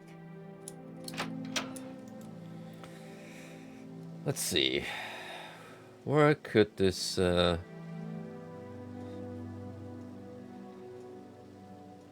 dude be hanging out?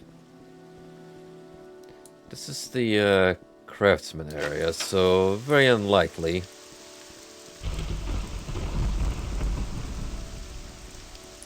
We'll find him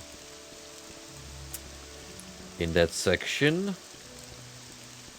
Let's have a look at the plaza.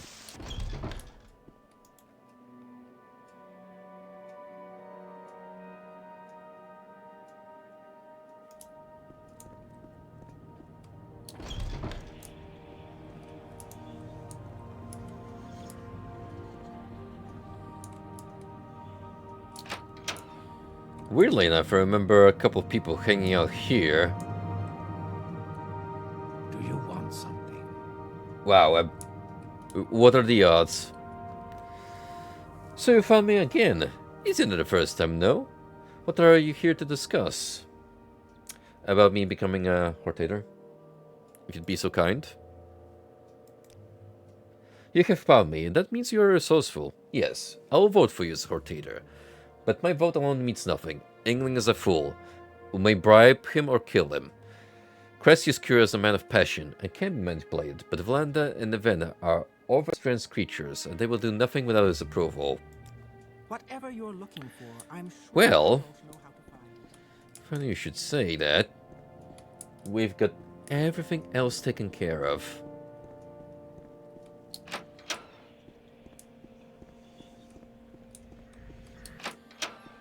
So, without further ado, all that remains is to head back to the counselor and seal the deal. Make it quick. My time is precious.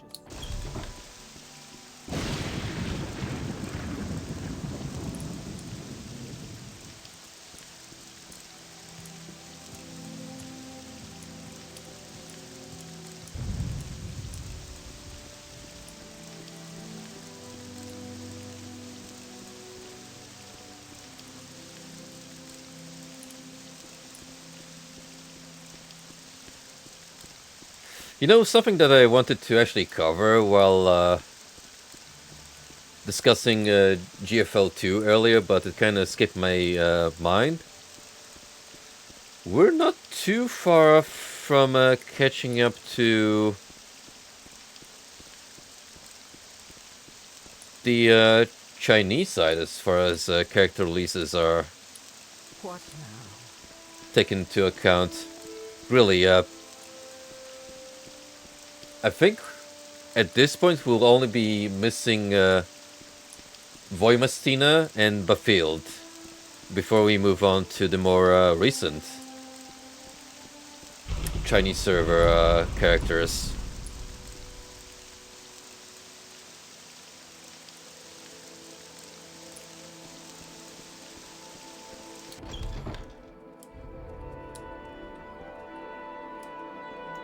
I know that's exactly why they genuinely need to make more recurring banners, or what would be my ideal scenario is that you have a permanent rotating custom procurement banner Patience for questions. when you can pick out of 4 units that you want to focus your roles on. Make it quick,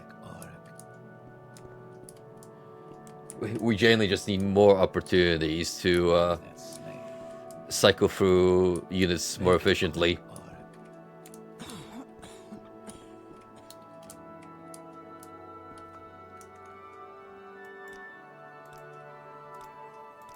Go ahead, stranger. Fun little fact about Voimastina, though. Now that we're actually getting the crew deck, we will be able to appreciate her size in full glory. And what by that I mean is, her model, as far as I'm aware, is the largest in game. She is literally the tallest character. Now compare that to your player character model right here. And, yeah.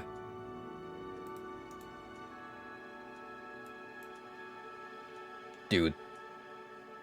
That is like Goliath. Like, she's like easily 6.2.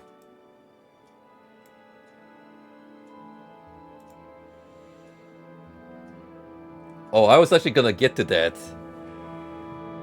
Before anything, the Asian girl in that donut shop was sexy as fuck. Right? Something about an older Asian. I would have fucked the daylights out of that Chinese lady. If I could The fuck most that Chinese broken lady, unit in the fucking game. That Chinese lady is, I can't fuck that Chinese woman. Absolute I'm top fucking tier. that lady. Yes, I would fuck that Chinese woman. Sexy Chinese woman usually fuck that Chinese bitch, man. I'm quitting TikTok as that Chinese bitch broke. That Chinese slut never see my business. Chinese bitches have stolen my heart and shit. That Chinese whore used to make me a nice bird. That Chinese bitch doesn't. Chinese women are getting sexier. They used to always wear the. I basically fucked that Chinese lady. This Chinese bitch is trying to seduce her. Chinese women apparently give the best intercourse. I want to fuck that Chinese lady at that donut. Chinese bitches around the world. We know that. That Chinese bitch wants to fuck me. It's official. That sexy Chinese bitch wants me to fuck her with the donuts. I want to fuck that Chinese bitch, but this bitch forgot one of the donuts. I told her, sexy Chinese bitches give good donuts, but sexy Mexican. I wouldn't fuck that Chinese bitch if fucking that Chinese bitch cured cancer. Chinese sluts have played with my emotions far too many. I would fuck the older Chinese lady because she's sexy, right? She gives off some sort of sexy. Me wanting to fuck that Chinese lady is the only reason I've offed myself, right? These are not from her. Fucking that Chinese donut lady is the only thing I really desire in life, right? I really want to fuck that Chinese lady on me. I would fuck the ethnicity out of that Chinese lady, right? I want to fuck the Chinese lady and give her. I want to fuck the Chinese lady and elope with her in Las Vegas. I'd let the Chinese lady molest me if I was not.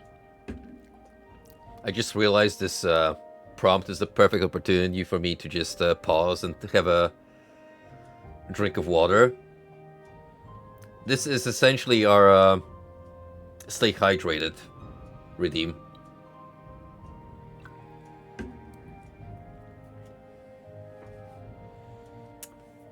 Fair point.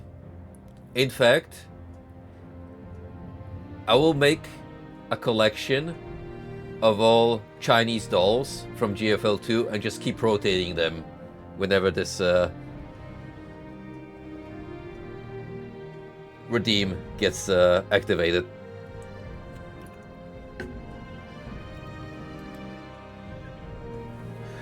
Well, Kluka is in an entirely different ballpark of her own because you can just put her solo and she will win every encounter for you. Voimastina, the cherry on top with her is she's Burn affiliated, so you could technically put her with QJ and Vector as if that wasn't already a super arrangement. All the councillors agree? Splendid. I'm so happy for you. What another. But no more than you deserve, Pumpkin. And now I have a little treat for you. It's a belt given to the Hortate of House Lalu. Just nugget around that supple little way. Though this is weird. Now, I know you have important things to do, but don't be a stranger. Don't like poor lonely Uncle Cassius, you devoted admirer. Ugh. Weirdo.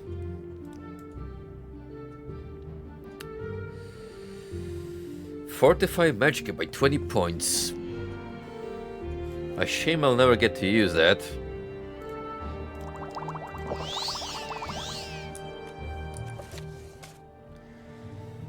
I have been named Hortator of all three great houses, Redern, Hlal, and Tilvani. Of the 7 visions of the 7 trials of the Incarnate, I have now fulfilled the 4th trial.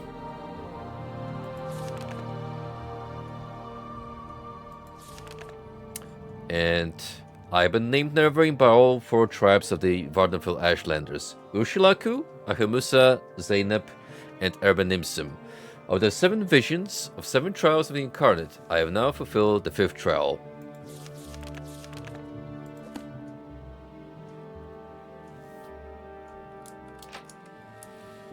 No problem, my man.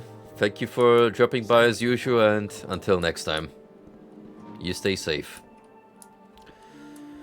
Well, now that I've been recognized by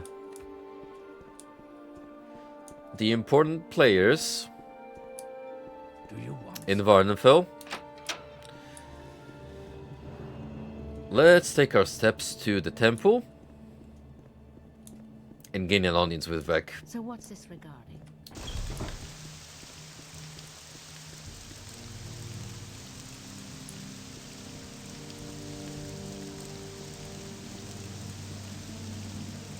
I believe we have to head directly to the head office of the Archpriest.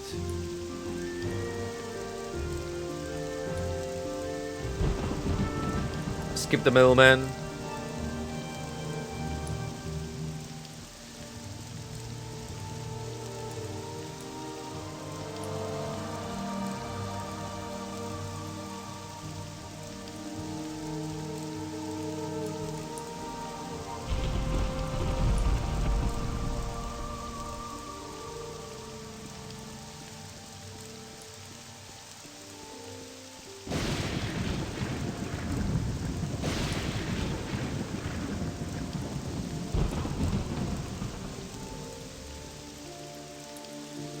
You know what's really mind-blowing about the initial announcement of the anniversary update? How much money they spent on props. Like actually renting out a full-on chopper, military Hummer, and all the weapons to record that 3-minute teaser.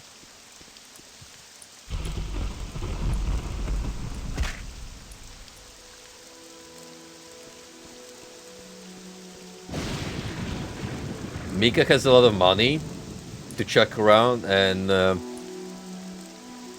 they sure do not hold back funding promotional material. And that's even without mentioning all the cosplayers they've recruited.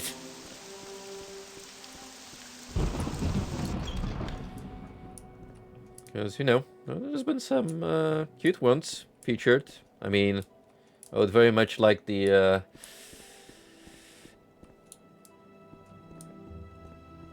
I would very much like to find out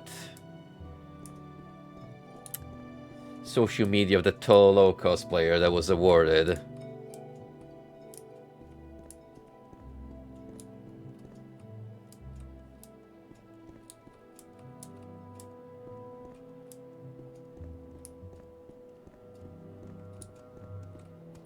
Citizen.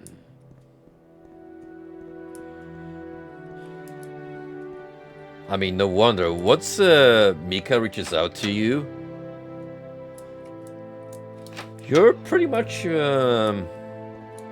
set in terms of boosting your social media traffic, but also you know that paycheck was good. What do you want? You may speak.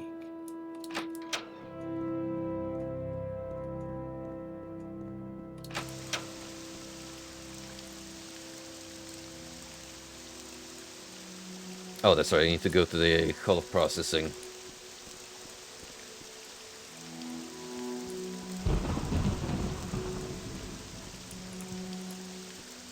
Which is like... I think you can get there from the High Faint somehow? Maybe?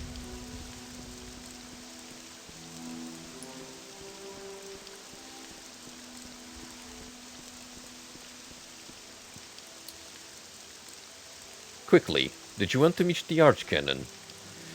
The Archcanon is his private quarters, and he very much wishes to speak with you, but I aim to warn you. Avoid confrontations with the Ordinaries at all costs. The Archcanon has spoken with the High Faint Ordinaries, but if you are a wanted criminal, they may try to arrest you. If the blood of faithful servants of the temple is spilled, it will make a reconciliation all that much more difficult. The Archcanon is waiting alone to speak with you in his private quarters. His private quarters are in the southern hall of the East Chapel of the High Faint, but they are organized in the interests of both East and West chapels.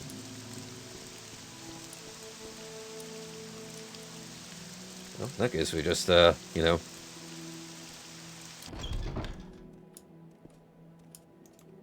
never talked to them, ever. Please join me.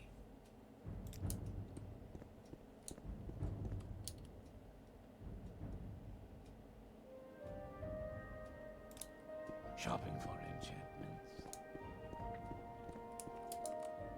The freshest ingredients in town.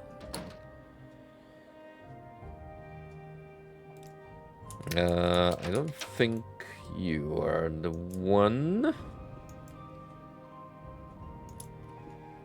Maybe Hall of Wisdom then. It's been a while since we last Go ahead. I'm listening. went through this place.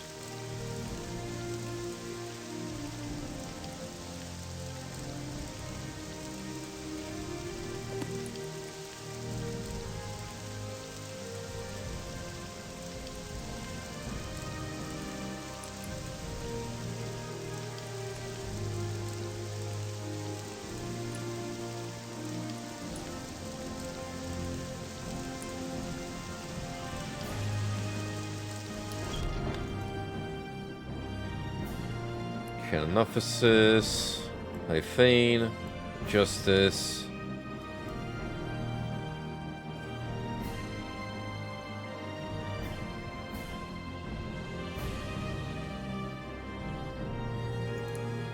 Canon Quarters, maybe? What is this about?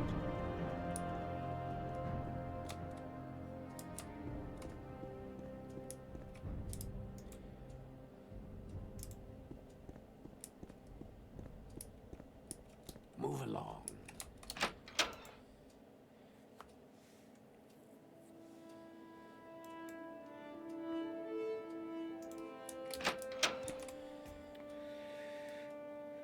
Oh, brother, this place is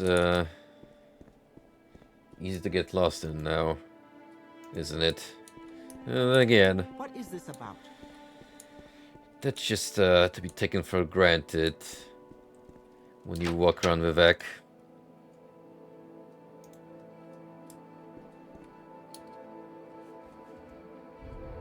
I'm listening.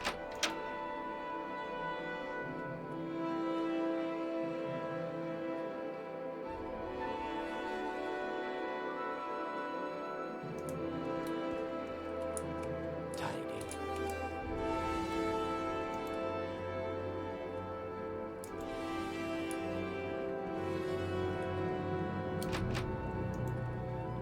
Damn it.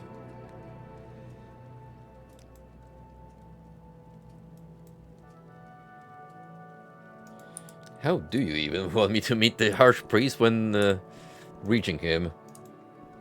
It's such an undertaking on its own.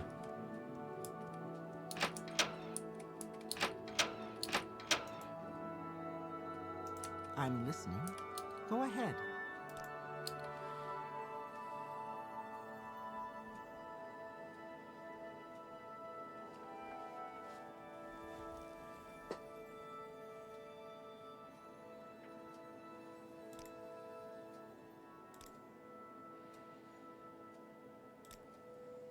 Temple Ordinators, Hall of Wisdom, Hyphane.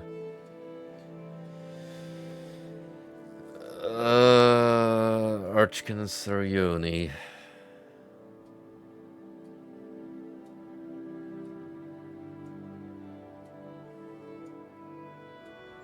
Okay, here's the thing. I actually have to find his private quarters. What is it, citizen? Which is more annoying to find than I would like it to be.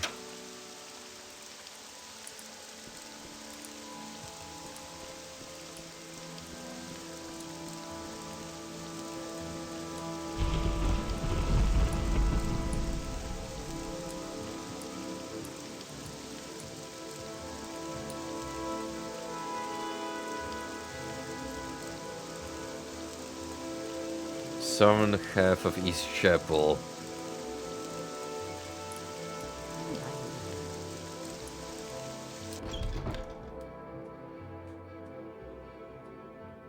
So is it like here? Where the door is locked?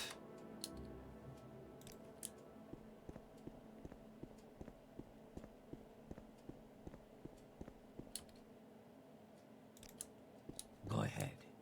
I'm listening. Probably nothing. Why would it be locked?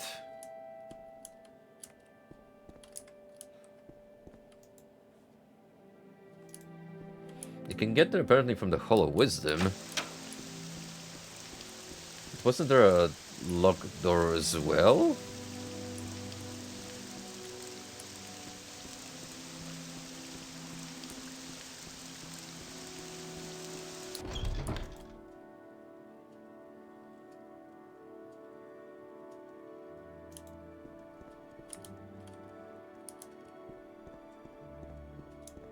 Yes, Outlander?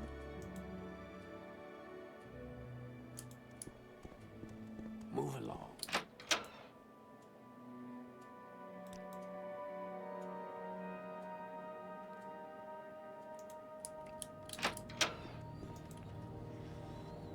I'm very confused.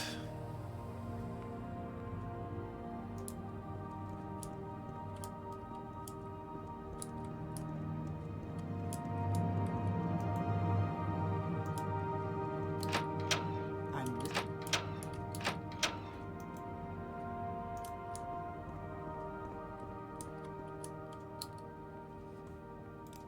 Outlander.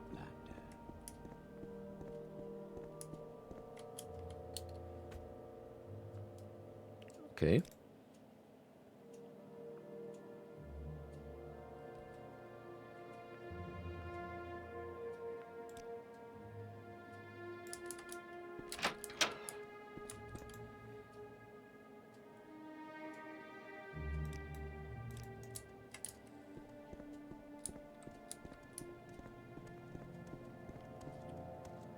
Move along.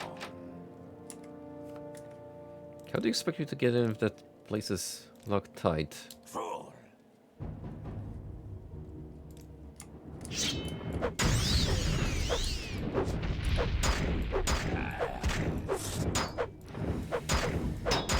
Well, can't say this shocks me in the slightest.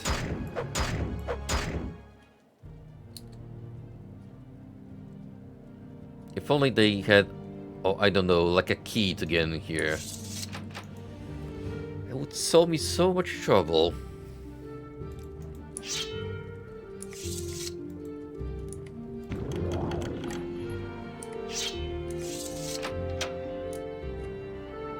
There you are.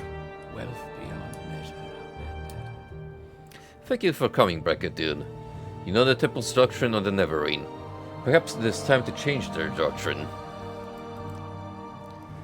The temple must protect the people from false doctrines, and your association with the pure intelligence makes your motivations and integrity suspect. But you have been chosen Hortator and Neverine by the Dunmer people, and we have reached a crisis with Dagobah. We can no longer defend the people against the awakened Sixth House. You and your prophecies may represent our last hope. Our situation is desperate, but I would rather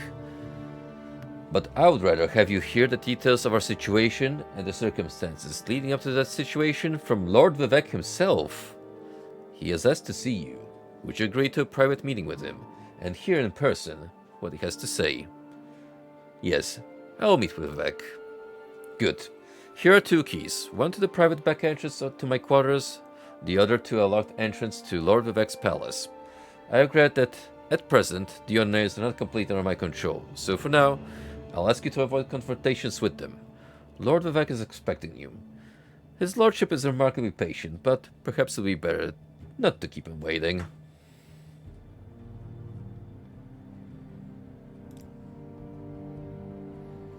At once brave and honorable, and cunning and devious, Lord Vivek is a rare combination of the virtues of flamboyant adventurer and prudent statesman.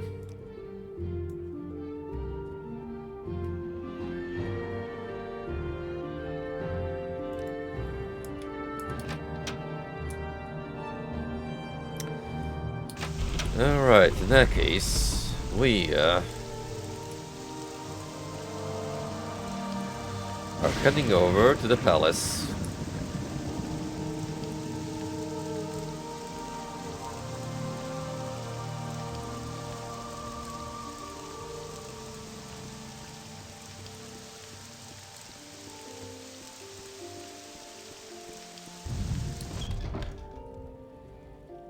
And there he is. Second of the 3 protectors. I expected you. We have business, you and I. As he gives me that empty, soulless stare. When I was young, like you, I was very impatient, so we'll keep our business short. Then, later, there may be time for other things. First, I propose to remove my curse upon Neverine, end the persecution of dissonant priests, and proclaim to all Morrowind that Bracket-Dune is the incarnate, and Neverine, the prophesied savior of Morrowind and the last hope to withstand the menace of Dagor and the Sixth House. These things I will do, whether you wish it or not. Next, I propose to surrender to you the power and responsibility of defeating Dagor. You may choose to refuse. I will not compel you. You will receive the power as a gift, in the form of an artifact called Wraithguard. You may accept the gift, then do it with it as you will. You will receive the responsibility as an oath. You may give your oath, then keep it or break it as you like. First, will you accept Wraithguard as a gift?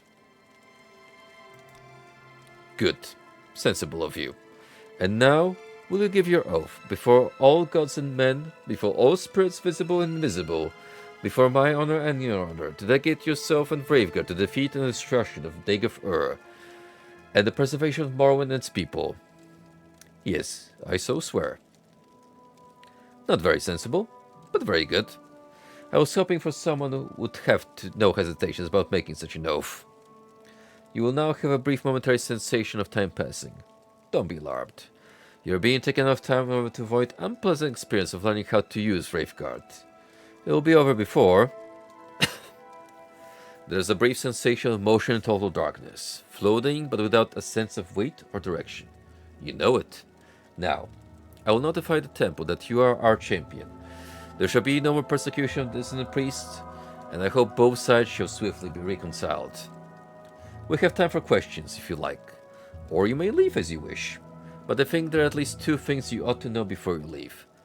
How to use Wraithguard, and how to defeat Dagor. To defeat Dagor, go to Red Mountain to recover the artifact Hammer Sunder from Gate Citadel Veminal. Then recover the artifact blade Keening from Gate Citadel Odroso. Then proceed with Wraithguard, Sunder, and Keening to the Citadel of Dagor. Within the Citadel, find the Heart of Lorkhan. Use the three artifacts to sever Dagor's connection to the heart, and he will be destroyed, and the Blight ended on Morrowind.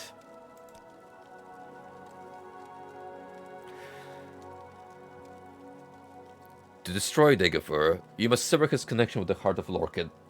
To do this, strike the heart with the artifact Hammer Sunder once, then strike the heart more than once with the artifact Blade Keening. You must wear Wraithguard, because you cannot handle either Sunder or Keening unless you are wearing Wraithguard. That is the short, simple explanation. Here is the long, detailed explanation written down for your convenience. Read it, study it, commit it to memory. In my library, I have made available two conflicting accounts of the events of Red Mountain. My own true account and a false account, come along the Ashlanders and preserved in the Apocrypha. I don't care whether you believe my account or not. I leave it up to you to judge which is true. I want your trust and willing cooperation, so I've had the priests make copies of a number of documents. They're here for you to read or take with you. Take a look at them. Help yourself. Dagor is the former High Lord Counselor of House Dagor. He was of Lord Nerevar's generation, older than we, and a mighty sorcerer and enchanter in life. In his sustained shadow immortality, he appears to be highly intelligent, severely deluded, immortal monster with unparalleled supernatural abilities. He appears by turns, lucid and deranged, compassionate and bestial, profoundly wise and profoundly disordered. In short, he is a mad god. You need to know, where is Dagor? What are Dagor's plans? Who are Dagor's servants? Who is Dagor?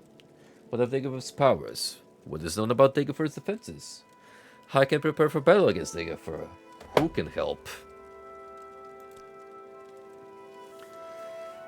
Dagor has never ventured out of the Heart Chamber, the place in the Red Mountain where the Heart of Lorkhan lies. It is there, or nearby, that he is constructing a new god, Akulakan, also known as Second Numidium. Prepare for war. Beyond the ghost fence, there are no safe places, no allies. Stockpile resources. Plan for retreat and replenishment. Quest for artifacts of power. We know nothing for sure, but we have learned much from interrogating six-house cultists and victims of dream compulsions, and from our study of Dagger's actions.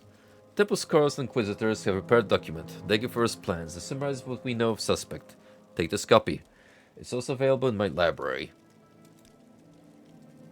Chief among his servants are his 7 brothers, the Ash Vampires, powerful heart-wights, and cunning sorcerers of old. These creatures appear to die, but always are revived at the heart. Somehow the Giver has conferred a portion of his immortality upon them. Or perhaps they sustain themselves through more conventional sorcery.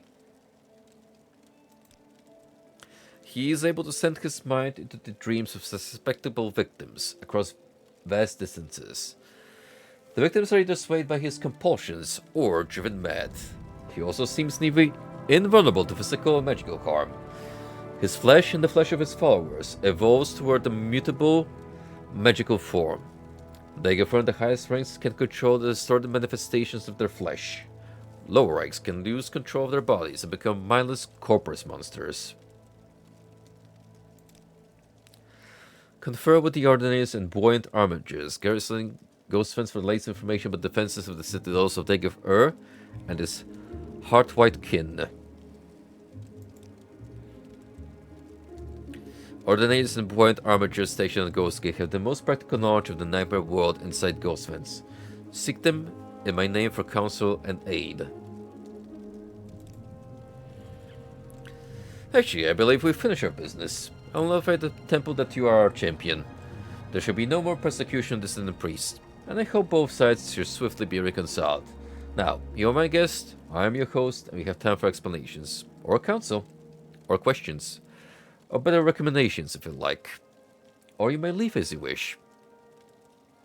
But I think before you leave, you should hear how to defeat Daggerfur, and how you must use the artifact Wraithguard. You want to chide me. Why did I murder Nerevar? Why did I break my oath to Azura not to use Kagranak's tools?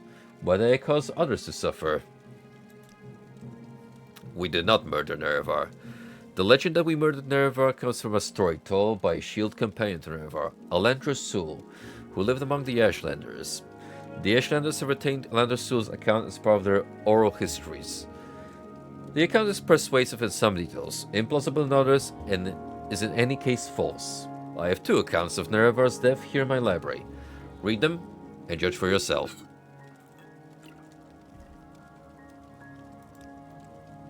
Along with Lord Nerevar, and in this insistence, Almalexia, Sophasil, and I swore before our god of oaths at the time, the Daedra Lord Azura, never to employ the tools of Kagranok for any purpose.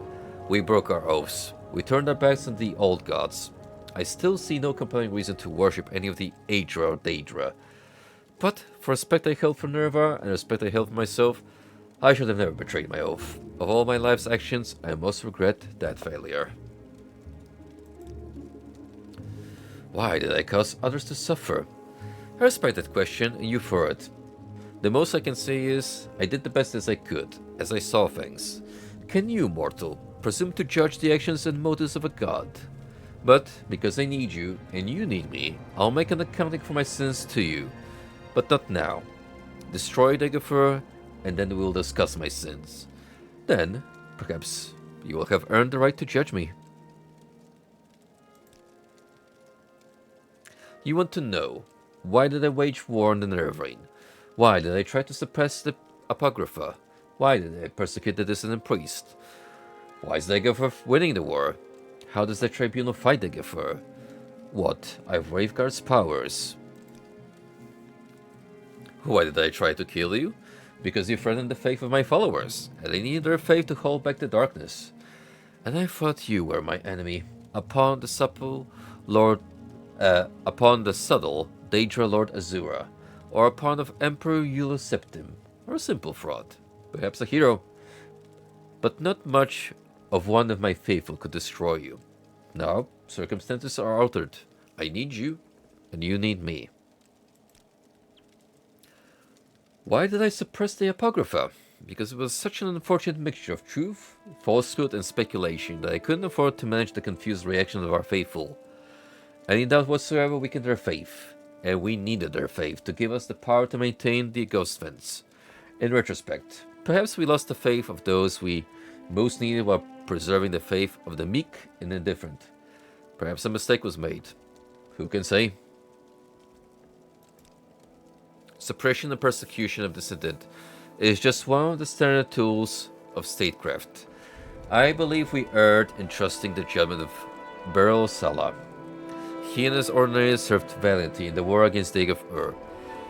We mistook his misplaced zeal for energy and dedication. Mistakes were made, but there are no more. There should be no more persecution of dissident priests, and I hope both sides shall swiftly be reconciled. Dagov-Ur is winning because he is close to the source of power, Lorcan's heart, and because he retains the passion of madness, while we have settled into the lonely and unrewarding posture of dogged dutifulness and perseverance. And finally, because he is stronger and smarter than we are, and his followers are more fervent and fanatical. I believe we were careless and complacent, and not with it. And in the matter of denying the Neverine, we were foolish. In the past, the Tribunal made seasonal campaigns to Red Mountain. We slew Dagov-Ur and the skin, though the heart always survived them in time. Later, when we realized we couldn't destroy them, we created the Ghost Fence to contain the threat. These solutions were effective until Dagov-Ur ambushed us and captured Sunder and Kinning. Since that time, our fortunes have waned as his increased. Braveguard's primary function is to protect the wearer from the fatal energies of the artifacts Sunder and Kinning. It also has minor protective enchantment against physical and magical damage that you may find useful.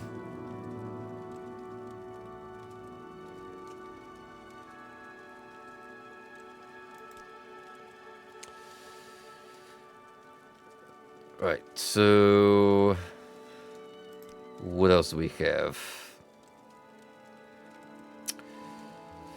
What really happened at Red Mountain? Already talked on that. What really happened to the Dwemer? I have no idea what happened to the Dwemer. I have no sense of them in the timeless divine world outside of mortal time. And in fact, if I did believe they existed, I would be in no hurry to make contact with them. They may, with some justice, hold the Dharma race responsible for their fate. My intuition is that they are gone forever, and that's perfectly fine with me.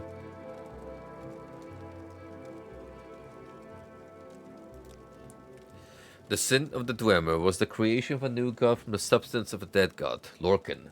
There is also the sin for which we would destroy Dagov-Ur. I hesitate to call it sin. More properly, call it destructive evil. The sin of the Tribunal, however, is in the breaking of an oath to Azura to forbear from tapping the heart with Kagranak's tools, and in the folly of seeking to become gods. Breaking the oath was evil, becoming gods was folly. If we sinned, we have paid the price.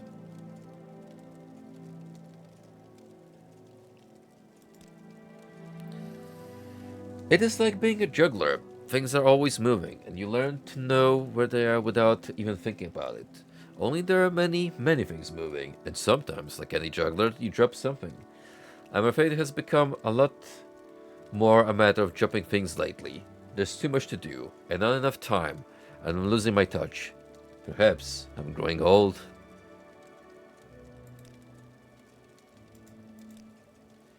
It is a bit like being at once awake and asleep. Awake, I'm here with you, thinking and talking. Asleep, I'm very, very busy. Perhaps for the gods, the completely immortal ones, it is only like that being asleep. Out of time, me, I exist at once inside of time and outside of it. It's nice never being dead too. When I die in the world of time, then I'm completely asleep. I'm very much aware that all I have to do is choose to wake, and I'm alive again. Many times I have deliberately tried to wait patiently a very long time before choosing to wake up. And no matter how long it feels like I wait, it always appears when I wake up that no time has passed at all. That is the God place. That place out of time where everything is always happening. All at once. I remember. I do not feel it. I can, if I choose, remember the feeling. I would not choose. It is very, very sad being mortal.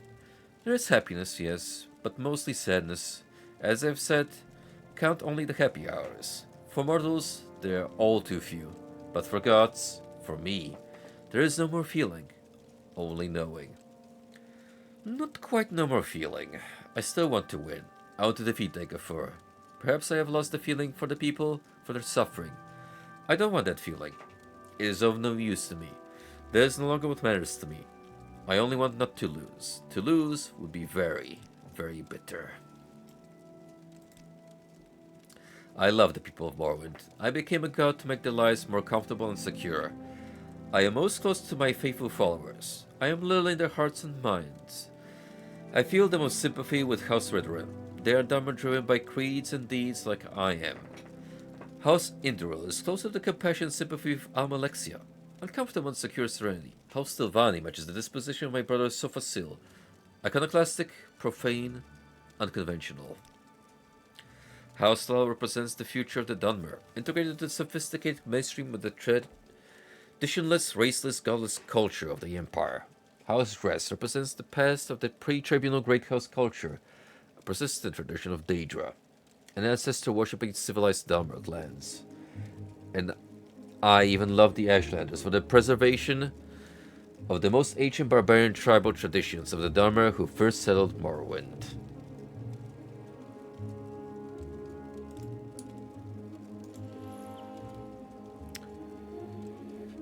Okay, I believe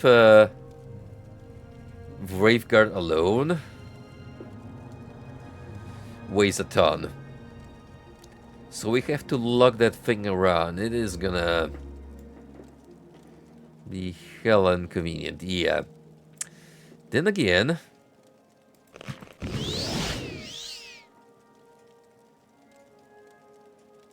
it is pretty snazzy, you have to admit. More so than these expansion pack gauntlets.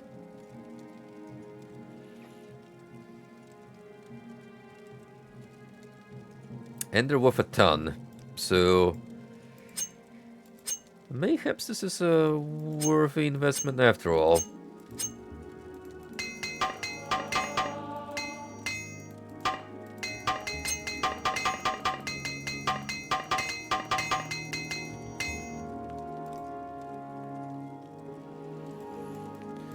Right, that helps up a little bit, but still, as you can see,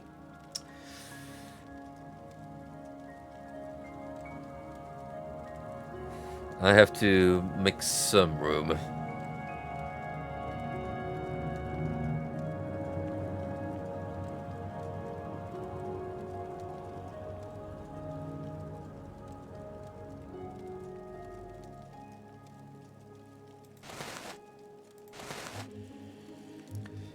We'll have to pick and choose a little bit of what we want to carry around with us.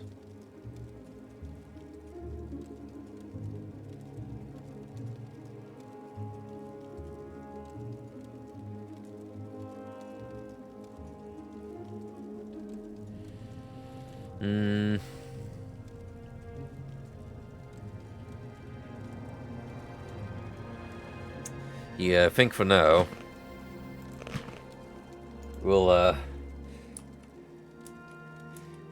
leave the Shadow Shield to Vivek's protection.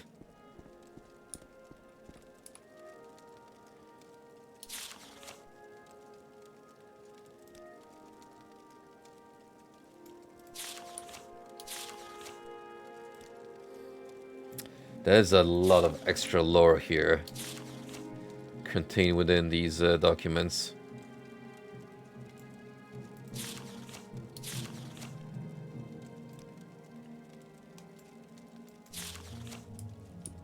I mean, Vivek himself has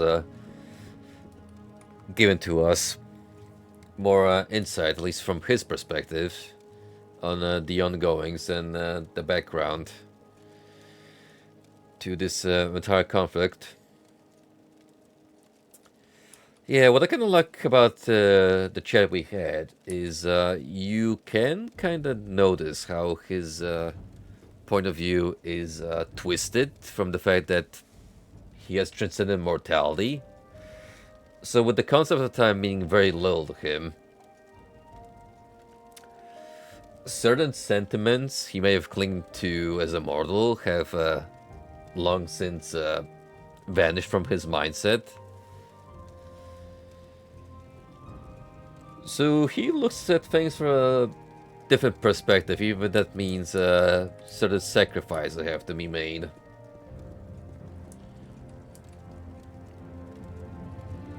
Now, I'm not really gonna go through all of this, but I think it'll be worthwhile to checking out Daggerfur's plans, just to get a better understanding of what we're setting out against. The following documents were prepared by the Temple scholars and agents for the Inquisition for Lord Vivek. From interrogation of captured sleepers and other Sixth House cultists, from study of manuscripts written by cultists and victims of dream-induced mania, from interviews with Lord Vivek concerning historical campaigns against Red Mountain, and from broad conjectures and inferences made upon these materials, this is our best estimate of Daggerfur's motivations and objectives in his most recent phase of his war upon Morrowind. Basic objectives. Establish a theocracy in Morrowind based on the worship of a newborn god, Akulakan, second medium to be created by Daggerfur from the heart of Lorcan, and a body constructed according to the principles and rituals pioneered by the Dwemer Kagurnak. Establish the ancient heirs of House Daggerf as the god priest of Akulakan, and the Sixth House of Daggerfur as the dominant political power in Morrowind. Through charismatic conversion, unite the Dharma again under the guidance of Daggerfur to battle against the foreign animals who hold Morrowind in subjection. Note, Daggerfur has apparently adopted the views and motivations of the Dwemer High Craftlord Kagurnak. In effect, he recapitulates the ancient blasphemous folly of the Dwemer. Expose the false worship of the Tribunal and destroy the ecclesiastical authority and political power of the Temple. How much of this in the priest or the cult of the Nerevar may be controlled or influenced by the Sixth House in this regard is open to speculation. Extirpate all remaining individuals of the inferior mongrel races from Morrowind. Drive the Empire from Morrowind. Recover ancient territories stolen by Skyrim and Argonia. Extend the worship of Akulaka to all nations of Tamriel through subversion and conquest. So, yeah. As you can see, Morrowind is but a stepping stone to the grand scheme of, hey, Dwemer supremacy. Plans to establish and expand the Sixth House. Phase 1.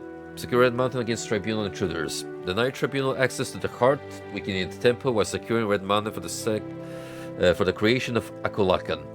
Keep the construction of Second Medium a secret. Phase 2. Create passive servants in ever-widening circles around Red Mountain by broadcasting compulsions, couched in dream imagery to susceptible subjects in their sleep. Establish a major operational base at Kogarun for further operations in the Ash Waste. Establish smaller bases near small port villages and in lower-class waterfront districts in Vivek. Infiltrate and subvert smuggling syndicates. Recruit willing followers from disaffected populations, including the underworld, the poor, and rabid anti-imperial activists, which we have seen already through the agents scattered across Varnafell. Phase 3. Expand from smaller bases to other towns and villages and recruit and indoctrinate subjects made susceptible by dream settings, which we've also encountered. Occupy abandoned towers and ruins and train corrupted cultists as raiders and irregular troops.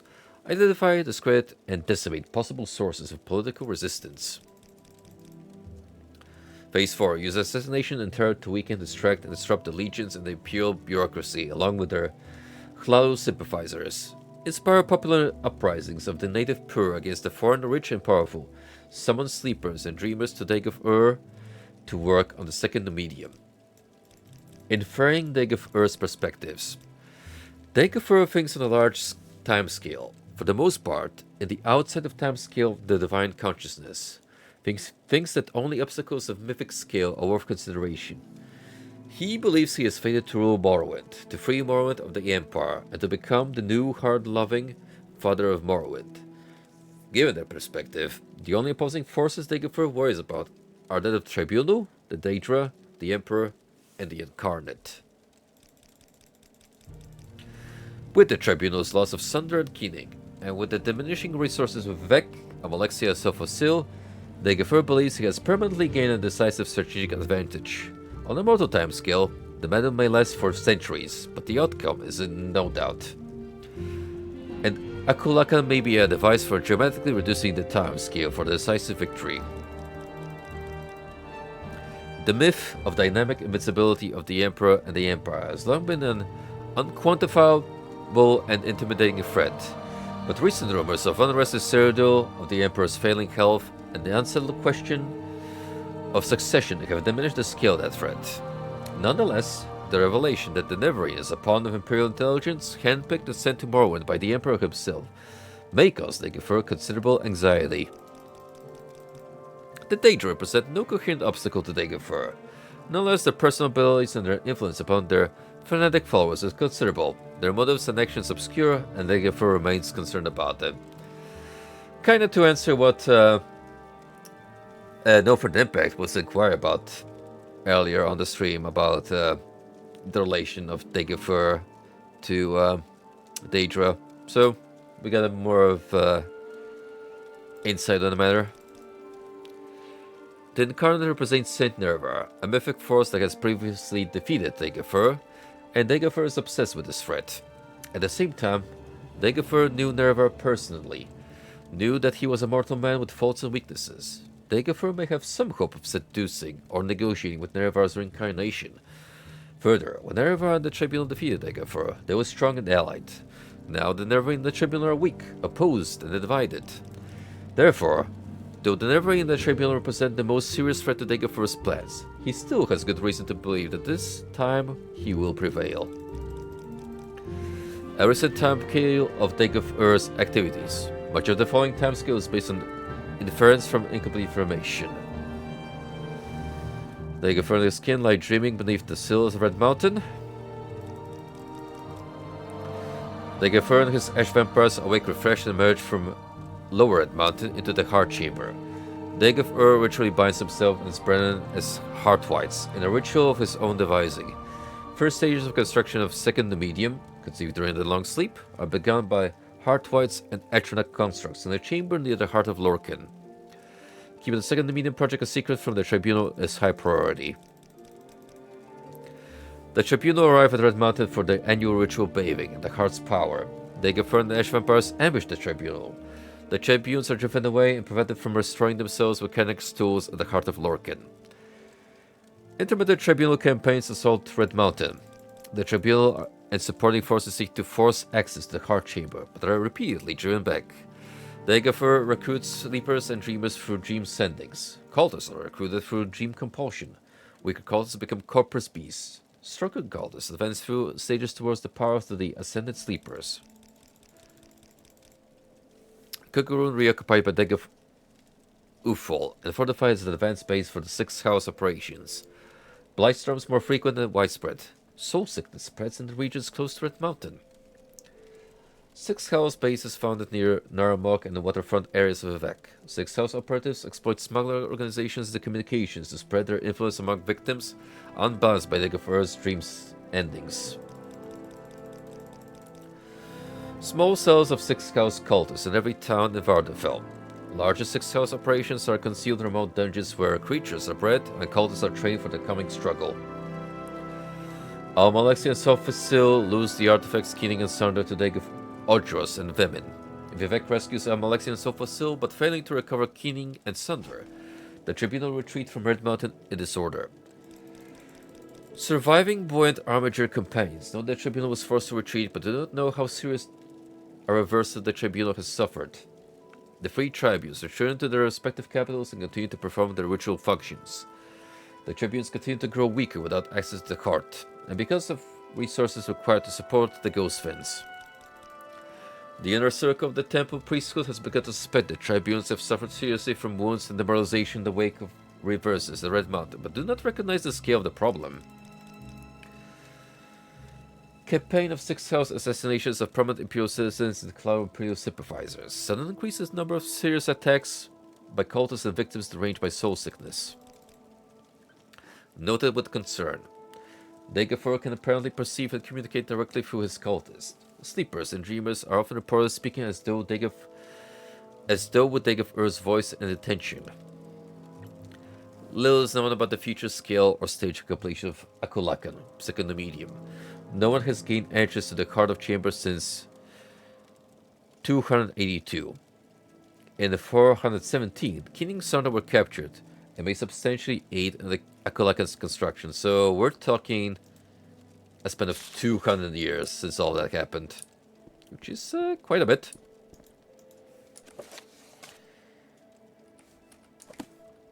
And there you go. We have spoken with Vec.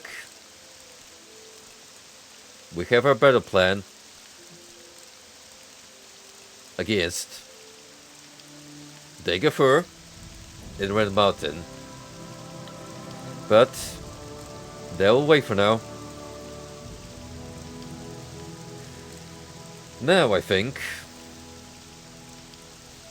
we shall head over to Solstheim and partake in the Blood Moon expansion pack content, but I will also think of a way to wrap things up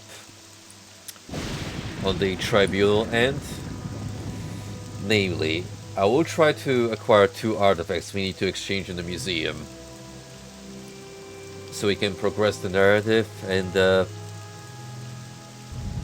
essentially wrap things up in Mournhold.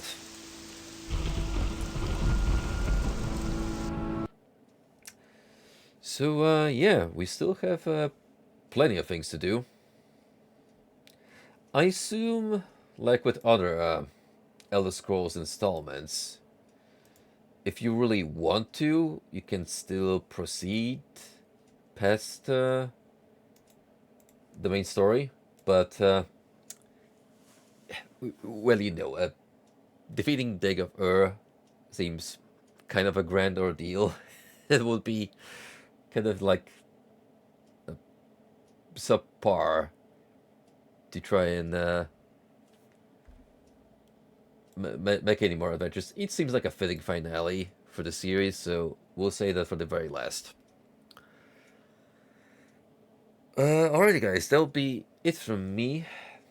Tonight we have our game plan laid out for future Morrowind streams, but in the meantime, coming up soon, we'll start a brand new game, but I also think whether I want to do a one-time GFL 2 tour around the crew deck.